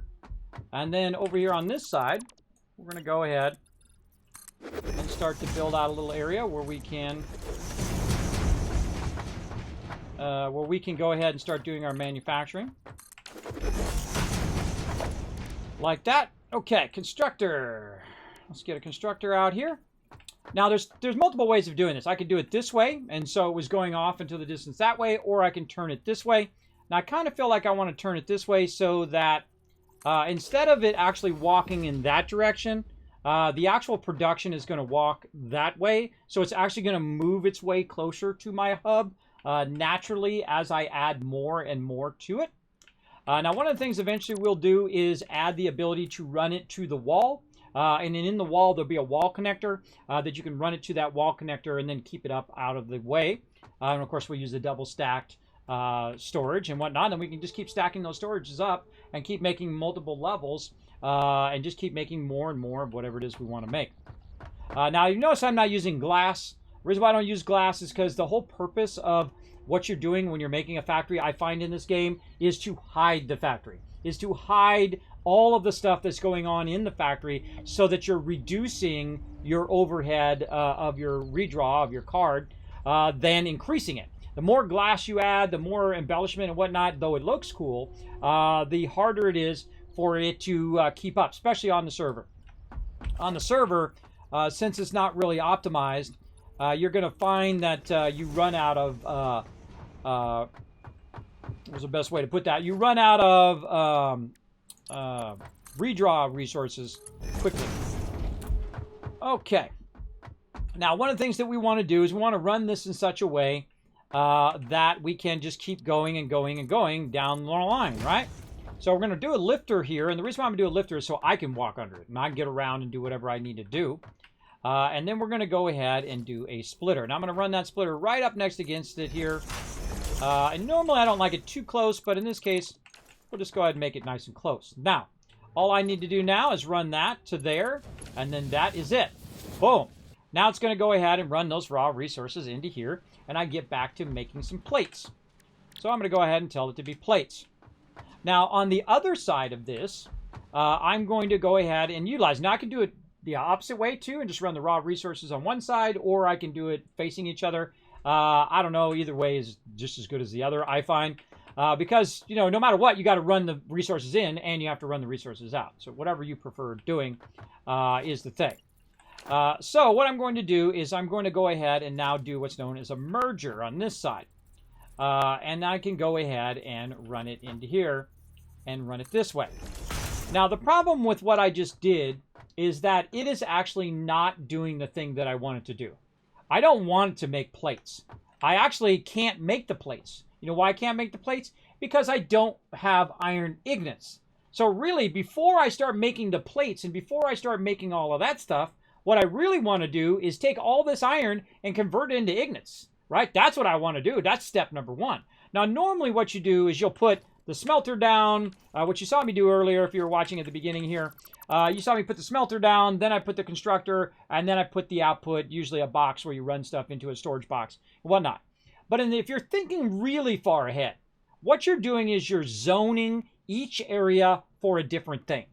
In this case, what I wanted to do, more than I wanted to do the plates, is I wanted to do the smelting of all of those things. And then I could run those to different parts of the factory.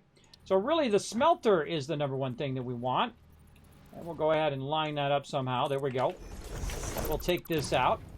We'll go ahead and now run the lifter back in here. Again, always run, lifter should be the last thing you put in, always.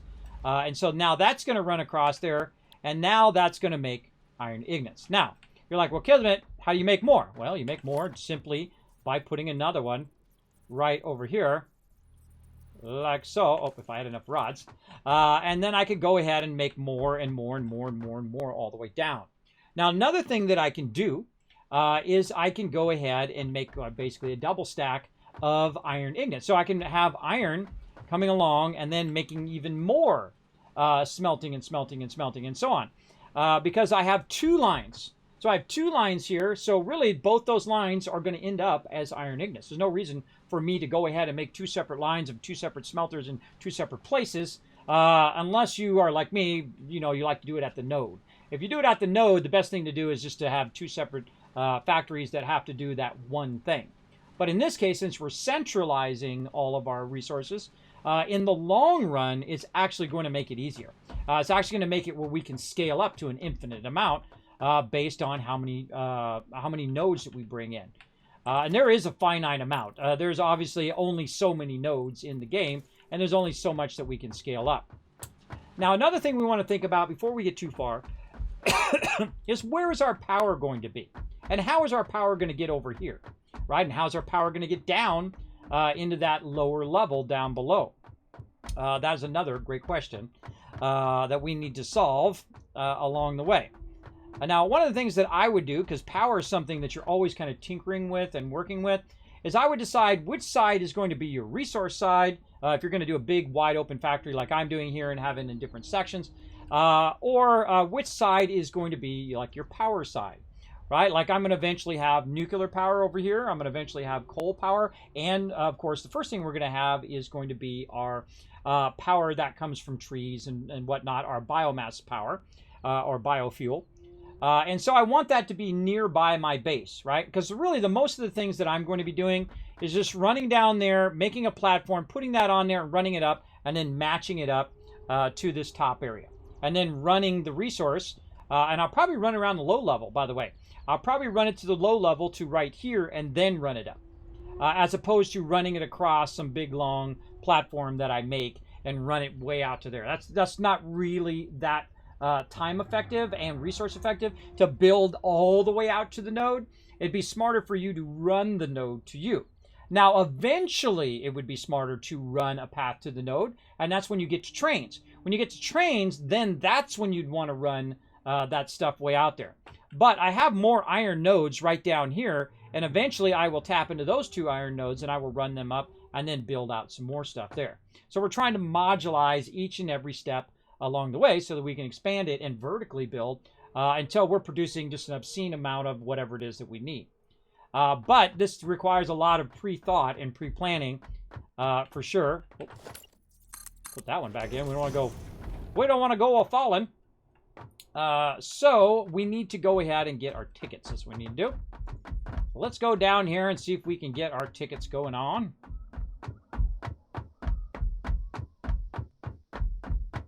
Now, it could be just forwarding the game, building resources, unlocking the next thing, unlocking the next thing. You don't have to do all of this. This is like me going above and beyond.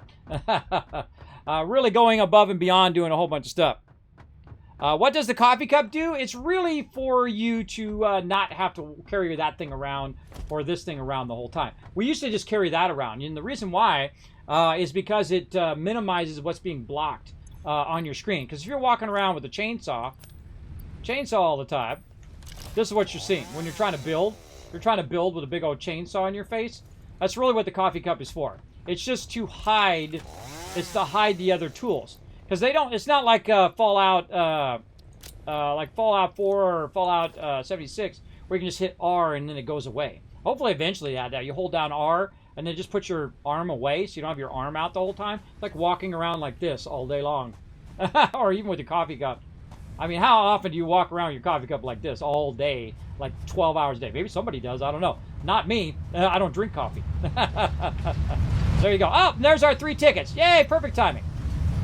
Okay, let's get our 3 tickets here, and we are going to go ahead and use the awesome sink, or the awesome shop. All right, so we're going to go ahead and add this in here. Now, again, this is not a pay-to-win thing. This is just part of the game mechanics, which is pretty awesome. And we're going to go ahead and buy those wall outlets. Yay! Now, these wall outlets are one of my favorite things in the game. They added it, and I think it is a brilliant addition to the game. And I'll show you why. Because there's 2 different types. There's the wall outlet Mark 1, which is a one-sided, and then there's a 2-sided one. Now, the 2-sided one is awesome. And the reason why it's awesome is because it outdoes these other ones here, which has 4, right? Well, this has 4 per side. So what you can do is just put it here on the edge, and now I can run 8 connections to that right now. Right, I can run 4 on one side and 4 on the other side, and I've now instantly got 8 connections. So that's why it's pretty awesome. Now, I don't need a double-sided connector right now, but I'm going to go ahead and use it just so I can kind of run my power real nicely. So I'm going to go right there, and I'm going to go ahead and revamp some of this power real quick here, just to kind of do more of long-term power. So I'm going to go ahead and run this across to there and see how cleanly that runs across. Very nice. And then over here, same thing. Take that out, and we're going to go ahead and connect that right to there. Now, one of the other things you can do is vertical power, where you can actually attach it to the roof and run the power down, which is another one of my favorite things. I love this right here when you're doing your power management, especially in the early game. Now, we want to also take this, and we want to run it way up there. Now, this game has one of the best buildings in any game, because look at this, everybody. I can just literally click that. Oh, if I had some rods, I can click that and make it way up there at the top. Hold on, let's chap back into some power here. Run that up to there. There we go. And then we'll go ahead and take this off the awesome sink now. Go ahead and reestablish this around the corner like this. Now I'll go ahead and backlog a little bit. There's probably already some in here I can grab. And we'll just go ahead and make our own copper ignits. And then our own copper rods. There we go. Now, the real goal now is I'm starting to run low on resources. And because I've been doing all of this stuff, I really want to get to a point where I can just basically have it making plates and rods all the time and whatnot. And so I really only need the one right now because I'm kind of setting it up. And so we want to do that. We are making our power connections. That's what we're doing. And just trying to optimize our power connection. Now, we don't need this other awesome sink now, so we're going to take that out. We're going to take this out. We're going to take this out. We're going to start to really remanage all of our power here. We're going to take all that out. We're going to take this power out over here. Whoosh. Just like that. And now we have no power. And that's okay, because as you might have noticed, I'm slowly getting rid of all of that and cleaning it up so it's in a more organized fashion, right? It's a more organized fashion where it's just sitting very nicely on the foundations here. And these fit perfectly on top of foundations. Now look how much nicer that is, right? Now, because we have 4 connections up there, we can also utilize our connections like this. Let's say about there. And then we can go ahead and pull kind of a central power pole for kind of 2 of these at a time.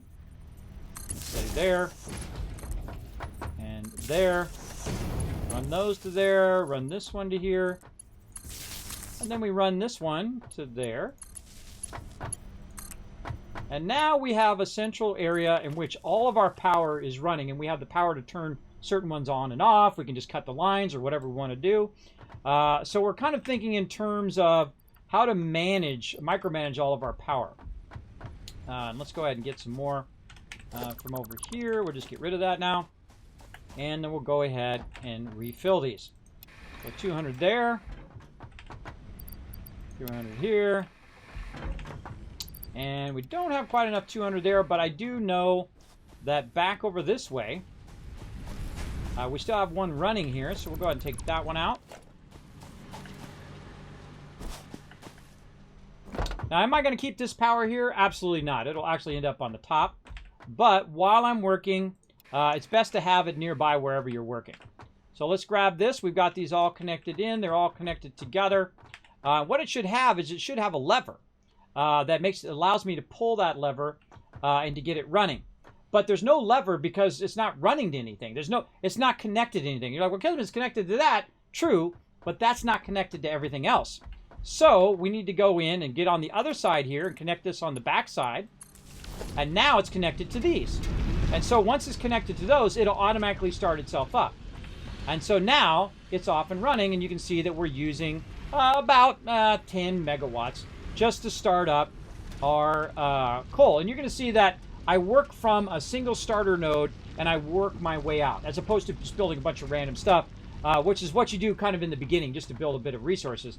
But then you want to kind of have a plan of what you're doing, a kind of a consolidated thought of where you're going to, right? Where you're trying to end up. I know where I'm trying to end up. I'm trying to end up right up there, right? I'm trying to get all my resources up there, and then I'm going to try to get all the resources nearby where I can grab the resources and put them in the hub. I want to build a big old train station there, which can bring resources in and out of there as well as eventually have the train station stop by and drop off resources here in the raw resources.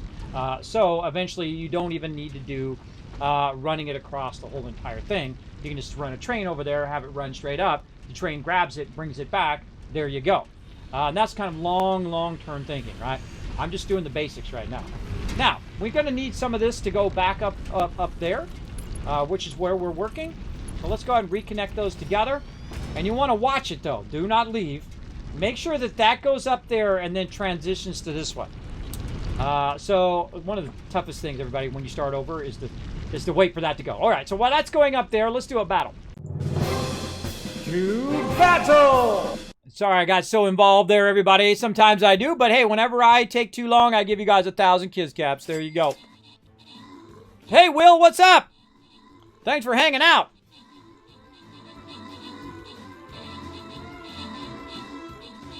Wish you had known that earlier, right? Yeah. Well, that's part of the fun, is discovering this stuff as you go along, and kind of getting an idea of what you need to do. And what techniques help you. And that's why I play through multiple times. So people who are watching my stream may catch on to some of that stuff and say, oh, Kismet, man, that's awesome. Now, also what I'm setting up, everybody, is the minimum amount of upgrades I need to do later. So all I need to do is upgrade these lifters. I don't have to upgrade 5 miles of line. That's at 60, right? And I got to go through and I got to click every single one. I don't do that. I don't do that. I try to do the least amount of upgrading as possible. I've done it before, so I know how long it takes. It takes a long time, for sure. M. Gorix, I am Death, all getting some love. And Jay coming in again with a massive, look at that, 56. I got to prep for the stream, everybody. I'm already streaming. I'm already on it, bro. Oh, it's boss time. Boss number 800. Now, rise up, everybody. Rise up. This is the one. 800 boss kills in the way here. Oh, Queen's right there. Oh, man. I wish I could just put my Queen right there. I should use my flying bomber. How big does my flying bomber blow up? It's about the same. About the same. Will my flying bomber just fly over here and blow this one up, or will he fly into the boss? I think you just fly to the most closest one and then blow up. You know what? Screw it. Let's try it. Oh, wait. No. We're going to do the 200 IQ one. Yeah. Put him in the back. Let you guys run in there.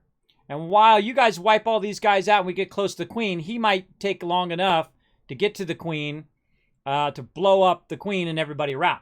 Let's try that.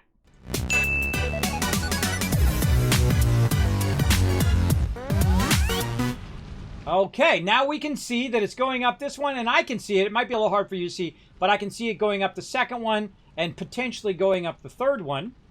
And so now we have a bunch of raw iron heading its way up.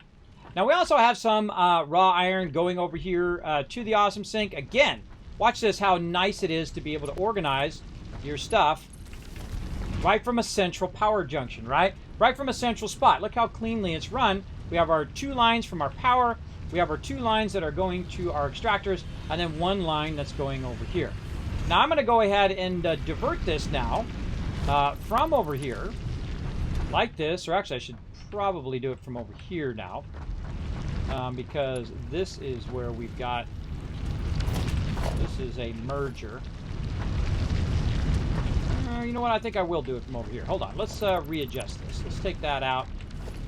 And let's take this out, just give ourselves a little bit more room. Let's go ahead and take our awesome sink. And we're going to run half of this awesome sink, or half of this stuff, nicely. Look at that. Perfectly lined up. Very nice. We're going to run half of that right here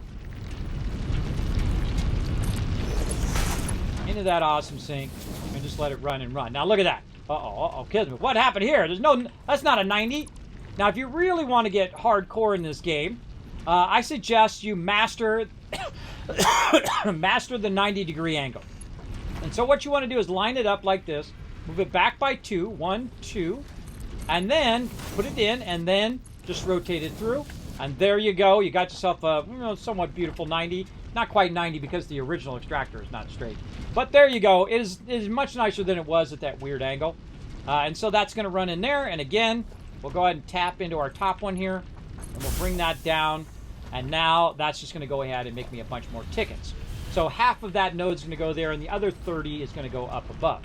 So now I have 30 going up from one, and then this one over here is going to be 60 because these are normal nodes. And so again, let's go ahead and take this. Let's run it up here. Oh, we don't have enough plates. Funny irony, yet again. And we'll take the MAM out of here, and we'll just kind of clean this up a little bit. A little tight here, a little close together. So let's go ahead and just make this a little nicer where we put the awesome sink in the front. We can go ahead and take this out. We're not using this anymore. Just give ourselves a bit of room here, right? There's no reason it doesn't have to be jammed all up on each other. Like this, and then maybe we might need an equipment workshop later on. Let's make sure we remember to put one of those down. There we go. All right, that's looking nice.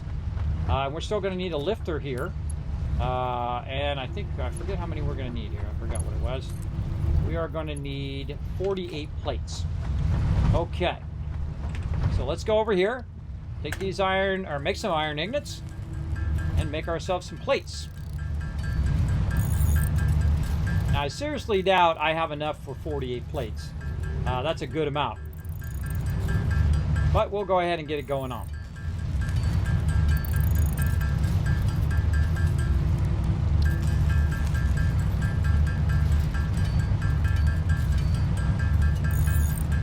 Okay, that's pretty good. Now, one of the things I can also do is, as it's coming out of here, is I can just grab this out of here. If there's a backlog in here, I can grab that out of there.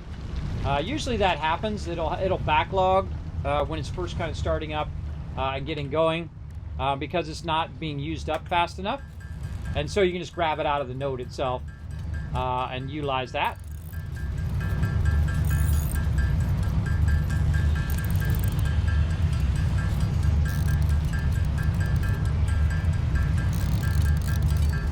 Let's see, I got 24, so I need 26 plates more. Now again, eventually all of this will be taken care of. Now I've added the extra complication of making it more advanced in the very beginning, right? Trying to lift everything up to another level, trying to run my power in such a way that it's really clean from the very beginning, so I don't have to come back. And I'm setting the precedent for everything else that I do. So once I do this one, I just copycat that one somewhere else, and so on and so forth, and keep doing that same thing over and over until we kind of set the precedent of what we're working on. So in this case, I'm setting the precedent of where I'm going to run all the nodes to. Right, this is going to be where the raw iron is going to be, and this is where the raw copper is going to be, and the raw limestone, and so on and so forth. And then kind of build in the rest of my factories based on that. And then, of course, I can also go vertical or vertical up or vertical down. Because I have it up so high, I can actually bring some of those resources back down and run them underneath, called run lines or sandwich level, where you can run them underneath and then run them to another part of the factory, and then goes up into that factory, and then that factory is making something different, like steel or whatever it is. I highly recommend run lines. Run lines are great because then you don't see all of that. Also, it doesn't slow down your game when you're using those enclosed run lines. Very, very much better. All right, so we got that going on, and now we need to just do our lifter here. And then we'll have our second one off and running. And again, you want to wait for it. You want to watch it. That was a lot of effort, a lot of time. That was probably 2 hours right there just to do this.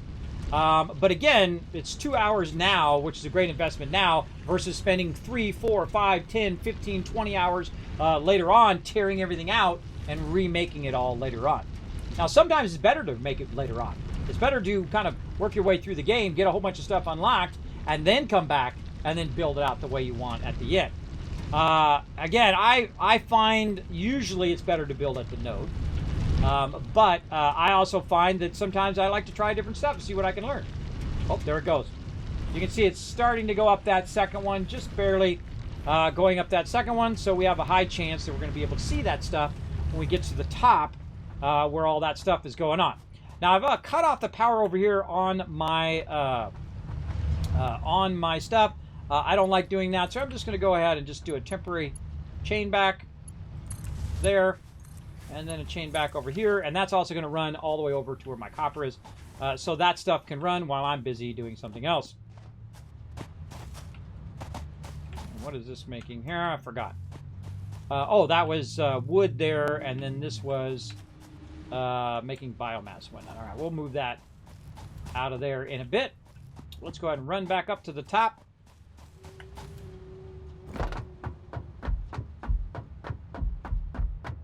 See if we can get our first part of the factory actually back up and running, but segmented into different areas.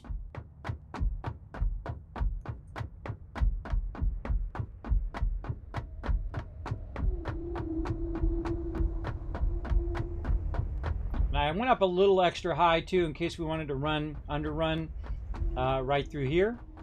So that's why I actually went up and not did it right at the very top of it. You can see that it's got a distance between here and here, and I'd go down and get that purple guy there, but we'll do that later. We want to run way over here and get this going on. Now, again, later on, you have a bunch more tools that make this easier, like hypertubes and things like that, to get up and down, to get here to there. You get ladders, you get all sorts of stuff, jetpacks and hovercrafts and skates and cars and all sorts of fun stuff. This game is awesome. There's a lot of cool stuff to unlock in the game. And we barely touched upon it. We've been playing for 8 hours almost, I think, or no, 6 hours. 6 hours. 2 hours we played 76. So we've been playing for 6 hours, and we're still on the basics. But then again, I'm making it a little bit more tougher than you would normally see. All right, so there we go. That's going through. If I see this number going up, then I know that it's properly working. All right, so I see that it's coming through here. That's going into this one, and now it's going to backlog 3 deep, which is going to be awesome. And the same thing, my other one's working, so I know both nodes are now feeding way up here. Eventually, I'll have 4 nodes up here, 10 nodes, 20 nodes, 50 nodes, as many as we can find eventually. So down there also is my power. So I need to do this. There we go. I need to find out where that power is way down there. And I need to run that up even more. It might be down too far for me to get to right here. But that's okay, because we got zooping on our side. Run out just one more let's go ahead and get ourselves a nice ramp. I need to take a break here too in a bit before we play some New World. Let's go ahead and just run that down. Kind of a little temporary ramp there, just so we can get down a bit further. And we can see where that power is. Too far down. Too far down. No worries. We'll go over here. Take this part out. Create a little landing. Grab this. Now again, I'm hitting F like I'm going to take it out. Oh, and I'm out of place. I'm hitting F like I'm taking it out. And then I am hitting middle mouse button because it picks it up. It's like, make that same item. Pick up that item. I'm going to make that item next. All right, so out of stuff again. Again, we have the ability to make it. We just keep using it up. Big time. Now, one of the things I would probably do instead of going and collecting a whole bunch of it is I would just take out stuff I'm not using right now. I can always add all that back in later on. Just take that out, and then I'll use those instead.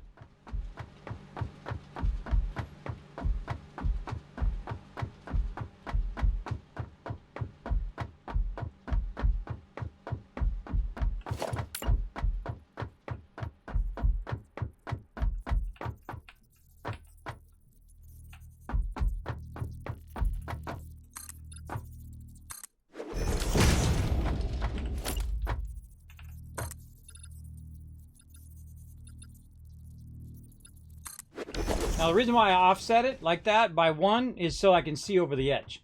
And I can see where that power is down there. There it is. All right. Well, let's hope we have enough wire.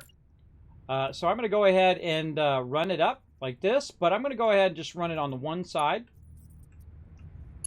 I can always... Well, actually, let's just do it dual-sided. You know what? Let's just do it... I can actually fix it later if I really need it. I seriously doubt I'm going to need it. But I'm just going to run this as far as I can.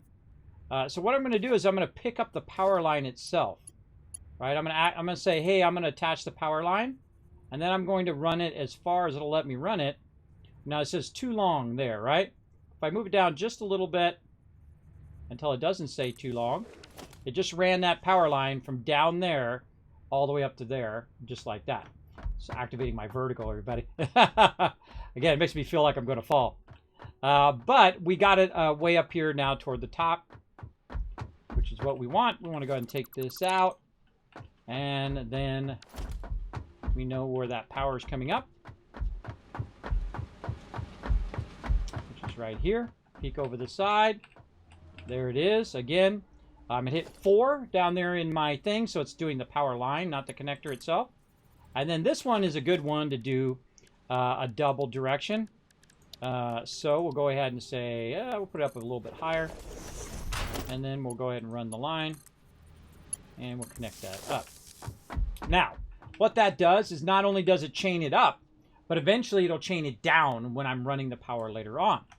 Now, another thing I want to do is just kind of stay similar to what I've done over here. And just try to get it in a spot. Actually, I want that down just a little bit. Just because I'm a little picky. And let's say right there. Now, the hardest thing is not falling off, at least for me. Okay, and so now we're going to set that as a precedent of 1, 2, 3 up. So we'll pick this up. Now, these walls over here are going to be at a different level than these walls over here. And the reason why is because I've run it from the ground level. So one of the things you want to do here before you get too far into this is to take these walls out like this and then remake these walls so that they match up across the thing, right? Otherwise, what's going to happen is this one's going to be up too high and that one's going to be too low. And you'll notice it eventually. Maybe not right away, but you'll notice that these two across here don't match up. Now, I like to put stuff up out of the way, out of my visual range or where I'm walking. It actually does not stop you. It's not a solid object. I can run right through the middle of that and I'll be fine. But I like it up out of the way because that's how it would be in a real factory. It would be up out of the way. Now, you might notice that I've now run the power completely all the way across here. I can now start this up. And that was the purpose of everything I just did. Is to get to the point where I can start that up and have that running. Now, how much is coming through this one right here? You guys remember? You remember, is it 60 or is it 30? Because remember, one of them I did half, and one of them I did full amount. Well, if you want to know, the best thing to do is just look at the thing. Which one you think is going faster? It's a little harder on the server because the server sometimes lags. But the one that's going faster is the one on this one here. This is the one with the 60, and that's the one with the 30, because this one has gaps. And because the belt goes at 60, if there's no gaps, then you know it's running at 60. If there's a gap, then you know it's running less than 60, usually by halves or thirds, depending on if you're using splitters or mergers or how you're, doing your splitting and merging. But that's the whole purpose of why I did that too, is so that you can see the difference on the belt. So if you look at the belt and you start seeing gaps there, you're like, wait a minute, that should be running at 60. Why do I have gaps on my belt? That should be a red flag instantly. It should be an instant red flag to you that there's something wrong with your production, for sure. All right, so we got that done. Now, I'd love to make another one of these. Do I have enough? I do. Okay, so if this is running at 60 and our input is 30, that means that we can do 2 of these at the same time. So let's go ahead and get 2 of these going on. Now, again, I can just go like this. I can line this up, but I don't need to do that. You know why? Because I've already got this as a ability to line that up off of that one. And I can hold down Control, and I can do this. Now, the top one's the only one that matters, right? It's the only one that needs to actually be in the correct direction. Then we take these 2 out. Go ahead and take our belt, and we run it over here. And then we go ahead and pick this up. Always put your lifters in last. You look at your lifter, make sure it's coming through. And then what we need to do is we need to make another connection across to here. So, of course, we got 4 connections on this side, so pretty easy to go ahead and connect down into that one. Tell this one to be iron ingots, and we are off and running, right? So we're looking good. Now, another thing we want to do is we want to take this and run it to the next part of our factory. And I'm probably running low on some plates, I'm sure. And so we'll go ahead and do this. Now, one of the problems is I don't have enough plates right now to build out the rest of this, right? And so if I've got a bunch of empty space, which I do, there's no reason to have that empty space right now and all these walls and all of this stuff running all over this place. It doesn't do me any good because it's not being utilized. And so I'll take that stuff out. You'll see me build and unbuild and build and unbuild based on what I need to do at that moment. Now, in this case, I could actually double up this factory if I wanted to, and which I'm going to actually do. So I can either send it that way, or I could send it down the line.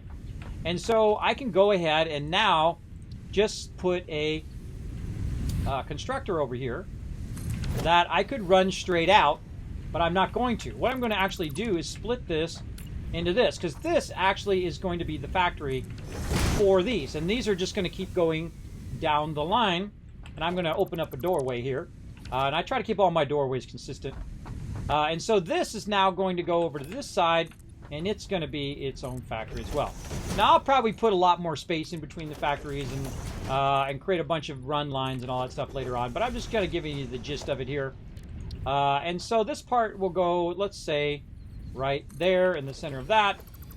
We'll take this out, and then we'll go ahead and do some merging. Now, merging is going to take these and run them in this direction. That's a splitter, not a merger. There we go. And run them in this direction. And then again, if you hold down Control, it'll snap to both directions there. And so this is going to come out into there, and then this will come out into there, and then go into here. This one's called an inline merge, where you're putting the merger on each and every one. And the reason why you're putting a merger on each and every one is because you might add another one, and another one, and another one, and another one down the line later on. And so then you can just add another merger, add another connection, and just keep adding an infinite amount off until the horizon, as many of these as you want to make, and so on. And then what I can do then is then take it and then loop it back into a splitter system over here. And so then I can now make an infinite amount of these over on this side as well. Now, again, I don't like them to typically be on the ground level. I like them to be up. But in this case, we will just go ahead and go with splitters on the ground just to kind of line those up. And then this will go around. Oh, if I had enough plates, let's take this out for now. And this will come out of there and go into here. This will go into here. And then I just need just enough here. And another pull from the power up here. And now it's going to make me some plates because I keep running out of plates and I need to make me some plates. So there we go. So now the iron ingots are coming out of here. Now they're coming out of there at 60, right? Because you got 30 in, 30 out. So 2 of these would be 60, right? 30 in, 30 out, times 2, 60. Now this over here is coming in at 30. So what I really wanted to do is I wanted to make me a bunch of plates because I need to make some stuff. And then I need to add a second one in there. And so this makes it way easier to expand. If you build it the other way where you're building everything in line, what'll happen is eventually you'll get to a point where you have to tear it down and remake it and tear it down and remake it. This is actually going the wrong direction because I always assume that it's going to pick up my orientation, but it never does. There we go. One of the things that it doesn't do is it doesn't pick up your orientation. So if I'm picking up another item, if I'm picking up that, I hit F and then hit middle mouse button, it doesn't necessarily have it rotated the same one as that one. It does that in some games, but not in this game. In this game, it drives me crazy because I just like automatically assume that that's what it's doing, and it's not. It's definitely not. All right, let's go ahead and add another one over here, and that's going to make that perfect. So these are actually 2 different sides of the factory. There is the smelting side, and then there is the plate side. Now, eventually, I'll have more smelting, and then also have a rod side. And the rods I will put on the other side as well. Or what I can do is I can flip them the other way. So the raw iron ingots here are running down one central line and going both to the rods and the plates. Now, you don't really want to do that in the beginning. And the reason why is you don't have fast enough belts. Your belts are just not fast enough to micromanage that much stuff and merge that much stuff onto a single belt. That's a much later thing that you do. But early on, your biggest problem is going to have to keep your lines separate from each other. And so what we're going to do is we're just going to start with a couple plates here. We really don't need more than a couple of these because this is going to produce a tremendous amount of plates right here. And, ooh, man, we got our plates back up pretty nicely. And so we have a whole nother node that we can tap into and use that one as well. And so let's get that one going. Let's get this going here. Now, another thing that we can do is just keep building in line, right? So we have 30 more raw ore that we can tap into and use for our rods. And I find rods you don't really need. You need more plates in the beginning, and then you start getting to a point where you need more rods later on. But what you can do is you can actually stack these even higher, like this. And so you can go ahead and do something like this, and then this would go into there. The problem is, again, it's too close. So what I'm going to do, instead of doing a splitter that way, I'm going to have the splitter go this way. Oop.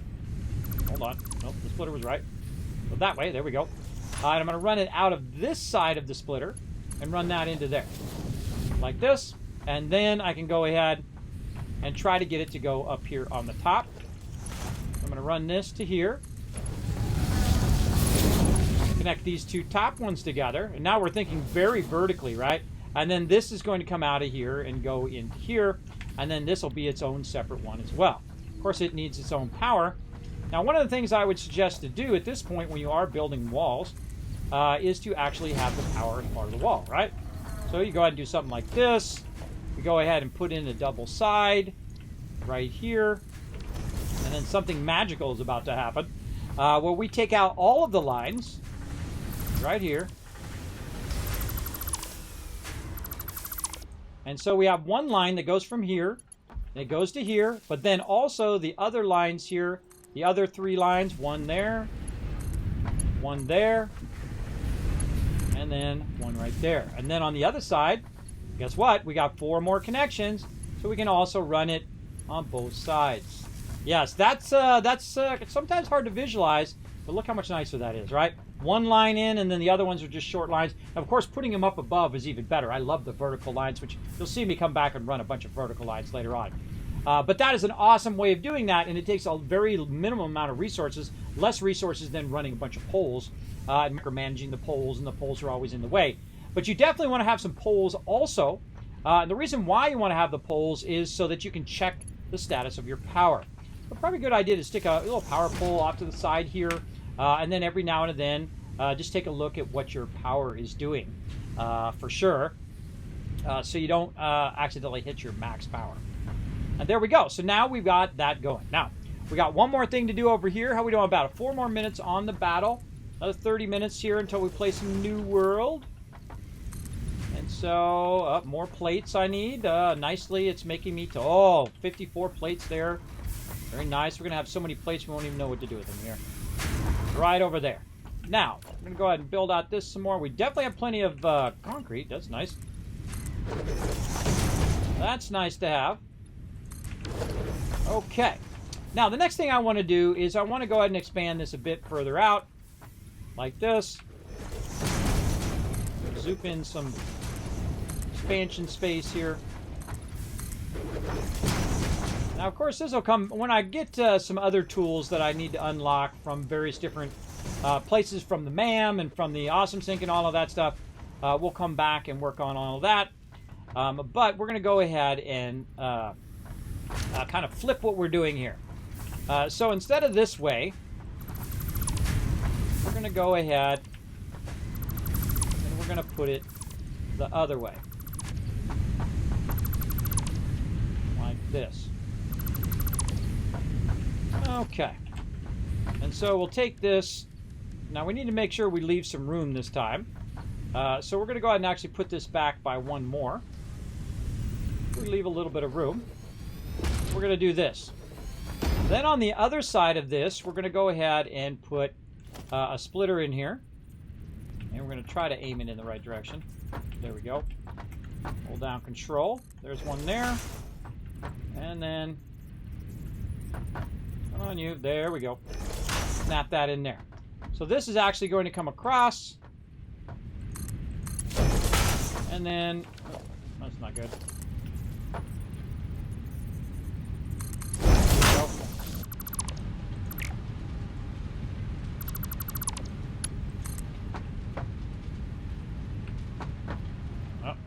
What the heck?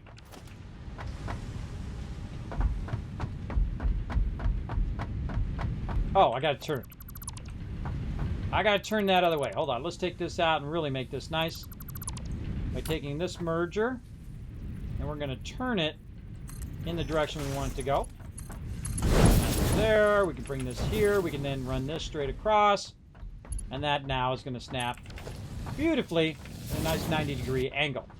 Okay, now what we're setting up here is the fact that it's going to feed into one side and feed into the other, and then the side things are going to run independently.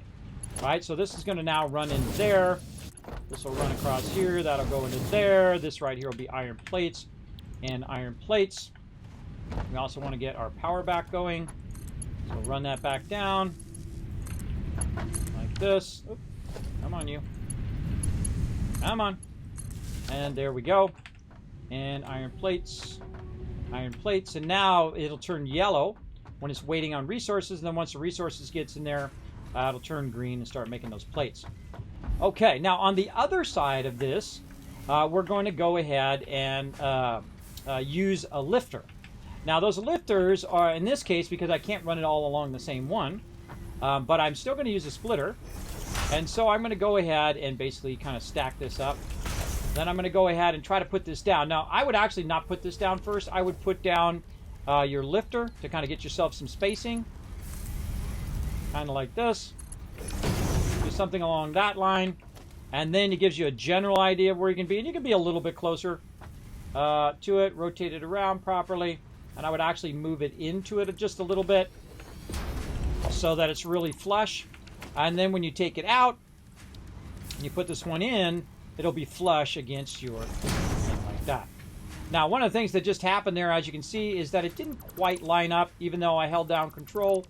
We'll try that again. One more time. Sometimes it does whatever it feels like doing. All right, let's do it. And then a little bit closer. Come on, you. Try that again. There we go. And lifter. And should be aligned. There we go. Perfecto. Now, one of the things that we're doing here is we're using 2 per 2 of these, right? Now, one of the things that you'll find out with rods is that rods actually come in at 15, not 30. So you can actually do 2 of these for rods as well. So we'll go ahead and just do the same thing that we're doing over there. It's nicely going to line up off each other here. I'm going to turn it around this way. No. Come on, you. Work with me. Turn around. There we go. All the way. Hold down control. There we go. Down there, and there we go. Now, we already know what's going to happen here. We just need to make sure that we have this one going the right direction. This one in between you don't need because it's not doing anything. It's just a waste of space. Now, I find that when in the new update here, in update 5, you want to aim at the bottom one first, down here, the actual one is going into, and then aim it up here. The reason why is sometimes the actual lifter will not work. So very important to watch out for that when you're doing this kind of stuff. Run that into there. And so now we're going to do kind of the same thing over here. We're going to go ahead and run this from over here. And we're going to have a little bit of fun with this one. We're going to actually turn the lifter sideways. And then a merger. So, take the middle one out. Don't need that one. And we're just going to, since we're only using one, we can just go ahead and run it like that. And the same thing over here on this side. Now, the hardest thing to do right here is to do a 90 degree because you're going to be clipping through the middle of stuff. You're going to be getting in the way. Now, if you've unlocked your pole things, then you can use that. What I'm going to do is I'm going to do a little bit of a trick. And that's where you go ahead and take this one out. And this one's the easiest. The bottom one's easy to do. But what we can do is go ahead and just run this down, align it, back it up by 2 if we can. In this case, we can't. We'll do this. We'll run this down to get an idea of where we're running to. And then we'll just go ahead and back this up by 2. It's going to let me. Actually, let's take this out. Back this up by 2. Line that up. Back it up by 2. 1, 2. And then just lift it up to the level. Come on. There we go. And it just lifted up to the level. Then you run that one in there. Then you go ahead and take the support pole out. Then you go ahead and run this down. Again, line it up by 2, back by 2. If I had enough plates, I could actually do that. But sadly, I'm out of plates. Let's get some more out of here. There we go. And there, we can go ahead and run this again. Line up both green lines, back it up by 2. And now you got yourself another nice double 90 right there. So now this one is going to flow into, the bottom one's going to flow into your plates. And your second one here is going to flow into your rods. So now you are just styling and profiling. Now, another thing we need to do is we need to go ahead and tell it that we want to run these plates somewhere and these rods somewhere so we can utilize them over in our base over there. And again, we're leaving ourselves lots of room for expansion and the ability to merge later on and just keep expanding and expanding all of our stuff.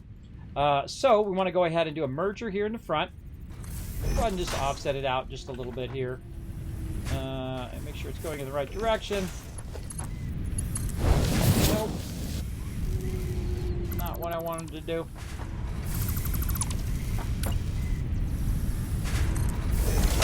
Come on, you. There we go. This one into there, that one into there. Now, your thing's not going to produce more than 60 in the very beginning. In fact, I'd have to do 3 iron plates for it to be doing maximum of 60. So you're going to be fine along your lines here. And so let's go ahead and just run it really far out there. Just going to fill all this in now that we're making tons of plates, or at least as much as we can. And we'll grab some of these plates out of here. And that one's still cranking it out. And then just for now, we'll go ahead. Do a nice long, oh, nope. Oh, yeah, we got enough. Just enough. Nice long one. Now, this goes about 6.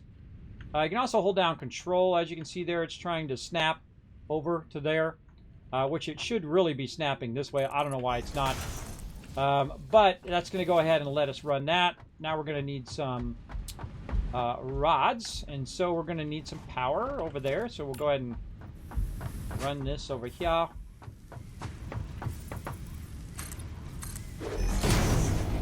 let's say this one. What's this one on the left? We'll go 3 up. We need some rods. Luckily, it's making some rods right here. Oh, no, it's got no power, so it's not going to make rods until I have some power. I'll just take this one out temporarily. And... oh, that's just plates. Okay, so we got no ability to make rods here, huh? So let's see. We can't make another one of these because we don't have enough rods. So what can we do? We can go ahead and just tell it to make some temporarily. There we go. And eventually put the power up here in the front. Now it makes 15 per minute, so it makes a good amount per minute. So 15 in, 15 out. It's going to make about 30 of them per minute, which is going to go pretty quickly. I find that I usually end up with a lot of plates and rods very quickly in game. So we'll go ahead and bring that forward. And then we'll bring that down to that one. And we'll take this one out. And again, manage all of those along the same edge, right? So I just add power lines along the edge there. And now we're off and running. Now our rods are going, our plates are going. Now, of course, we also have copper to do. We have limestone to do as well. But that is looking pretty good. And we have now an infinite expansion. So we can just go in and just keep adding more and more smelters. We can add more and more plates and more rods, which is what we will do. We'll actually get to a point where we're overclocking our extractors. And those that overclocking of your extractors will make it so you can double up and then double up again on the amount of resources you're dragging just from one. And what that does is makes it where you don't have to go and run new lines. Though running new lines is a good idea because it will actually make it go faster in the long run. But in my case, I'm going to go ahead and just run this stuff over to where my base is, over here. And then I'm going to not play until next week. And then when I come in next week, this will keep running all week long. And so when I come in, I'll have a crazy tons of resources. Or if my crew comes in, they'll have a crazy ton of all of these resources. And so we'll go ahead and just run. We'll run actually, we just run along our single line here. And then we want to just kind of square it off based on where we're already kind of running. Let's say right here. Let's just run it out one here. Need more plates. And so on. And so now we're just getting the start of our different factories and our different things, and now we're going to be running our lines. Now, normally I would run this line underneath because it's a finished line where it's going to run really far. If it's just running from one to the next, you can just run it at the low level or you can lift it up. I prefer everything to be lifted up off the ground. But since we're, just running it over there temporarily, we'll come back to run lines and all of that stuff another time. Let's go ahead and get our plates. We're making a ton of. Again, there's going to be boxes and boxes of this when I get this done. Once I have this running.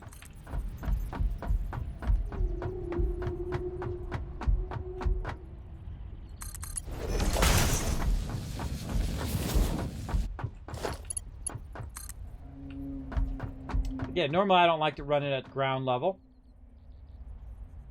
But we're going to make an exception for this one.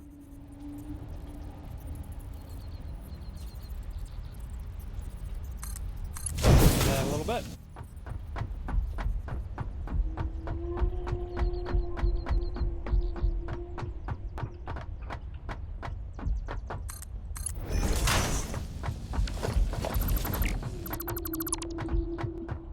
Okay.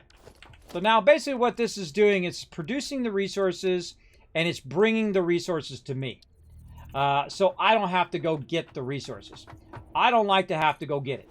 I like it to bring it to me. And so I'm going to go ahead and put one down there. And then we'll go ahead and bring the rest of those plates into there. And then the same thing here in the front. Make just a... Oh, we don't have enough... we don't have enough iron rods. But now we're getting tons of it. We're just making tons and tons of it. You can see we got a ton of extra stuff. And so it'll run for an hour, 2 hours, however long my my power is going to run. Now later on you can get labels, but I don't use labels. You know what I do? I use a visual style, where I run that out, and eventually when those plates make their way all the way over here, and it'll take a minute. You see it's still going because it goes real slow. But eventually those plates will make it here, and then they'll pop out of the front, and I can see that those are plates. Next to plates are going to be my rods right over here. And then on this side, I'm actually going to probably put my concrete. You can also go ahead and run against this here and pick up a bunch of plates. As I'm running back.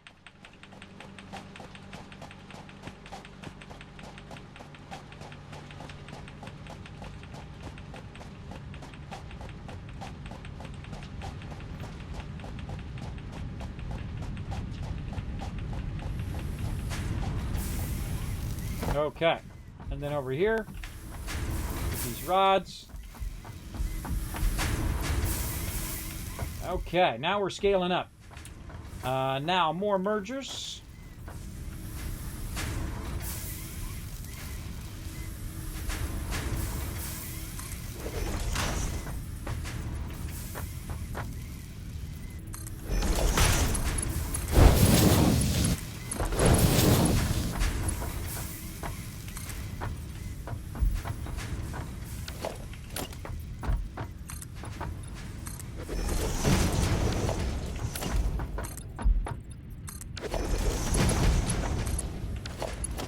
I'm going to kind of be thinking toward the future of when I add a bunch more of these in here. So I'm going to go ahead and bring it forward just a bit.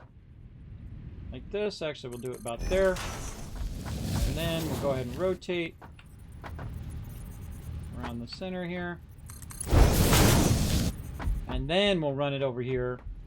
Now, we've got a problem of that it actually needs to run on the other side. So we can go ahead and lift it up. And then we can go ahead and try to bring it down and rotate it. And we'll run it along this part here. Actually, let's run it even closer. Let's move this right over next to it. So we can go ahead and just do the conveyor pole first. And then have this run down in there. Now your biggest problem is going to be clipping, right? So if you don't want that to clip, you need to kind of backwards engineer how this is going to go. Oh boy, big storm coming in. And so you go up like this and then rotate. Or actually, I should have rotated first. Rotate. Now, one of the problems, sometimes it won't let you rotate what you're doing. See, and then it's like belt is too steep and whatnot. So you need to push this forward just a bit.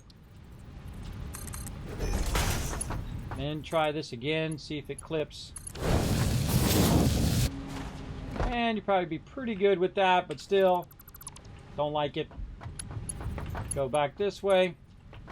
Again, this is more cosmetic than anything else, everybody. This is more for your well-being than anything else. Let's take out this middle part here. Bring this back. Let's line those up. Let's go back by 2. Let's bring this up. Go ahead and angle that. Angle this. Oh, this is going in the wrong direction too. We need to have it go that way. There we go. And then this over here, and then you got a nice 90, then you reconnect this across here. Try to connect it across there. There we go. There we go. Over and under. And then we can just go ahead and do the same thing we're doing over here. I like to line up the poles. That's just me. My crazy ideas.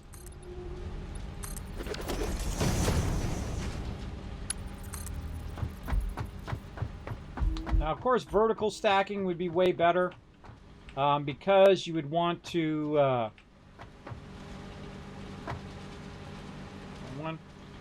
because eventually you'd want to vertical stacking is going to make it a lot easier. See, it's actually angling, so I just angled the both with each other. It's going to be easier because it's going to take up less space. So eventually we'll come back and vertical stack it. We don't have our stacking poles yet. So again, we'll just kind of run these in tandem. Oh, we need more plates. I know right where to get them from. Right in here. There we go. And then we go ahead, again, run this across.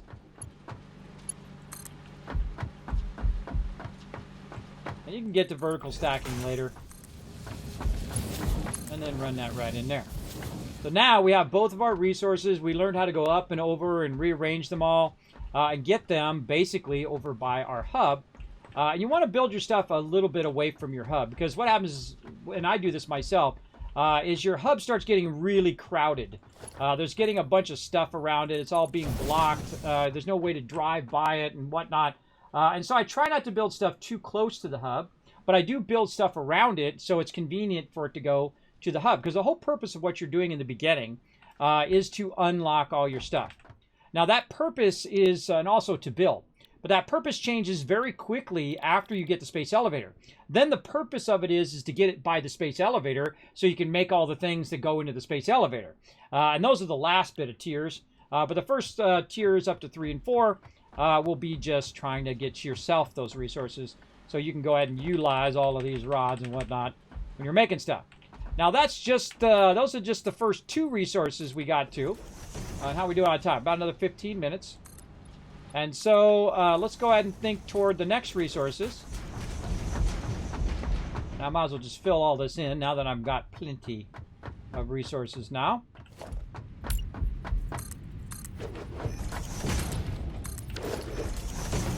Okay. And so now I need to think to, how am I going to manage my power? How am I going to get to the power and work the power? And, you know, whenever the power goes off, how am I going to go and do it? Well, I have to go all the way down every single time I want to do that power. What I really want to do is bring the power up here, and then my production of that power up here by the hub. Because where am I going to be at a lot of the time is at the hub. So that's really where you want to have your kind of power production and whatnot. And again, we're trying to just separate these. Now, do I need these to be in a big, wide, open up glass thing? No. I could actually do like this, and then I could go ahead and put another level right above it, and then run some more up above it. And then another level, and just keep going vertically as tall as I want to go, right? And it'd just be a skinny little area that goes on for a really long space, or goes very high. I just keep re-adding and re-adding that stuff as you go. Which I think is a really great way of building, because it's minimized, it's close by your base, it's all in one place where you're not running all over the place. The big problem with building at the node is that you're running out to stuff all the time. You're running over here, you're running over there, you're getting this thing and that thing and this and over there. You're always doing that all the time. And eventually what you'd want is have is your hub and your space elevator right next to each other. And then you're running all of the resources toward the hub and the space elevator. And then, of course, also eventually your awesome train station, which would be based right there next to your hub as well. And that's why I built way up here, because this is the train level. And that's why I built it very early on, so that we're all kind of on the same page as to where I'm going. And, of course, we are cranking out some resources. So that's good. Now, we got about 15 minutes left here, or 10 minutes left. So we're going to go ahead and let that run. I'm going to go check my power down here. And we're going to let that run for a bit. Now this will run as long as it possibly can until it runs out of power.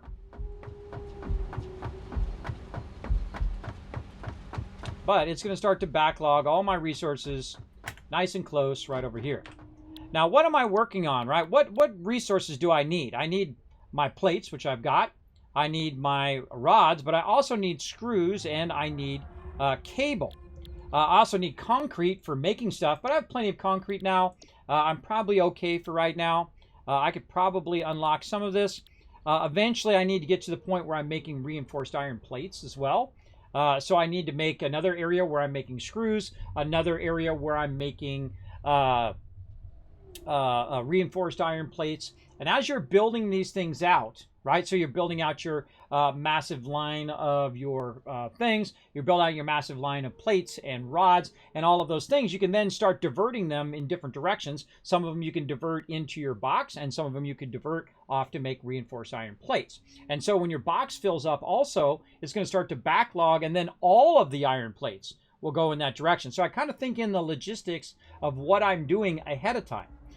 So when I go in to do my reinforced iron plates in another factory nearby where I'm doing all the rest of that stuff, or in this case to do screws, it'll be fine. So one of the things will be screws. So let's go back real quick and let's go ahead and work on screws. I think we might have enough time to get that going on. And if I suddenly go offline, everybody, there's a big, gigantic storm outside right now. Now, while I'm running back, the best thing to do is to do a battle. Let's go. To battle! All right, I gave you guys a little power boost there, a little range boost. I'm going to run back over here and start working on my screws.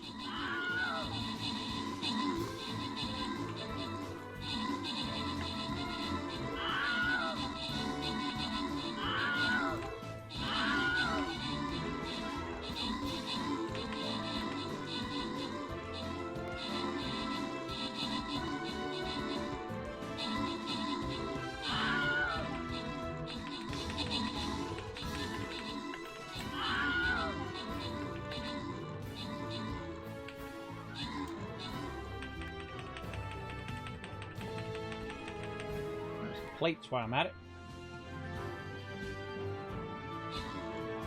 How we doing? Ooh, looking close. 25 to 31. Do we got the juice? Oh, we got some epics in there. Olaf using his epic. Instagram using his epic. Oh, this is a close one. Close one. Oh, I think we got this. Oh, look at that artillery coming in. Boom! Oh, why does it always end up right behind me, everybody? I mean, you got that whole entire part of the screen. The only part that I'm at is in this little tiny part over here. And for some reason, it ends up right behind me every time. Or at least a lot of the time. Crafty, Olaf, Rotisserie, and Ems all getting some love. And Techno again coming in, blowing it up with a 35 kills, MVP. And oh, that's actually 801. That was 801 boss kills there. Let's see. I feel like we could do some more. Look, we could hit a green one there. And then we could hit this one maybe. And then up. And then more loot down. All right, right down the middle. Let's go. Let's get you guys some more loot. Oh, right here. Right here for sure. Oh, he's still on cooldown. 8 minutes. Oh, well. Well, let's get right here anyway. We'll try to run in there and wipe these guys out. He's real close, so you can take these guys out, probably take these guys out and turn around, and then blast the rest of those.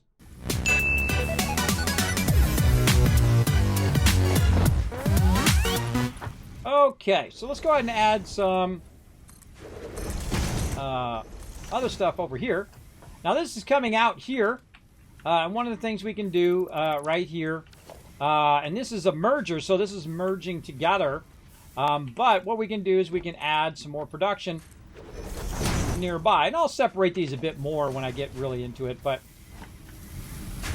just to get you a general idea of how easy it is to just go from one thing to the next thing to the next thing, is you can just go ahead and put down more constructors over here. And then I can actually run this out. Now, it's actually, because it's a merger, it's not going to run out of this one. And I don't really want to run out of that one. What I want it to do is I want to split it when it comes out of here. I want some of it to go to the box and then some of it to recycle back into the chain. Right? So I'm going to go ahead and put a splitter right after this one. Right here, if I can get it going in the right direction. There we go. And that one going here. I'm going to run the splitter out this way and let that one connect into there. And then I'm going to go ahead and lift this up and run it back in the other direction. The reason why I'm going to do that is so that I can use the kind of formation that I've already got here, and then use a splitter over here. Now, it doesn't have to be 100% efficient every single time, everybody. You can make it that way if you want. Oh, we should use our lifters. You can make it that way you want. It's really up to you. But I don't really worry about too much efficiency too early on. Because it's ever-changing. And so if you're constantly spending a lot of time merging and splitting and merging and splitting and really trying to make the numbers perfect, you're really wasting your time in the long run, because later on you're going to upgrade it. You're going to have to redo the whole thing anyway down the road. Grab some of these plates. About that. All right. And so now what we're going to do is, actually I should turn that splitter the other way. Let's go ahead and, I thought I got some plates. the heck? Plates vanished.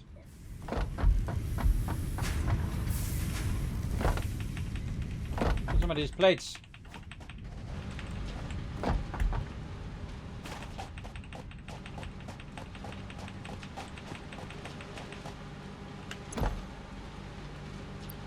Really, that was 8 plates? That seemed like a lot more than 8. There's definitely something funky going on there.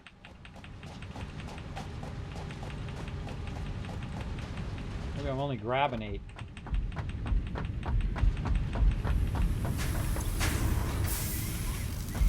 I only picked up 4 that whole time, and that whole long thing, it was only 4. Seems sketchy to me. Alright, whatever. We'll do what we gotta do. Seems pretty suspect. Turn it that way. There we go. Take these out. Take the lifter out. Down here first. There we go. Alright, and then we'll go ahead and put this one over here.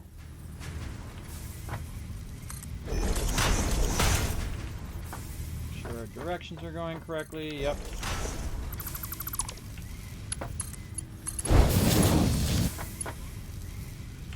Not enough plates.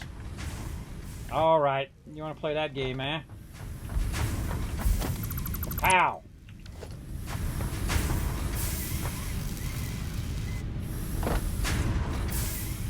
Take it out, get my plates back.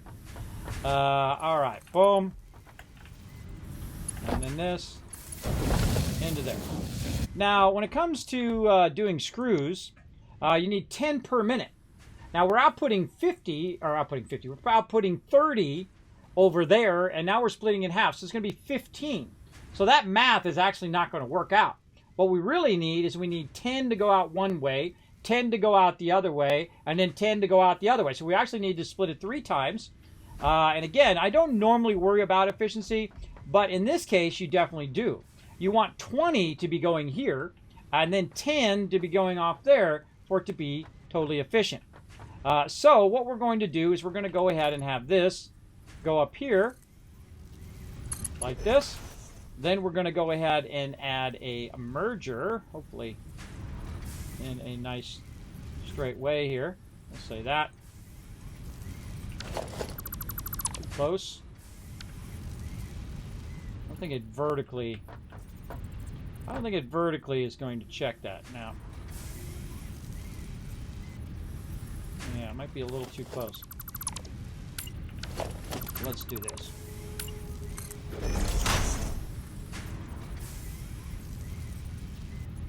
No, it's going to be a merger.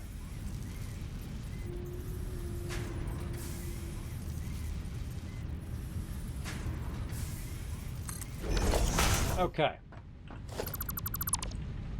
So, what we're going to do is we're going to double lift. So we're going to lift this one, and we're going to run it into this merger.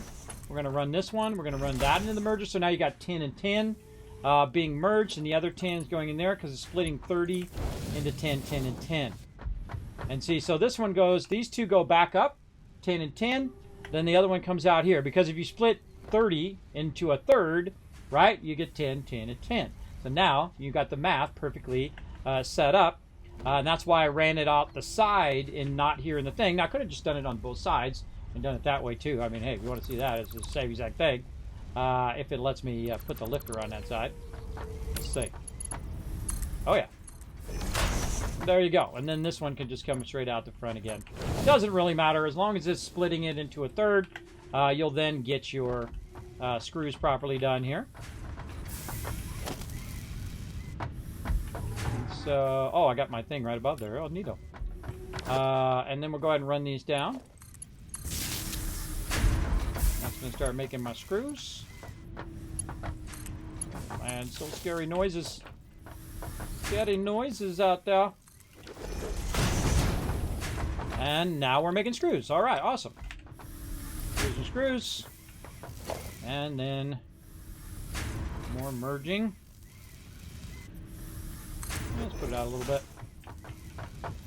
I like it to be out a little bit just so I can see if it's actually working. Right, if I can see screws coming out of there, then I know it's working. But you could, in theory... Oops, that's just a little off there. But you could, in theory, put it really close, because it'll still work. Just, again, makes it more tough. Dang, that storm is, like, nuts. If I get that lined up a little better this time. There we go. Okay, so now we got our screws merging together. Now, if I don't see some screws coming out of there, I know I forgot something. There's something I forgot, and that is the ability to take this out and put that back in again. Okay? Now I know it's going to work, because I want to see that coming out. If I don't see that coming out on that side, I know there's something going on. And I can see it's going in there now, and there we go. Off and running. Now we need to do the same thing again. We want to go ahead and get our stuff going on here. Now I'm just going to start this off right like this. And then I'm going to go ahead and do some fun stuff over here. Let's see. Maybe over here. And go ahead and put down our lifter. There.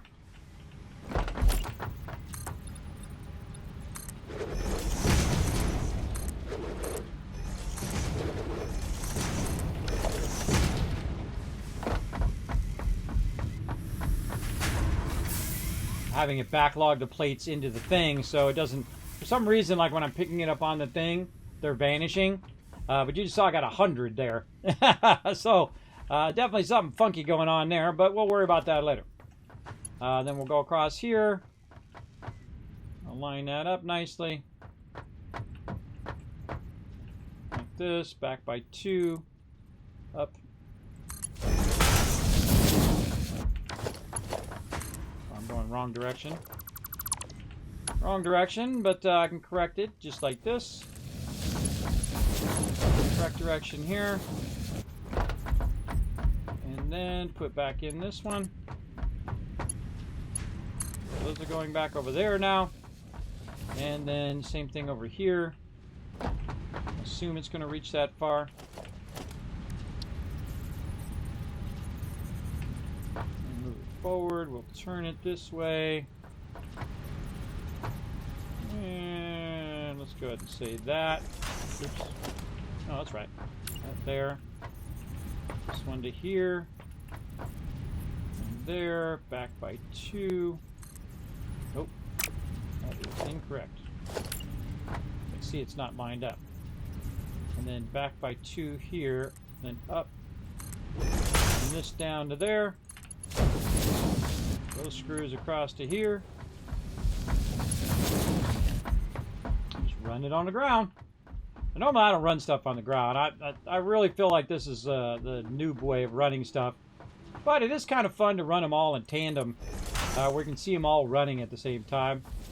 That's pretty fun. And then again, we'll go ahead and just put this nice little corner in there.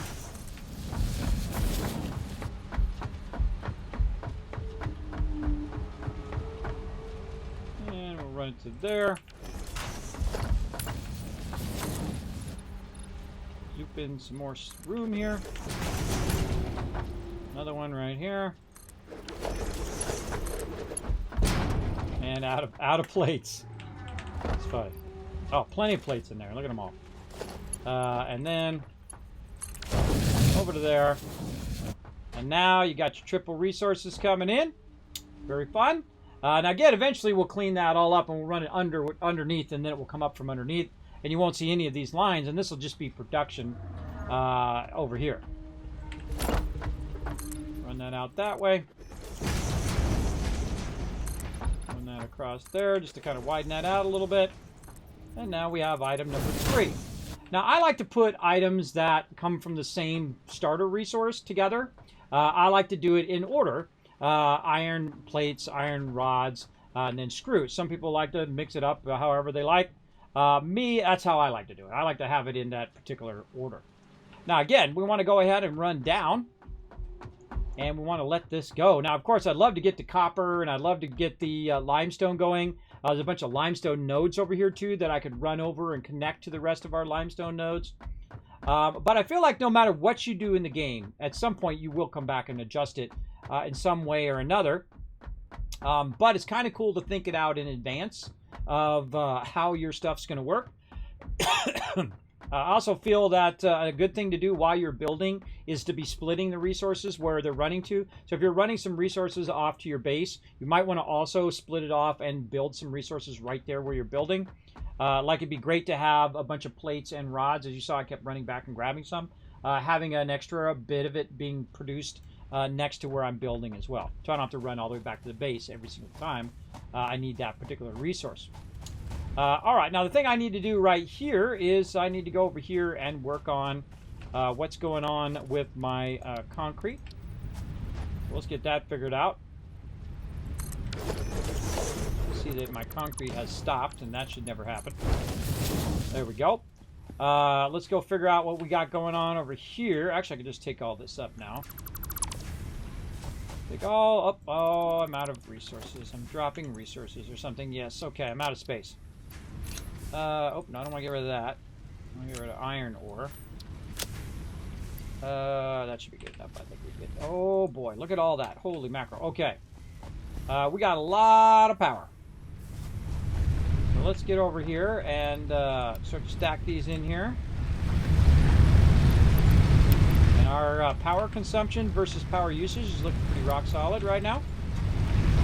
We have it basically building all of the things that we really needed to build right now. And again, 200 of this is 4 per minute. Hey, Siri, what's 200 divided by 4? 200 divided by 4 is 50. 50 minutes. So that's going to run for an hour. All of that stuff's going to run for an hour. And just keep running and running and running. And there's nothing I need to do. I can log out right now, come back in an hour. We've got tons of resources everywhere. And sometimes that's how I'll play. I'll build up a bunch of stuff, AFK, come back, and let it run. When you're playing solo play, it actually doesn't kick you from the game. The server, I think it does after a certain amount of time. I forget what I set it to. But the server will kick you eventually. I think it does. I can't remember. But you can just play the solo game and just leave your game running. So if you are playing a solo game, you're not playing on a server, just let it run. Go have dinner, come back in an hour, and bam! You got tons of resources. You're ready to rock. Big time. Let's go run up here. Now, another thing I don't like to do is log out in other people's way. I feel like the best place to log out is inside the hub itself.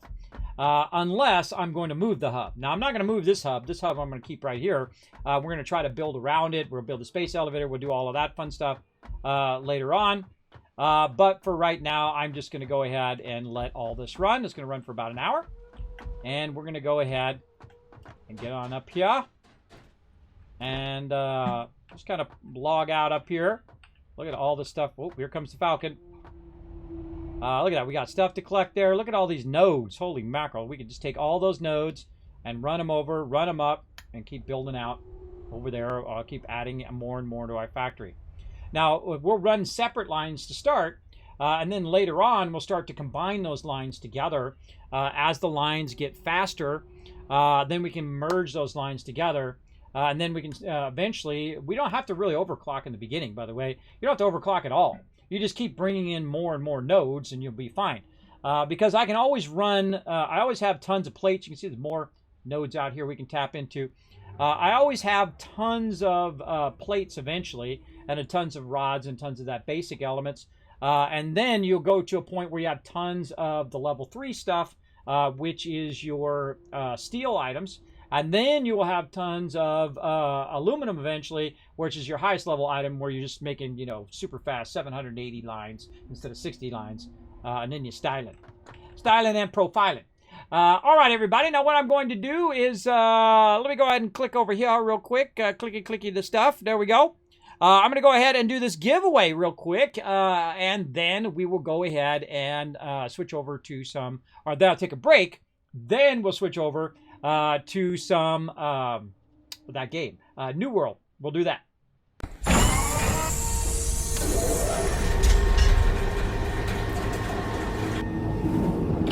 All right, everybody, here we go. Get ready in the chat. You must be present to win in 3, 2, 1. Boom! You're the winner. Winner, chicken dinner.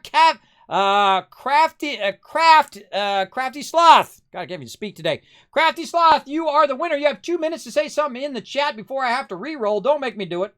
Don't make me re-roll. I don't want to. I want to give it to you. I want to give it to you for being awesome. You won with a 4% chance of winning, too. That's pretty impressive. That is very, very impressive right there. So go ahead and say something in the chat. Now, while you're waiting, everybody, let's see some GGs in the chat. More GGs I see in the chat, the more Kiz Caps I'm going to give you guys for the next giveaway. So show that love. Be a good sport about the giveaways. Everybody, I got so much stuff to give away. I got an incredible amount of stuff to give away. So settle in. We're going to be going all night long. We're going to be having a great time. We'll be hanging around my crew. We're going to be doing the winter event for New World. Just having a great time. I don't know about you, but I'm having a great time. Oh, I am her. You are her, huh? You are here. All right, Crafty. Here's what you want to do. I'm going to say hiya in the chat. You go ahead and find my name. Boop, right there. You're going to go ahead and click on my name, and you're going to whisper me here on Twitch, and you're going to say, Kismet, I won the random game giveaway. Where my code at? And in a day, 2 days, 5 days, whenever I get a chance, usually probably on Fridays, I will go ahead and send those random codes out. Now remember, tomorrow I'm going to be giving away Fallout 76, the Deluxe Edition, as well as going to be giving away more giveaways right after this. So don't worry. If you missed the giveaway, I'm going to start another one right now. So let's go ahead and mark that one as complete. I'm going to go ahead and start another one. Right over here. Bow. And here you go.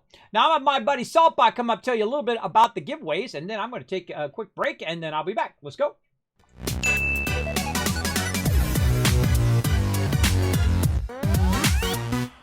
All right, Saltbot, tell them all about it. Let's go.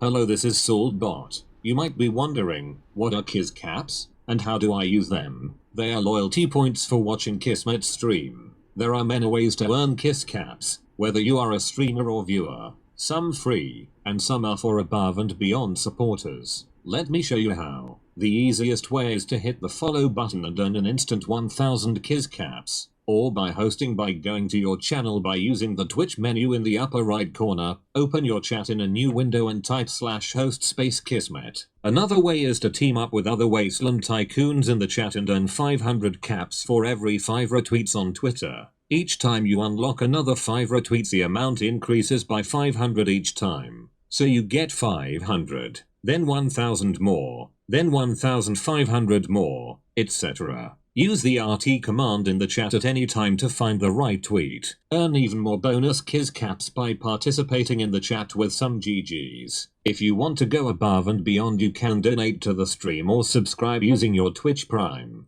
Or choose one of the 3 levels of sub support. This will get you instant and 5000 Kiz Caps, plus Kismet emotes. Earn 3 times Kiz Caps just for hanging out in the stream and 3 times the chance of winning contests and giveaways. Let us talk about how to enter Kismet's giveaway. First, type !loot in the chat to check how many Kiz Caps you have. Remember that each ticket costs 10 Kiz Caps. You are now ready to enter the giveaway. Type !ticket, then add a space and type the number 1. Everyone gets a free ticket and a chance to win. If you would like to buy more tickets and increase your chance to win, you can buy more, like 10, 1000, up to 10,000 tickets per giveaway if you have enough Kiz Caps built up. Thank you for being an amazing part of the stream and good luck.